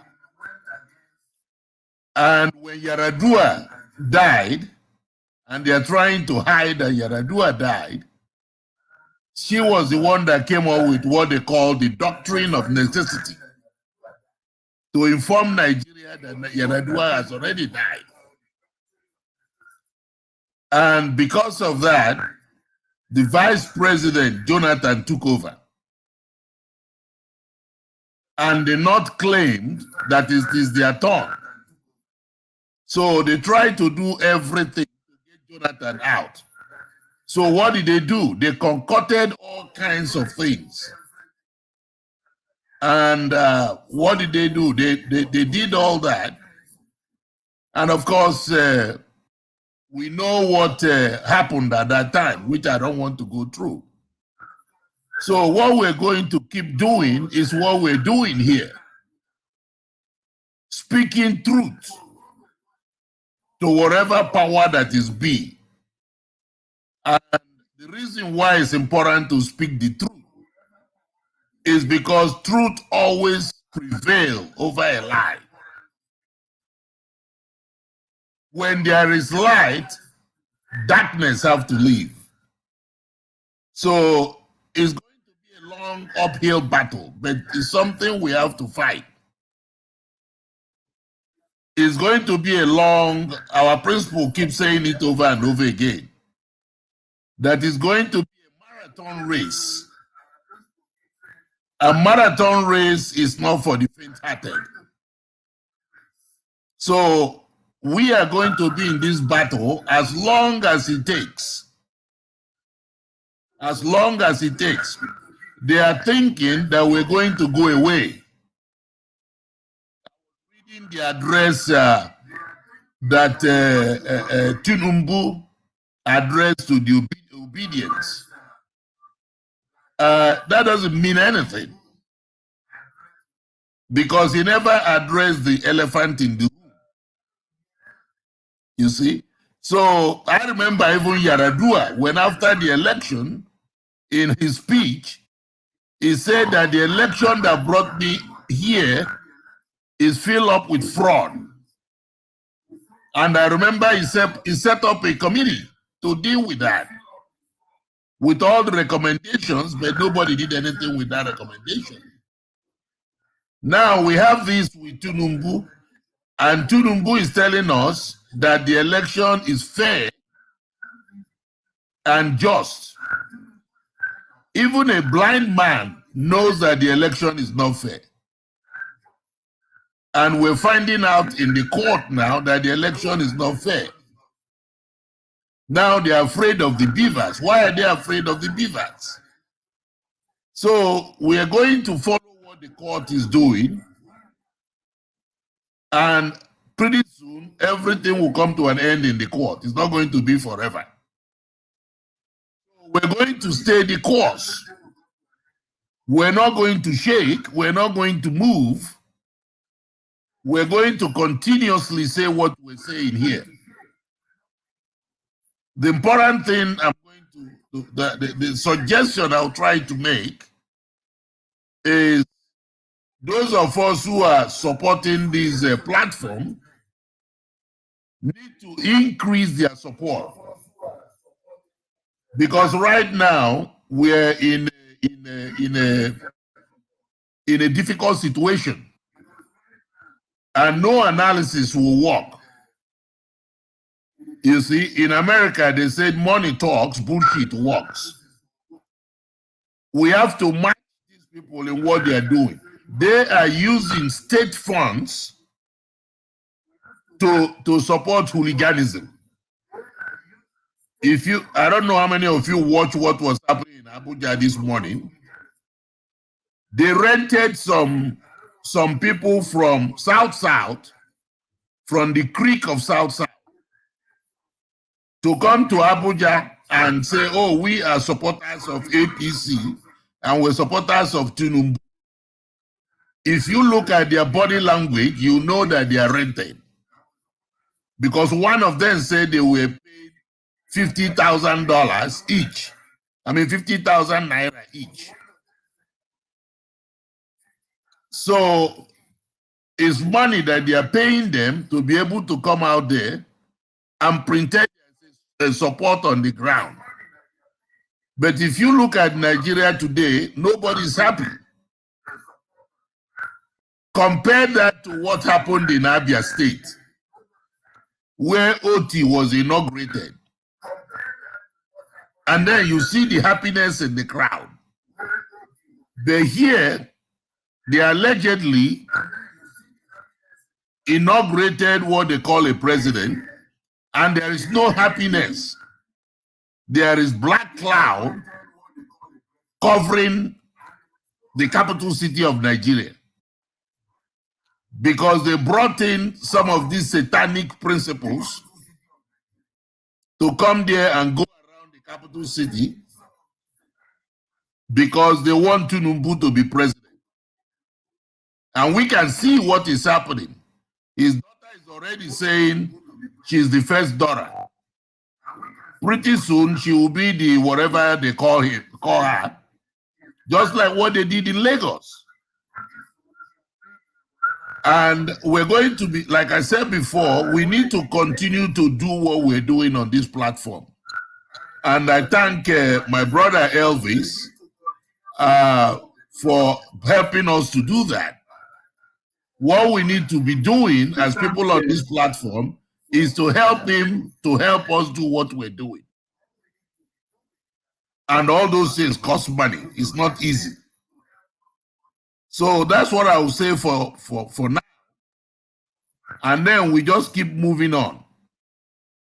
You see, I do a lot of calls to Nigeria, trying to get some of my people down there to see what is going on. Because sometimes they don't even have the news. Because the government is cutting on everything they can cut off. You see. I thank everybody on this panel for what you are doing. Continue to do what you are doing. Don't get tired. We don't get tired until we get to the goal, until we get the prize. And God bless every one of you on this platform. And we have to keep going where we're going. And thank you. God bless you all. Thank you, I Mr. yield back to you, Mr. Niger Watch. Thank you, sir. Thank you. Thank you very much, Mr. Louis, for your wonderful submission. God bless you, and I appreciate you for your suggestion as well. Thank you. All right. I would like us to turn around now and do for 5 minutes round for everyone on the panel. Wow, I can't believe that Madam Rita is still with us till now. Madam Rita, thank you very much for your patience. I would like you to give us your final submission 5 minutes. Thank you very much, Mr. Elvis. I appreciate you. Thank you so much. Final submission would be, I think everybody has pretty much said everything. I would just say that we should just keep doing what we're doing, keep speaking up, do not feel intimidated, do not give up. For those who want to pray, keep praying. For those who want to be active, going out there to protest, do what you can. It's not in my place to judge you on how you want to express your disappointment. Whatever it is you want to do, please do it, but do it in a very safe manner. What else? Nigeria was really nothing else to say. Now, I actually thought you were going to play another video, but yeah, we should just keep supporting each other, keep supporting Nigeria Watch channel, because Nigeria Watch, what you're doing, I can't do it. I don't even know where you get your energy from, so we just have to keep supporting each other. Those who haven't liked, please like this program, share it, please. Just it doesn't take anything away from you. If you want to donate something for Mr. Elvis, God bless you. God will continue to enrich you. Nigeria Watch, I'm praying for you. I do my prayers every day.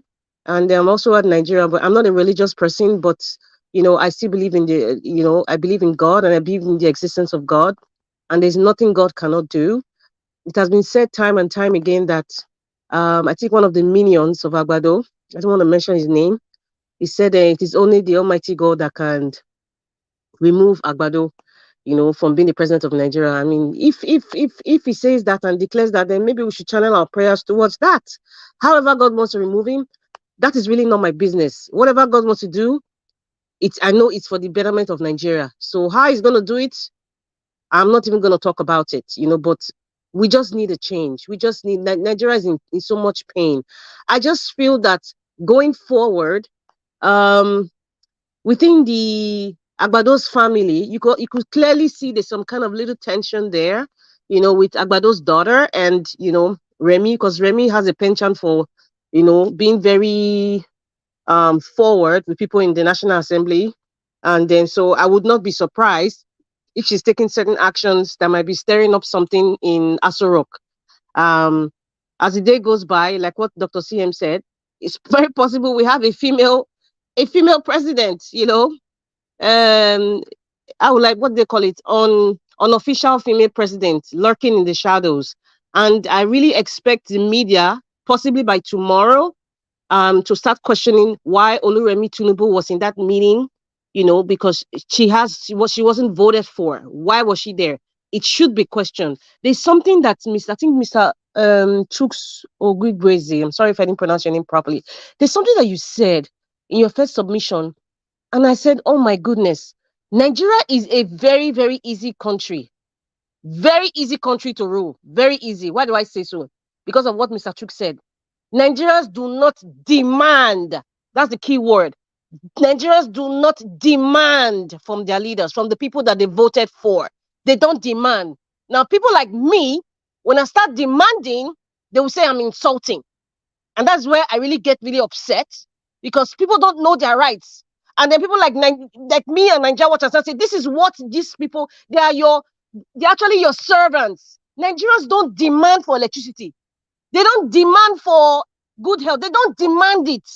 So these leaders over the years, they know the body language of Nigeria. This fuel subsidy removal, they just want to test the atmosphere of Nigeria, because they know the character of Nigerians. Nigerians don't demand. And that's why we're so easy to be cajoled. Well, not me. Some of us are very easy to be cajoled, very gullible. You know, you just convince people easily. We just give them a few thousand. Look at those ones that went to fool themselves in Abuja today, you know, from Niger Delta. I don't want to say that for Niger. They don't even have sense. With all due respect to Nigeria, they don't have sense. That's the truth. You know, for someone to just use you for 50,000 naira. Come on, man. Come on. And you say that's what you're worth? So Nigerians are very easy to rule. And that is the truth. But we have to unlearn some certain behavior, some certain belief systems. I don't know if it's a cultural thing that make us so subservient. We want to call everybody sir. We want to call everybody ma. You cannot question your governor. You cannot question your senator or your federal house of rep. You cannot even question your president. You can't even question your principal in your school. You can't question it. It's just a subservient society. So they know this. And they know the people we give in. We should start unlearning some certain things. Start demanding, not beg. Start demanding, because your taxpayers' money that these people are used to make their life a luxurious life. It's your money. It's Nigeria's money. So Nigeria should start demanding. Let us change the status quo. And I think it was a little education that Peter the Rock Obi gave Nigerians on this is what your leader is supposed to be doing. And he started showing it by going to the IDP camps, you know, by doing things. I mean, he just being around the people, not being afraid to be around regular people. People are hugging him. That's leadership. He's trying to tell you, I'm your servant, and you have entrusted me by voting for me. You trust me, you believe in me, that I can make the changes. I can hold your money and use it judiciously. But in the reverse, Nigerians did not want to hear, because they are very subservient. They did not believe that this man is coming to serve them. They are the master. They didn't get it. At least majority of Nigerians didn't get it. The other majority got it, because I know those ones voted for Peter the Rock Obi. They voted, and that's why he won. But we should start demanding, stop begging. If your governors are not doing well, it's not insult. It doesn't mean that you hate your governor. It doesn't mean that you hate your House of Rep member. It doesn't mean you hate them. It is not a question of hate. Politics is not about emotions. You should start demanding. Those of you in diaspora, I don't know how you guys live, but wherever you live, if you don't know your councillor of your ward or your MP, you should start doing that. They can help you with a lot of things, including immigration. Many people don't know these people are there to serve you. So that we should juxtapose it in Nigeria. Start demanding. Thank you very much, Mr. Chooks, for saying that. We don't demand anything, so it's very easy to rule us. As much as we are populated, we are so easy to rule, and that's the truth. And that's why I say, if anybody from PDP or APC enters Aso Rock, just know that a frog can be president. And what do we have in Aso Rock? A frog. What do we have is a frog that cannot even stand straight. He's not even coherent. It's like he's delusional. That is what Nigeria is so easy. And I'm kind of happy that this thing happened, so that Nigeria, sometimes a child needs to feel the pain to understand that you shouldn't put your hand in the fire. So maybe this is a blessing in disguise, that Nigerians have to see the consequences, including those who are supporting, to see the consequences of putting a drug baron as your president. Well, he's not my president. This is the consequences. Mr. Yakubu, Festus Okoye, all of you are going to hear the brunt of these decisions that you people made. Judges, if you people are listening, or if you are a family member to those judges, let them realize the consequences. If they make the wrong decision, the consequences of what's going to happen. We are just looking at, listen, we're going to see family quarrel in Aso Rock, Tinubu family quarrel. We are going to see it. We already seen it with the one that calls herself Iyaloja. We already seen it with Madam Remy, that is sitting down where you have service chiefs. Before you know it, she'll be demanding the service chiefs on where and where to go, because she's like that, looking at her antecedents in the Senate. That's what's going to happen. That is what is going to happen. So Nigerians, please start demanding, the media start demanding why Remi Tinubu, who was not elected, should be sitting down where you have the CBN governor or where you have service chief. She shouldn't be there. That is not her job. Nigerians did vote. She was not on the ballot. Remi Tinubu was not on the ballot. So she shouldn't be in that office. If they say that's the one that they choose, let the man be there by himself with the people that he put around him, the minions that he put around him. So Nigerians, start demanding, start demanding. But please, I just want to encourage everyone, stay positive. I am positive. I am not down. I was never down because I'm looking at Peter Obi. I'm looking at Nigeria Watch. If Peter Obi can still stand and can still be positive, I have no right not to be positive. That's just my own philosophy. I have no right to do that. As long as Peter Obi is still telling us we are going to get it, don't worry. I have no right to be upset. I have no right to be down. My enthusiasm from day one is still standing. I'm not wavering at all. Thank you very much, Nigeria, for giving me this opportunity. God bless you, and God bless everyone. Thank you, Madam Rita. Thank you. God bless you too. I appreciate you for all you do for us here. Yes, I wanted to play another video, but I realized, like I stated initially, that time depend on the time. I realized that the time is already gone, almost 5 hours now. So if I play the video right now, before everybody will talk on that, we might end up spending 10 hours here. So I already knew that the time is not going to be permissible for me to have another video. But I'll see if we can take it to tomorrow, what I'm going to be talking about. Anyway, thank you very much once again. I'll go to Mother Patricia. Mother Patricia, thank you very much for your patience. Good evening to you once again. Please talk to us, your final submission, 5 minutes. Hold on, Mother Patricia. So sorry. I got some super chat right here from Gift AO. Thank you very much for the super chat. Dr. Alexander Gomez, thanks for the super chat. Michael Oganemaru, thank you for the super chat. May God bless you. I really do appreciate you. Thank you. All right, Mother Patricia, go ahead. Talk to us, 5 minutes. Thank you again, Mr. Ivy. Yes, looking at what is going on, it gets me disgusted every time. Because which means anyone from the other tribe cannot aspire to become Nigeria's president. That's what it means. Because if we have this savior, so to say, that God has appointed now to steer this ship from sinking, and bring it to land so that everything, both goods and people, lives in it, will all be saved. Yet, the so-called cabals and those that think that power belongs to them decide to change the will of the people, which means there is no way that anybody from the other so-called over 300 and something tribes can aspire to become a president of Nigeria. And that's sad because Nigeria is supposed to be, if really it's Nigeria, it's supposed to be for everybody.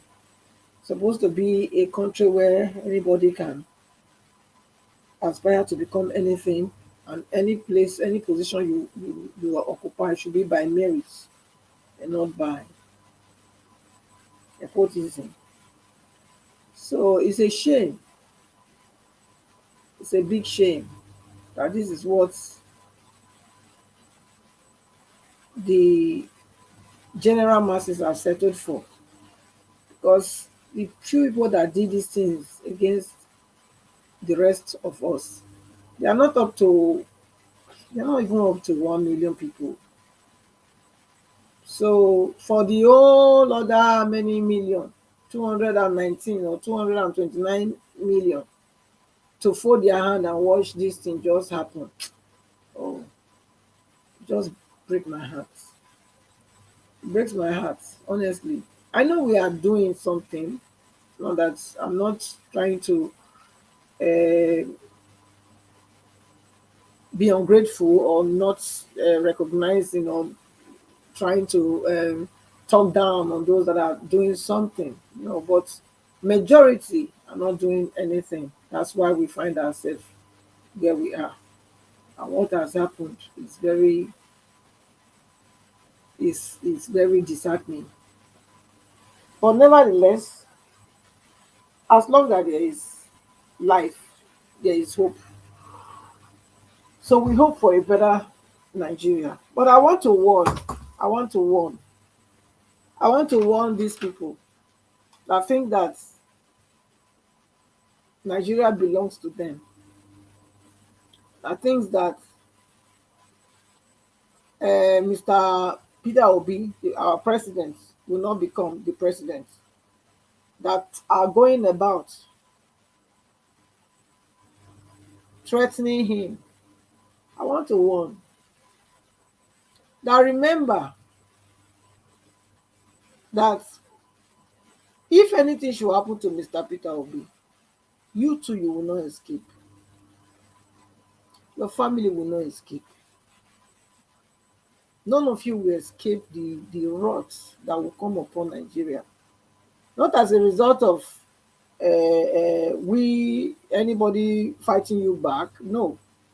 But Nigerians will stand up by themselves and take the bull by the horn. Because life is only once.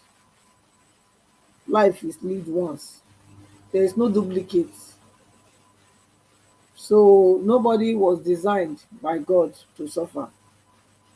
And nobody can say they are enjoying it either. Another thing, I want to also tell them, these so-called people that stole our mandate, I want to let you know that Remi, Tinubu, what did they call you? You say you be waiting. Listen, not carry a near Binio, not carry near any other side there. Because even waiting, you still say you get. Now we go come, they come break your. I don't want to use those words. Please, may you not try her. Not try her. That your what you say you be. Don't keep her for Lagos. Don't try her more. Don't try it. Don't try it. Remi, tell them you are from you. They say you will be Shekiri. Abi, tell them where. Me are the craze, so are the craze. No beside the. Tell her she dey do Iyaloja. What did she dey do? Yeah, the shell lady of market women. Make it keep her for that Lagos. Not try her, can't go any place. Not try her. Because if you try her, me go buy a ticket myself, come meet you. Now me. So just not try that nonsense. No, there's no office for you. There's no office as a first lady. There's none of that. Even your son, me, I don't hear now. Even it's alleged. That meeting where they said that woman did there now. They said the Peking was fighting her that he would be the one to be that meeting. The woman supposed not to be there. And I got this from a correct source. This person don't talk anyhow. So so that was what happened in that meeting. So I'm glad that this thing is coming out. So you people should know that it's not your father's business. Okay? Nigeria is not your father's business. So step aside. You can be the son of the so-called Nigeria president who stole the people's will to become the president. You can be the daughter, but that does not give you right to start to come and lord it over us. So stay your lane, oh. Stay your lane. I don't know what is your name, whether not Shola, Shode, what they call you. Stay your lane and share you to go stay your lane. None of you get rights. So go to do those things one they do. Someone I join enter house. Enter house. One I enter house. So all right. Thank you. Thank you. Thank you, Madam Patricia. Thank you so much. All right. I can see more people right there on the comment section. God bless you all. Thanks for your time with us. We are coming to the let me move on now to Niger. To Niger, please give us your final submission. 5 minutes, sir. Okay, you're not there now. I'll come back to you to Niger. Augustine. Okay, Mama H.O., you're available now. Okay, finally, we'll be calling you for the past 7 years. You didn't. Thank you. Mama go for another matter where concern another pikin where we go stay settle.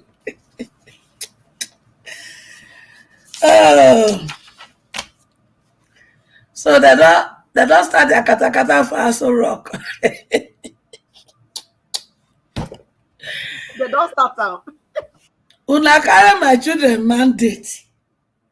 Una countries una go take and sit down for Aso Rock in peace. It not go happen now. If you like say now, man, go carry una bossy this thing because una go boss una self tire. You people can't take that man and think you will enjoy that place. For what? You can't trample upon our constitution and think you will enjoy that place. It's not going to happen. So make una continue una fight. More grace to your able. APC Egbekegbe. Ballot snatchers. How far? The oil subsidy wahala. Now the obedient family they are fed.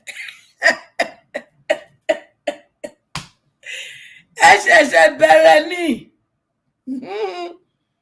Make una dey enjoy the breakfast una prepare until we go get the mandate. Make we go cook una better breakfast. Now wetin I get to talk. All of una, thank you. So instead of una go dey bother, make we dey watch the cinema wey dey happen for Aso Rock. And the nonsense lawyer. So now wetin you learn to come do for the weakness questionnaire when you go do be that. Una dey look for technical ground, una no go see. Una no go see. Una dey collect in dollar the more. Una dey collect. Because he must go bankruptcy for this thing when he do to Nigerians. Thank you, everybody. God bless you. Thank you, Mama Isho. Thank you very much for your submission. Thank you. All right. To Nigeria, you were not there at that time. I would like to quickly go to, I'll come back to you last. Let me go to Becky. Becky E. Thank you very much, madam, for joining us. Good evening to you. Please use 5 minutes to talk to us. Okay, Madam Becky, you are not there as well. Okay. Oga Felix, are you there with us? Good evening to you, sir. Please talk to us. Good evening, my brother, Mr. Elvis. Good evening, all the panelists. I'm a late comer today because my working period changed. So I not confirm it up for these few days. Oh, okay. That's understandable, sir. That's fine. Talk to us. 5 minutes. I never too listen to the program. You're the entire, so I don't know what they talk about today. You know, best. Yes, as we talk now, since the first day with Tinubu, the sworn in as the president of Nigeria, at the moment now, the whole Nigerians are suffering, especially Nigerians that live back home. No fear, nothing is working at the moment. So they are complaining. So the beautiful thing about it is that the situation is not only affecting the people that supported Labour Party, it's also affecting the same people that supported the APC. So that is what we're talking about. Yeah, what is there is that my fellow Nigerians back home, we are be shouting, pleading, begging for you people to do the needful by going out there for a peaceful demonstration. Most of you guys relented. You can see it now that now we dey house, now it they affect. We did diaspora. It they affect us, but not small. Now we dey as now they affect pass. That is why we are be pleading with you people. It's not too late to do the needful. With this only the subsidy removal, and all, you can see what it turned to. Please, I'm still pleading with you guys back home. You can see the suffering. This is just the beginning of the suffering. If you people don't go out there for a peaceful demonstration to make sure that your voices is being heard by these political cabals, so that the judge in the court will do the right thing for us to claim our mandate, so that you people can smile again. That is just I'm just pleading for. You can see the suffering. It's not. I just came back from work now. Everything is okay where I live in Western world, but you can see it's affecting you guys most. All these fights we are fighting, we are not fighting it for our sake. We are fighting it for the sake of especially for the sake of you guys, so and the sake of all our children yet born. Please, I still keep on saying, go out there for a peaceful demonstration. That is what I have to say. Because without you people staying indoor, they will say, I beg, they have accepted defeat. But on election day, you people went out, you cast your vote. This is the time for you to defend your vote so that we can claim our mandates. So our principal is guaranteed. I have done it before. It will put smile in every people's face. Please go out there. Just do the needful by peaceful demonstration. That is all we need from you people back home. I eat for now. Thank you, Oga Felix. Thanks for your submission. Yes, I think you said the right thing by asking them Please, to. can you mute me? I'm unable to mute myself. Okay. I don't know. All right. It's done. Okay. By asking them to come out for a peaceful protest, let them come out to peacefully pour out their plight, dissatisfaction with everything that is currently going on. If not, they'll remain like that. It's going to affect every one of us, but it will affect more of the people that live back there in Nigeria. Thank you. All right. I'd like to come to Mr. John. Mr. John, please give your final 5 minutes, sir.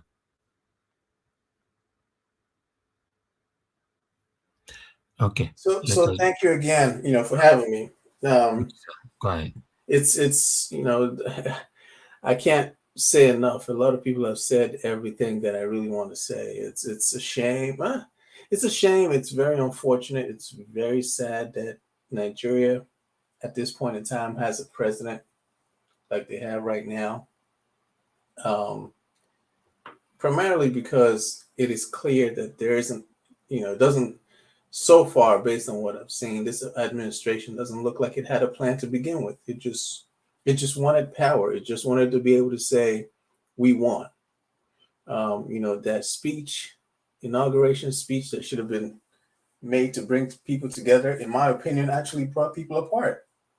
Tore people apart. Like, why would you go out there and say, this election, I won free and square? That's not, a unifier does not speak like that. Someone who comes out to unify doesn't go out there and taunt the supposed leaders. That was him taunting them. In my opinion, his best approach would have been, hey, I know the election is currently being contested. Let's wait for what the court says. Period. Don't go beyond that, because once you go beyond that and you start taunting the people that you claim, or quote unquote, you claim that have lost, when the courts have not said anything, that's taunting. That's irresponsible. Once again, another situation is this whole fuel subsidy. Irresponsible. I don't know. My assumption is that he has speech writers. So I don't know who the speech writers are. I don't know who the reviewers are, whoever is reviewing the speeches. They need to get a better set of staff. And, in the meantime, hopefully things get better in the courts. And hopefully within the next 90 or so days, a proper judgment is ruled and the right thing happens. Because with the way this government is going right now, I don't foresee good things for Nigeria. I see things getting worse and worse. And I just hope people don't become so desperate that something devastating happens. So let's hope. I'm keeping the hope alive, and hope everyone keeps the hope alive. Anyone that's asking for people to go out and protest peacefully, hopefully you have some funds available that you're going to donate to them and send them so they can at least have something to drink or munch on while they're protesting. Because you know what the situation is right now. So they definitely need some financial help. So if it's possible, I don't know if this channel is doing it or some other channels. Hopefully, some diasporan channels go out there, create maybe a GoFundMe or some sort of fund that could be sent out there to help people who, if they claim they'll protest and they can show proof that they'll protest, that they can get those funds, and that way they can get that financial support. That's all I have to add. Thank you. Yeah, that's a good suggestion. Thank you very much, sir. I appreciate you. All right. Yes, for now, this platform don't raise money for anything. Because we want to stay on the transparent path. We don't want to be tagged with anything, but we never know prospectively. But as for now, we don't do that at all. Yes, thank you for suggesting that. Thank you very much. All right, let me go on to Oga Louis. Sir, are you there to give us your final submission? Okay, let me go to Naija once again. Are you there now? Okay, many of them are not available. Okay, Oga CM, give us your final submission. Let's round up.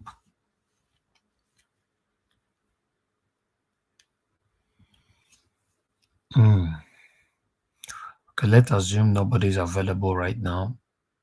Maybe some of them don't sleep. Okay, thank you very much, my people. I appreciate you all. Thank you for your time with us this evening. It's been a long day, 5 hours here. Yes. Hello, Mr. Najawash. I'm here. Yeah, but I called you. You didn't call me. I called you. You didn't answer me. Hello, Mr. Najawash. I'm here. Off your gadget, you madam. Didn't call me. I called you. You didn't answer me. Madam, off your gadget, please. Off your gadget. I'm hearing two voice. Off your gadget, madam. Oh, God. Off your gadget, please. Off your gadget. I'm hearing. Okay, sorry. Can you hear me? Yes, I can hear you now, madam. Good evening to you. I called you before you didn't answer me. Please talk to us 5 minutes. Thank you very much. Okay, sorry. Maybe it was when I went to ease myself when you called me. Sorry. Good Okay, evening, everybody. Good evening to you. Thank you. Yes. So, first of all, I want to say thank you. Thank everybody, analysts and others that are here today. I've been here from the beginning of the program. So, all I can say about the video and everything that is going on in Nigeria,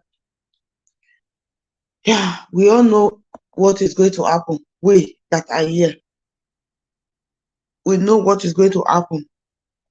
We know about this fuel subsidy and others. It's going to affect our people down there. I quite of listening to Mandarita when she was talking about Nigeria doesn't demand. They demand. I don't know if you come across a video on YouTube, like when some part of northern part of Nigeria where they do a petition. The people that signed the petition and make the request were not in Nigeria. They were from US. So somebody that was representing them in Nigeria went there. It was one of the people of House of Assembly.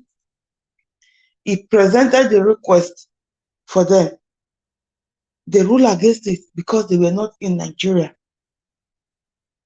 The person was trying to make them know that we have somebody that is like somebody like Abeke, I don't know, that Yoruba woman that is for diaspora people.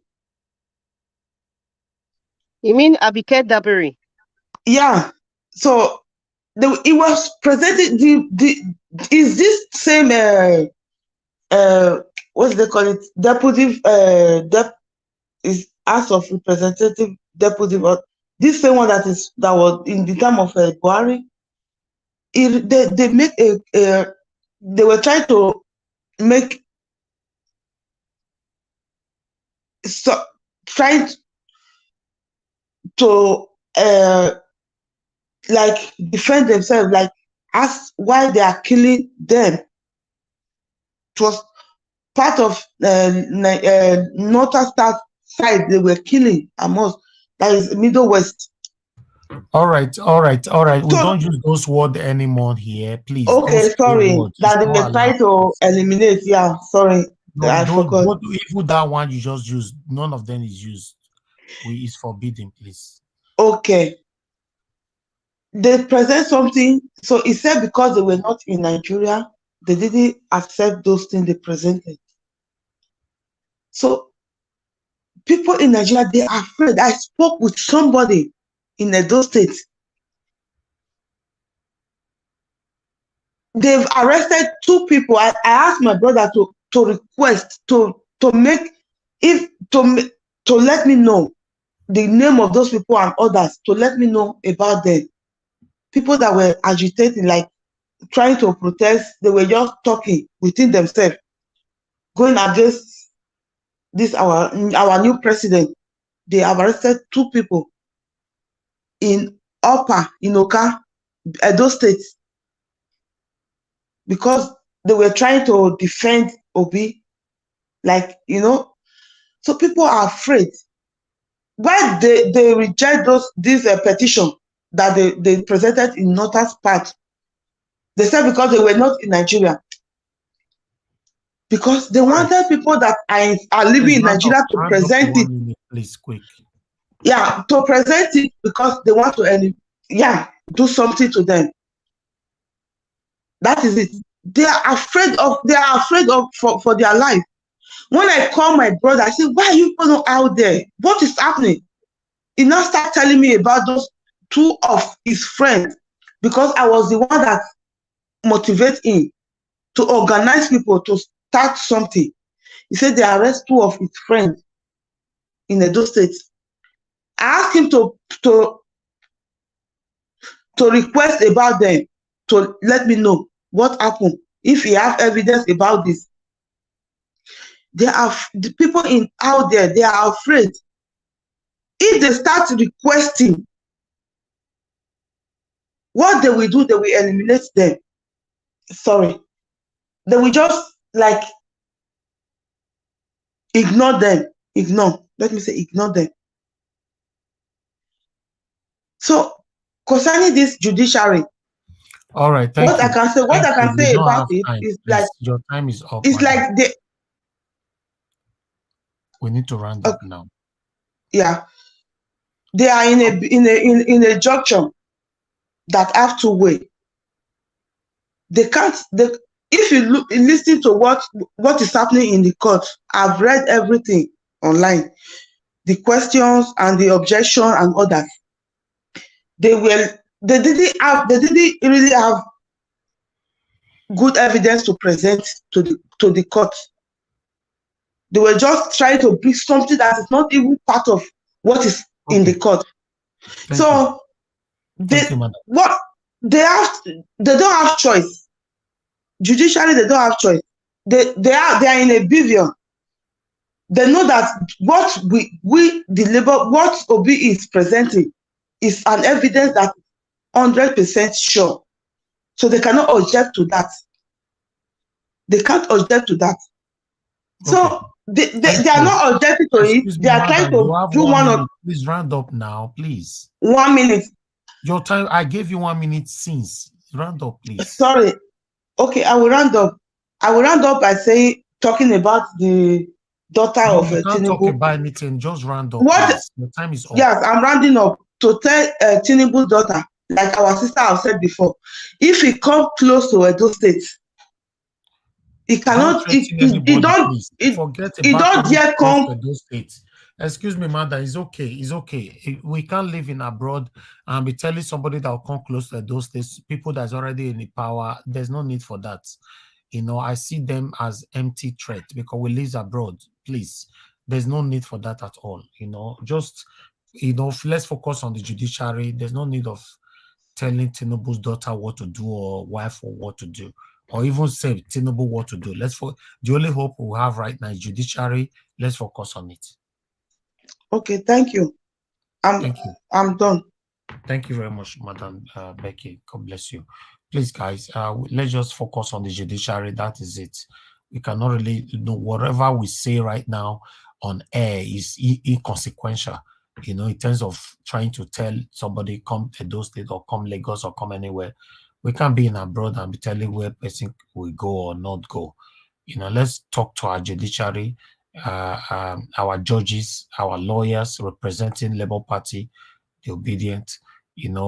Let's be sending them message, especially the judges that will pass judgment. For them to have the fear of God to do the right thing. That should be our main focus right now. I appreciate every one of you. Thank you very much. Please help us to like and share. I want to appreciate every one of you that have been with us today. It's time for us to round up right now. That have been with us today. I appreciate you all. Those of you that have been on the panel, may God bless every one of you. Those of you that came late in the likes of Felix, Madam Becky, and Oigin. And okay, I think just that too. Thank you very much for coming in. Although I could not give none of you enough minutes because you came late.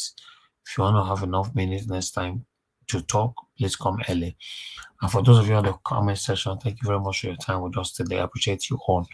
Those of you that specialted us financially, God bless you all. And I receive a paper support from somebody. Let me quickly check this because quickly because I really need to mention this person's name. If not, I might just forget again. I think it's from Juno Baseki. Juno Baseki, thank you very much for this paper support. May God bless you, madam, as usual. Thank you. And yes, those of you that shared our videos, we are grateful. Those of you that liked our videos, we are grateful. Those of you that called in, although we did not prioritize calls today at all, yes, tomorrow we'll do our best. We cannot promise you perfection, but we're doing our best to try to carry everybody along. It's not very easy for us to do this every day. Meanwhile, join us again tomorrow. We have a court case tomorrow again. Remember that. Yes, if I can carry you guys along in the morning, I'll do that. If not, I'll give you a full update again by 6 p.m. tomorrow. Please like and share. Continue to press on the like button as we round up right now. And God bless all of you right there. Good night, my people, and bye for now. I know they do competition with anybody. If I offend you, forgive me. Show me love. Go to biza. Kama bara wa lo ninu ife kan akanbi.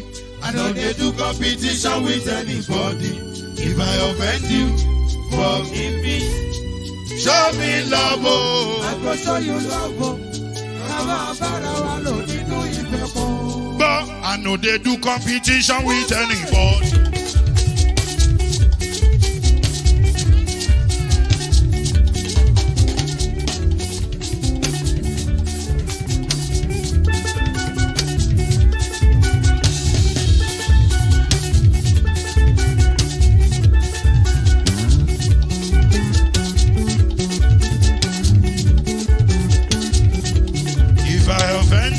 Forgive me, show me love, oh, I go show you love, eh. Kama bara wa lo ninu ife kan. I know they do competition with anybody. If I offend you, forgive me.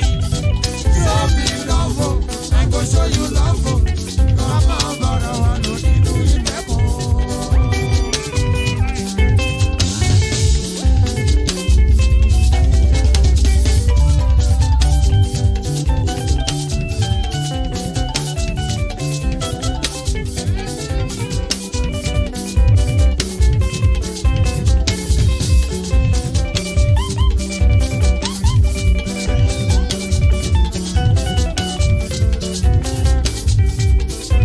They do competition with anybody. If I offend you, forgive me. tó bá ti sanwó fún Ṣẹ́gun nàbí o ẹ fẹ́ jókù alákọ̀bí Ṣẹ́gun nàbí alákọ̀bí sábà mẹ́la anybody any bobo anybody mo ló ń fọlú ó gbà mí bó ṣe rí mi láti kíníṣí délé mo ló ń fọlú ẹ jẹ́ ń sọ̀rọ̀ délé o